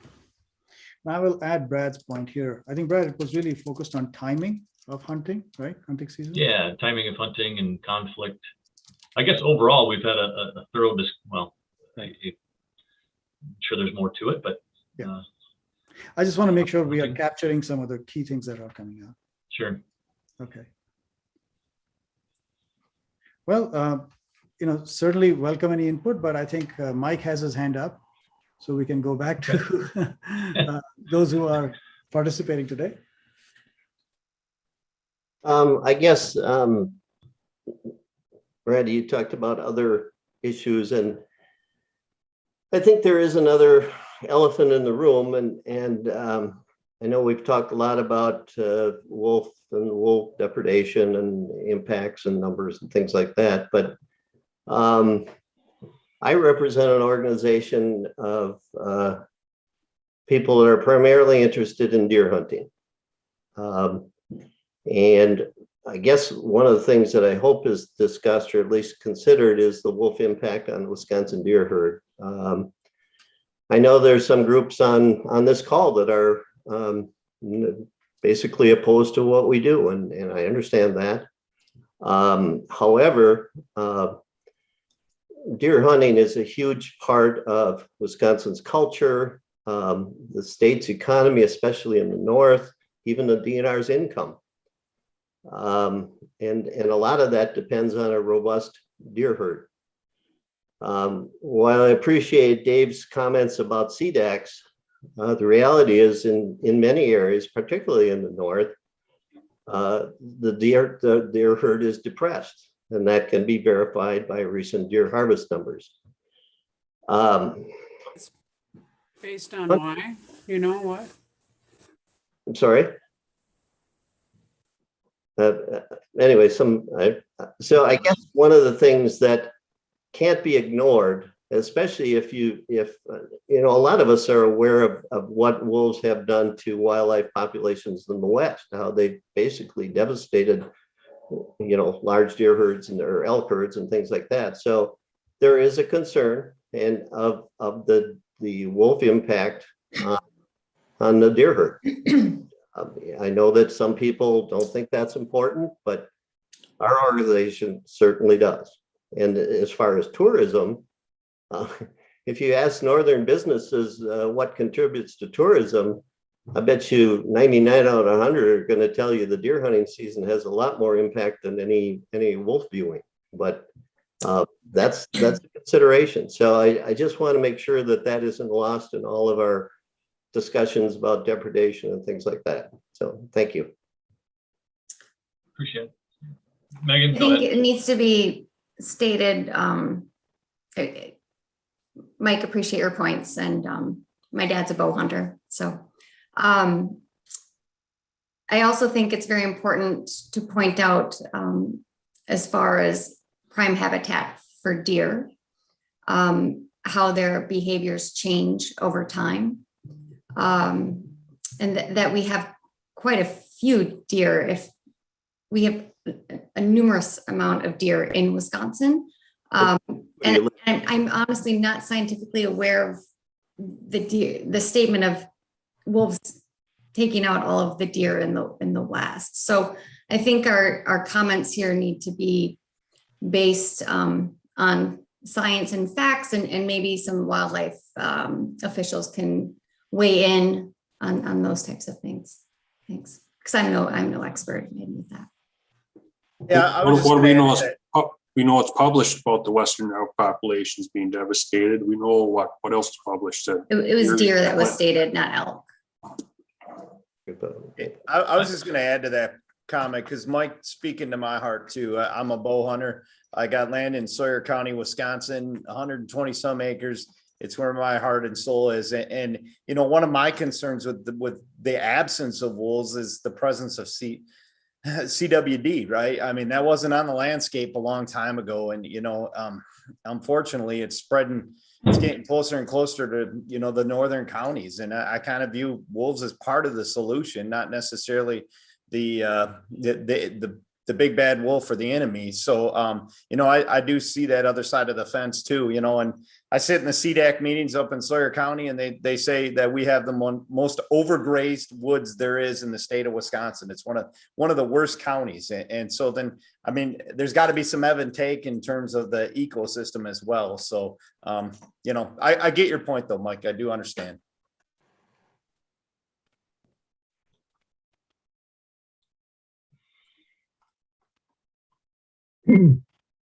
Any other thoughts on? I appreciate you bringing that topic up, Mike. I think we could have a whole fifth meeting on the role of deer and wolves, and I don't know if we have time for that here. But any final closing thoughts on that topic? Luke's hands up. Yeah, my only stem from that would be is that, you know, there is a loss of opportunity for deer hunters, for grouse hunters, for bear hunters with hounds, certainly for bear hunters over bait. There is a loss of opportunity thing there because of the overabundance presence of wolves in some areas. And I think that is grossly overlooked as well, and partly overlooked because there isn't a lot of statistical data about that. So I think it should be a priority to start to look at loss of opportunity, people stopping hunting because of the presence of wolves. And maybe it's just the ideas and ideals from those specific people that make them do that. But I can specifically and personally speak on the fact of, loss of hunting dogs. It's a very hard thing to overcome. And yes, I choose to go there and I choose to do those things, but it does destroy some opportunity for certain folks, and it's very hard to overcome. So loss of opportunity for hunting some different game species in Wisconsin. I also know landowners in northern Wisconsin that would testify personally to deer on their property that the wolves have had an impact on those specific deer. And yes, there's absolutely other things at play: overgrazing, over harvest of does in certain counties for many years, paired with wolf harvest of deer in many years in certain counties in the north. It has a perverse impact. So just loss of opportunity is a big one coming from the Wisconsin bear hunters. We're certainly seeing a decline of older hunters who just, they can't deal with it. It's a really hard place. And some of these people have never had a depredation. They've never experienced a depredation. Experiencing a dog depredation changes your life, changes how you look at things. And it's just something you have to learn to deal with. So, but loss of opportunity is a big one for us. Randy, we have Luke's hand up, and maybe that's one of the last. I think Luke's on the screen twice. I think we're okay there. Oh, okay. I think that was Luke there. 2:30. I know we had a break in here, but I know we have Can I say something? reflections next.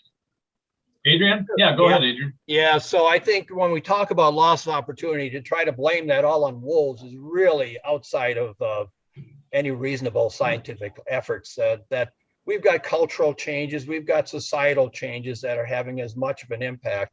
And as far as wolves impacting bird hunting dogs, I'm aware of only 3 situations in Wisconsin where we've had grouse bird hunting dogs attacked by wolves. Those are very rare.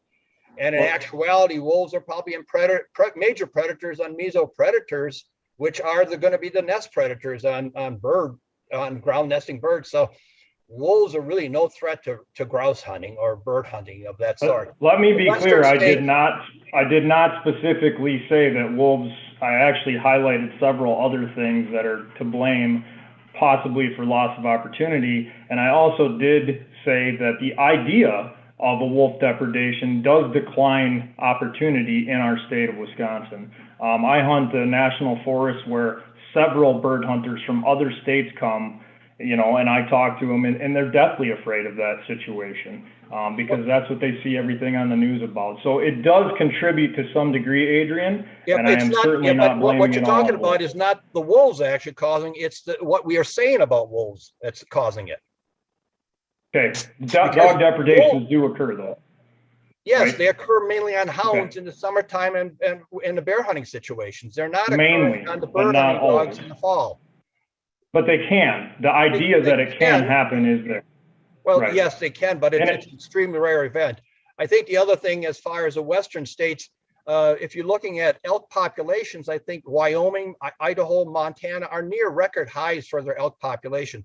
There certainly are some herds that are down, some herds that are up, some herds that are at management goals, but for most part, they're not devastating their elk populations. Those elk populations are doing quite well. And most states, most counties in Wisconsin, if you look at our most current estimates of deer density, as Kevin points out, we have probably more areas where we've got problems with too many deer than not enough deer in the landscape. Certainly there are areas where there's going to be reduced deer presence in some areas, but on a statewide basis, on a regional wide basis, on a county wide basis, for most part, our deer herd is not hurting. Okay, I got a couple hands up. I'm going to call it at that, and then we'll shift to reflections because this is a good conversation. Lori first, Eric second, and then we'll move it on. Please.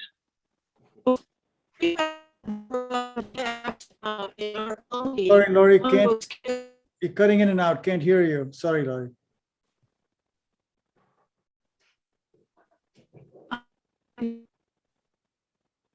Still can't hear you. No, can't hear you still, Lori. Sorry about that. How to communicate with you then? We are not able to hear you clearly. My mute is off. I mean, I'm not muted. What else to do? Lori, it's cutting in and out. Lori, could you call in on a phone? Would that be, instead of going through, I know it can be hard to get access. Yeah, I think we lost her. Okay, Eric. Yeah, I guess I don't need to take up too much time. I was just going to add that, maybe two other things to think about.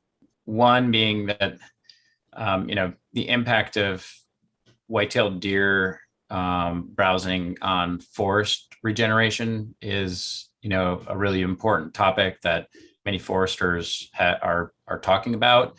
And I know there's been, the economics of deer hunting have been brought up. And I think that's also, the economics of forestry and timber harvest are also important to consider in this process. But I think one of the big take home points that I'd like to share with folks is that the relationship between a predator and its prey is highly complicated, and simple causal statements don't always work out. It's often much more complicated than it seems. And I think you're right, Randy, we could spend probably a full day's meeting talking about this. And there is a lot of research in the region, Great Lakes region, that has examined the impact of wolves on deer survival, et cetera. And so there's a lot of available scientific information out there. Sure, we could always generate more, but I think we already have there's a decent grasp of that impact already. I think one of the things I'll end with this, because, I think what Mike's talking about is a legitimate concern for some folks. I'm a deer hunter as well. And so, when somebody says, there were deer on my or there were wolves on my property and I didn't see any deer that day, that makes complete sense. Those deer are going to avoid that area. And so, at that moment in time, I think part of the issue here is like this issues of spatial scale. What happens on a smaller spatial scale is going to be a little bit different when we get up to like a county level or a regional level. And so I think we're talking past one another to a little bit of degree. And so I think, I think there's a lot more to this conversation on the relationship between the wolves and deer. And I think, it deserves a probably more time than we have left today, but I just wanted to throw, those kind of last little points out there, I guess. All right, appreciate it. Okay, Raj, how would you like to proceed? Okay, I just want to talk about the next steps that we will have following this discussion and the committee input. So I'm going to share my screen.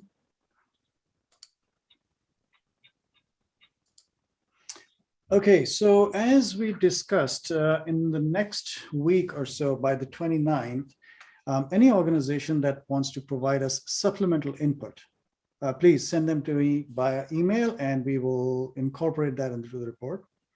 Then after that, we will basically prepare a draft report.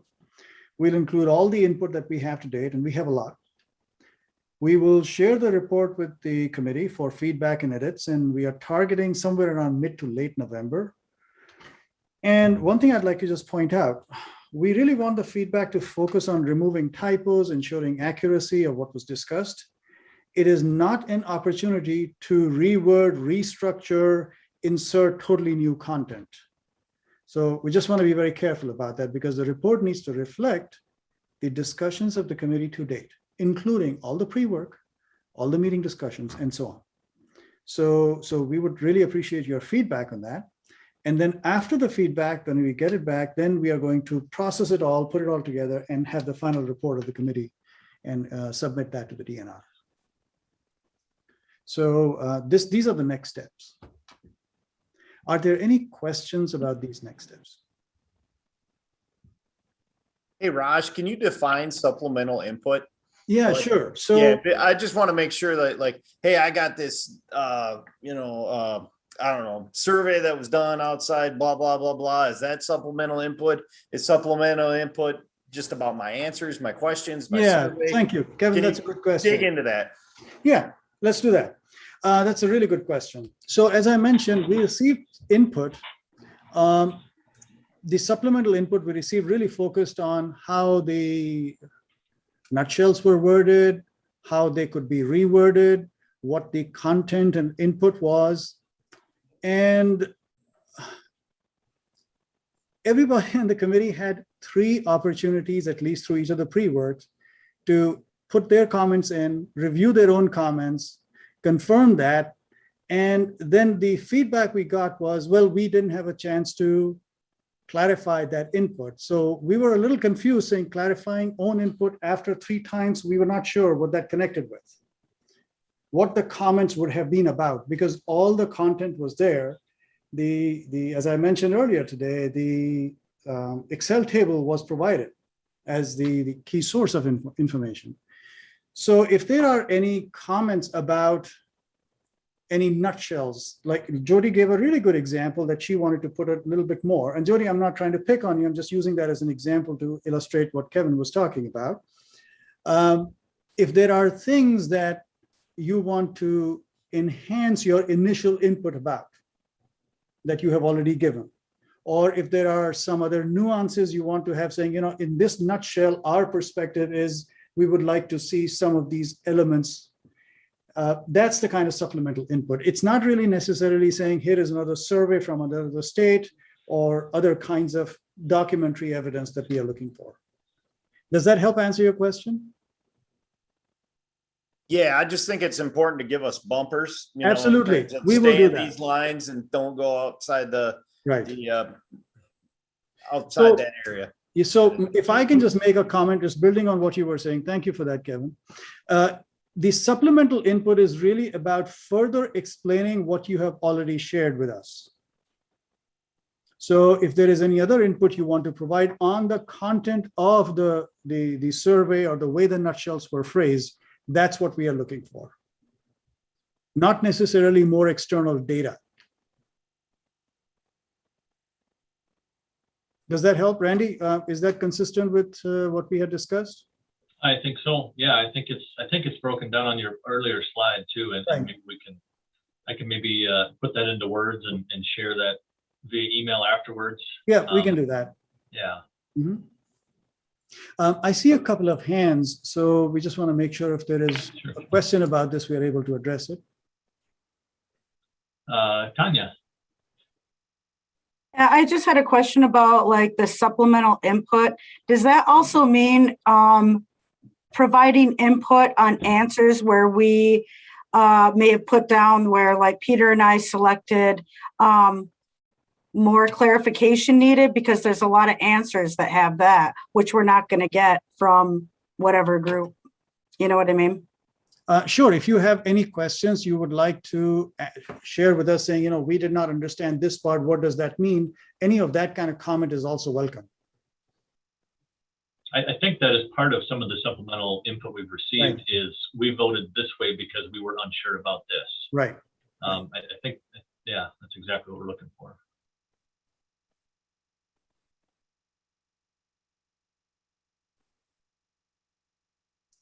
So a simpler way to say that would be any further explanation of what is already in the survey, not new information about the content of the survey. Clarifications, explanations, some questions about the content saying we didn't really understand this part.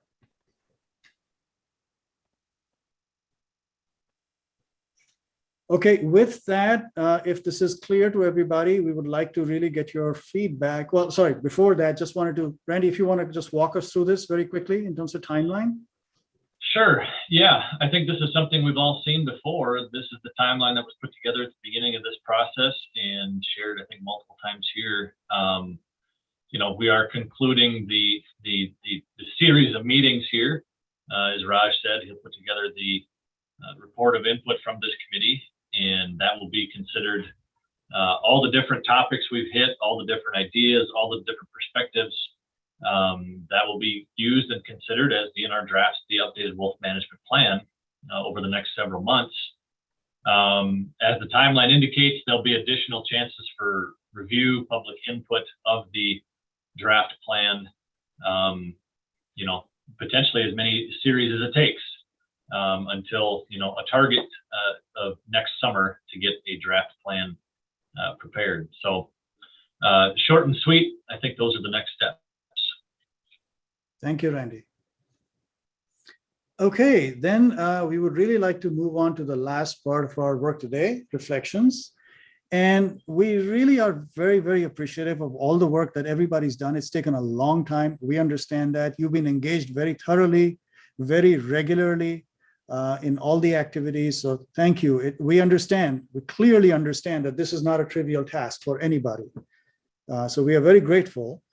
And just wanted to clarify that the survey was really built using the documents that the committee created and reviewed. That was the foundation. And what we would like to learn from you is through this whole process, the discussions we've had, the written input you provided, the meeting notes that we have, do you feel that you had ample opportunities to be heard? Either whether written, whether verbal input, whichever way you prefer, did you have enough chance to be heard? And also tell us a little bit about what you think went well and what could be done differently and more effectively in future. And we would love to hear that from you. Again, we have about 10 minutes or so. We had reserved a little bit more time, but in 10 minutes, let's just have an open conversation quickly. And I'm not gonna ask anybody for round robin, just your feedback. Open feedback is great.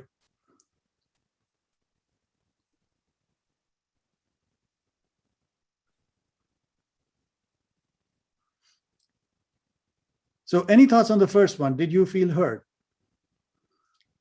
Did you feel you had enough opportunities to share what you wanted to say? Hi, Raj. Speaking for FCP, I do believe that we had enough opportunities to be heard. And I do think it was really beneficial for us to have open conversations with each other, especially with the input of the DNR biologists and other biologists that specialize in carnivore science. Thanks. Thank you very much. Hey, Raj, Dan Cherwicki, Safari Club. Yeah, please.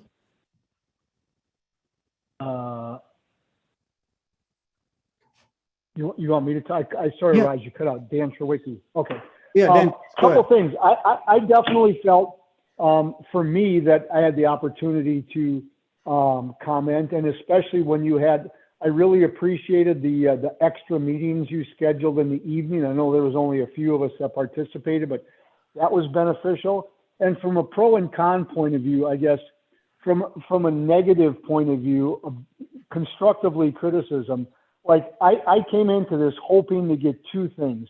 A really good way to accurately count the number of wolves in the state, and then establish a quota. And talking to Randy and others, that this 350 number that a lot of us agree, or that feel is legitimate, is really not legitimate. I mean, clearly the state does not believe that's more of a legislative number than a scientific number. And so I guess I was hoping to come out of it with, what is the number? And, as of this moment, nobody knows what it is. So, but it was a good opportunity for Randy and yourself to put a lot of people together. And for that, I was appreciative. So, I mean, that's just my objective point of view.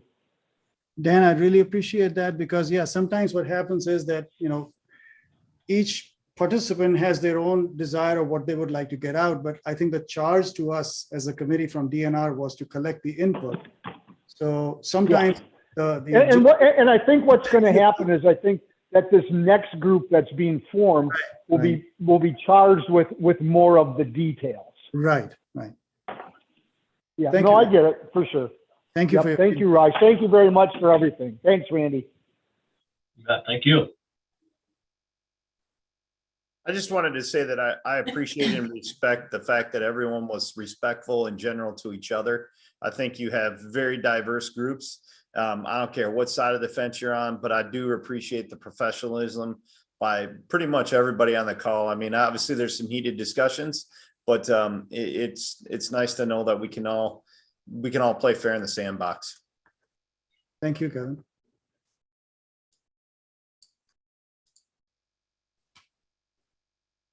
But I have a question. Dan, what next committee were you referring to? And what was that whole statement about? Is there another committee being formed after this to? He might have been referring to the advisory committee. Okay. The discussion that Randy led today. Okay. Right. I'm assuming that. Yeah, I can say there's no plans to have another planned committee such as this one. The idea is to identify a Wolf Advisory Committee in the plan going forward. Gotcha.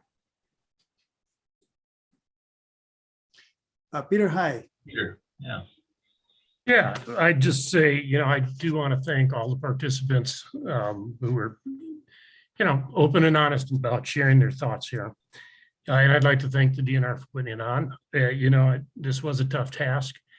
There certainly is no perfect way to do it. And I think that's doubly true in a COVID world, It would have been great to have opportunity to be in a room together and to have more direct interaction, I think.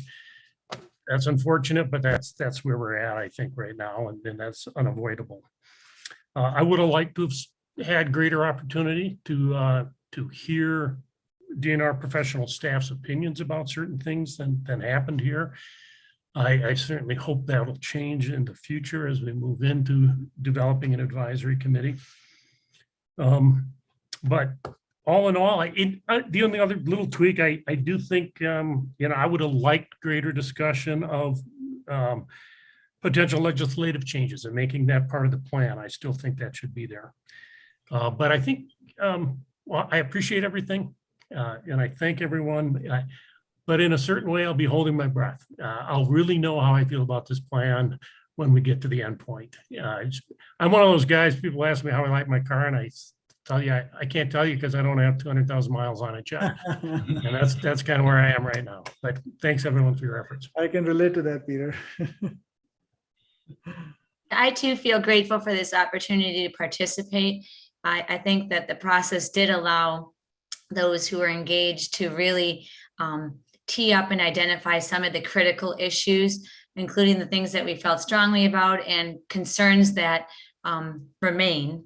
And as Peter has rightly pointed to once again, we'll see how this goes with the process. I really would underscore the importance of transparency so we understand how this information has been folded into the plan. I also am hoping that there will be more attention, if possible, paid to a social science, whether there could be incorporated as part of this plan's development ideally, or a commitment to do so, as many have suggested. And again, as Peter had stated regarding recommendations for legislative changes, that is a customary thing to include in advisory group reports, ways to improve the existing statutory regimen, et cetera. I know that it was implied in a number of places, but that would be ideal if DNR themselves could identify and glean from these statements places where there could be improvements and certain issues, and perhaps turn it back to this committee to amplify on that. But overall, appreciate how productive and how everyone was able to interact respectfully with one another. So thank you. Thank you, Jody. I This is Eric Olson Jody. from Oh, the- Eric, sorry, Eric. I didn't see. That's all right. This is Eric Olson representing Timberwolf Alliance. I just wanted to real quickly say thanks again to everybody for participating in this process, and thank you especially to Randy and Raj for hosting it. I agree with what was said earlier about I think there's some benefits to having a independent third party facilitator to some of these kind of conversations. I appreciate the adaptability and opening more of the meetings up to open discussion. I know that wasn't originally the intention, and I appreciate you guys being adaptive and changing on the fly. So I want to acknowledge that. I would have liked to see a little bit more, but you guys did what you could within the time frame you had set. So appreciate that. Thanks. Eric, thank you for that comment. A very quick response to that. We felt, Randy and I talked quite a bit about it. We felt we had a lot of content in, already created by the committee. That's why we were able to create that extra time for open discussion. We always wanted to, but there was also this concern about how much will we be able to get done. So again, credit goes to the committee for doing the work very rapidly, making sure that you provided your input in a very timely manner, complete manner through pre-works. So thank you. Megan, you were saying something you had started earlier. Oh, sorry. And I apologize, Eric. I didn't see your hand raised there. I wanted to echo a few other people had mentioned. I think everybody's mentioned that it was nice to see a more diverse group represented on this committee. I know our supporters in Wisconsin were happy to see that there were a few different types of groups on the committee and have their voices heard as well. I do appreciate, Raj, the work that you've done. The homework was a lot, but I feel the process was worth it. But I also feel that I think the timing and I know during the summer a lot of our farmers and the tribes with the wild rice harvest, it can be a lot. I think the amount of time that we kind of crunched all of these meetings into could have been extended a little bit, but I do appreciate being in the room with everybody and being able to have discussions. And I'm sure I'll have more thoughts later and wouldn't mind providing some more feedback, but I do want to thank everyone for their participation and for inviting us to be included in this. So. Thank you, Megan. Jim, you had your hand up. Yeah, I just want to also share my gratitude for other folks on the committee for sharing your perspectives, and also to Raj and Randy and other folks in the DNR. One thing this experience has really reminded me is how much things change. If you look at what our population goal as a number for wolves is or should be, if you checked on that number in 1960, the answer would have been 0. The population goal is just one thing that changes. Our scientific understanding of wolves and how they inhabit the landscape changes. The footprint of the dairy industry in Wisconsin is changing. People's attitudes and where they live and how they think about hunting, those are all things that are changing. And the really daunting task that's now in the hands of Randy and his colleagues at the DNR is to figure out how to translate all those changes into a policy that reflects where we are as a state. And so I just want to acknowledge what a large task it is. And thank you all for letting us be a part of it. Thank you. Adrian, your hand was up next. Yes, adding to what others have said, thank you, Raj. Thank you, Randy, for this. Seems like a very thorough, extensive process. You kept us moving along in a good time and everything. And I saw there's some heated discussions at times, but kept everything under control. I thought this seemed like a good process. As with Peter, I guess I would like to see some legislative changes eventually, and would like to see that as part of a plan. But I think, I guess for a time being, recognize that's not going to be part of this planning effort. But appreciate the efforts that were done here and opportunity. I think all of us had a chance to say what we wanted to say and get a chance to talk about all of our concerns. So seemed like a very good process, seemed like a very civil process. I appreciated discussions, and thank you for doing this. Thank you, On Adrian. behalf of Wisconsin Green Fire. Thank you. Abby, you're next. Hi, I just want to focus on the timeline we had for doing this work. I agree with Megan that it was pretty intense squeezing this in this summer for biologists who are working a lot more in the field, and just the timing overall with COVID still having these ripple effects, especially with tribes and what's been on our plates in addition to everything that's been going on with wolves. And that's why back in the winter of 2020, we hosted the Mashkazadbi Mayingan Symposium. We were trying to bring together people to start proactively having these conversations because we knew that wolves were going to be delisted. And so now we're in the situation where our plan dates back to 99. So hopefully it won't be as intense of a process for the next update, and the next update won't take multiple decades. So it's just kind of the situation we inherited with the 2015 plan to never coming to fruition. But yeah, just the timeline we had between meetings and getting pre-work done, and then the long length of the meetings was difficult. And I also echo everyone's appreciation for one another putting this time in. I just know for a lot of us, it required a lot of personal and professional sacrifices. And I also, like others have mentioned, look forward to see how all of this work will be incorporated and what other avenues the Wisconsin DNR will be getting their input for this plan update. Abby, thank you so much for your feedback and for your comments, and everyone.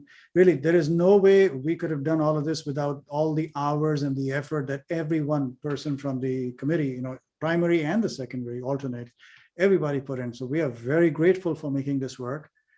Randy and I were just helping coordinate, but you did all the heavy lifting, and we appreciate that. I don't think we had a lot of flexibility about timing and so on, but this is great feedback that you have shared.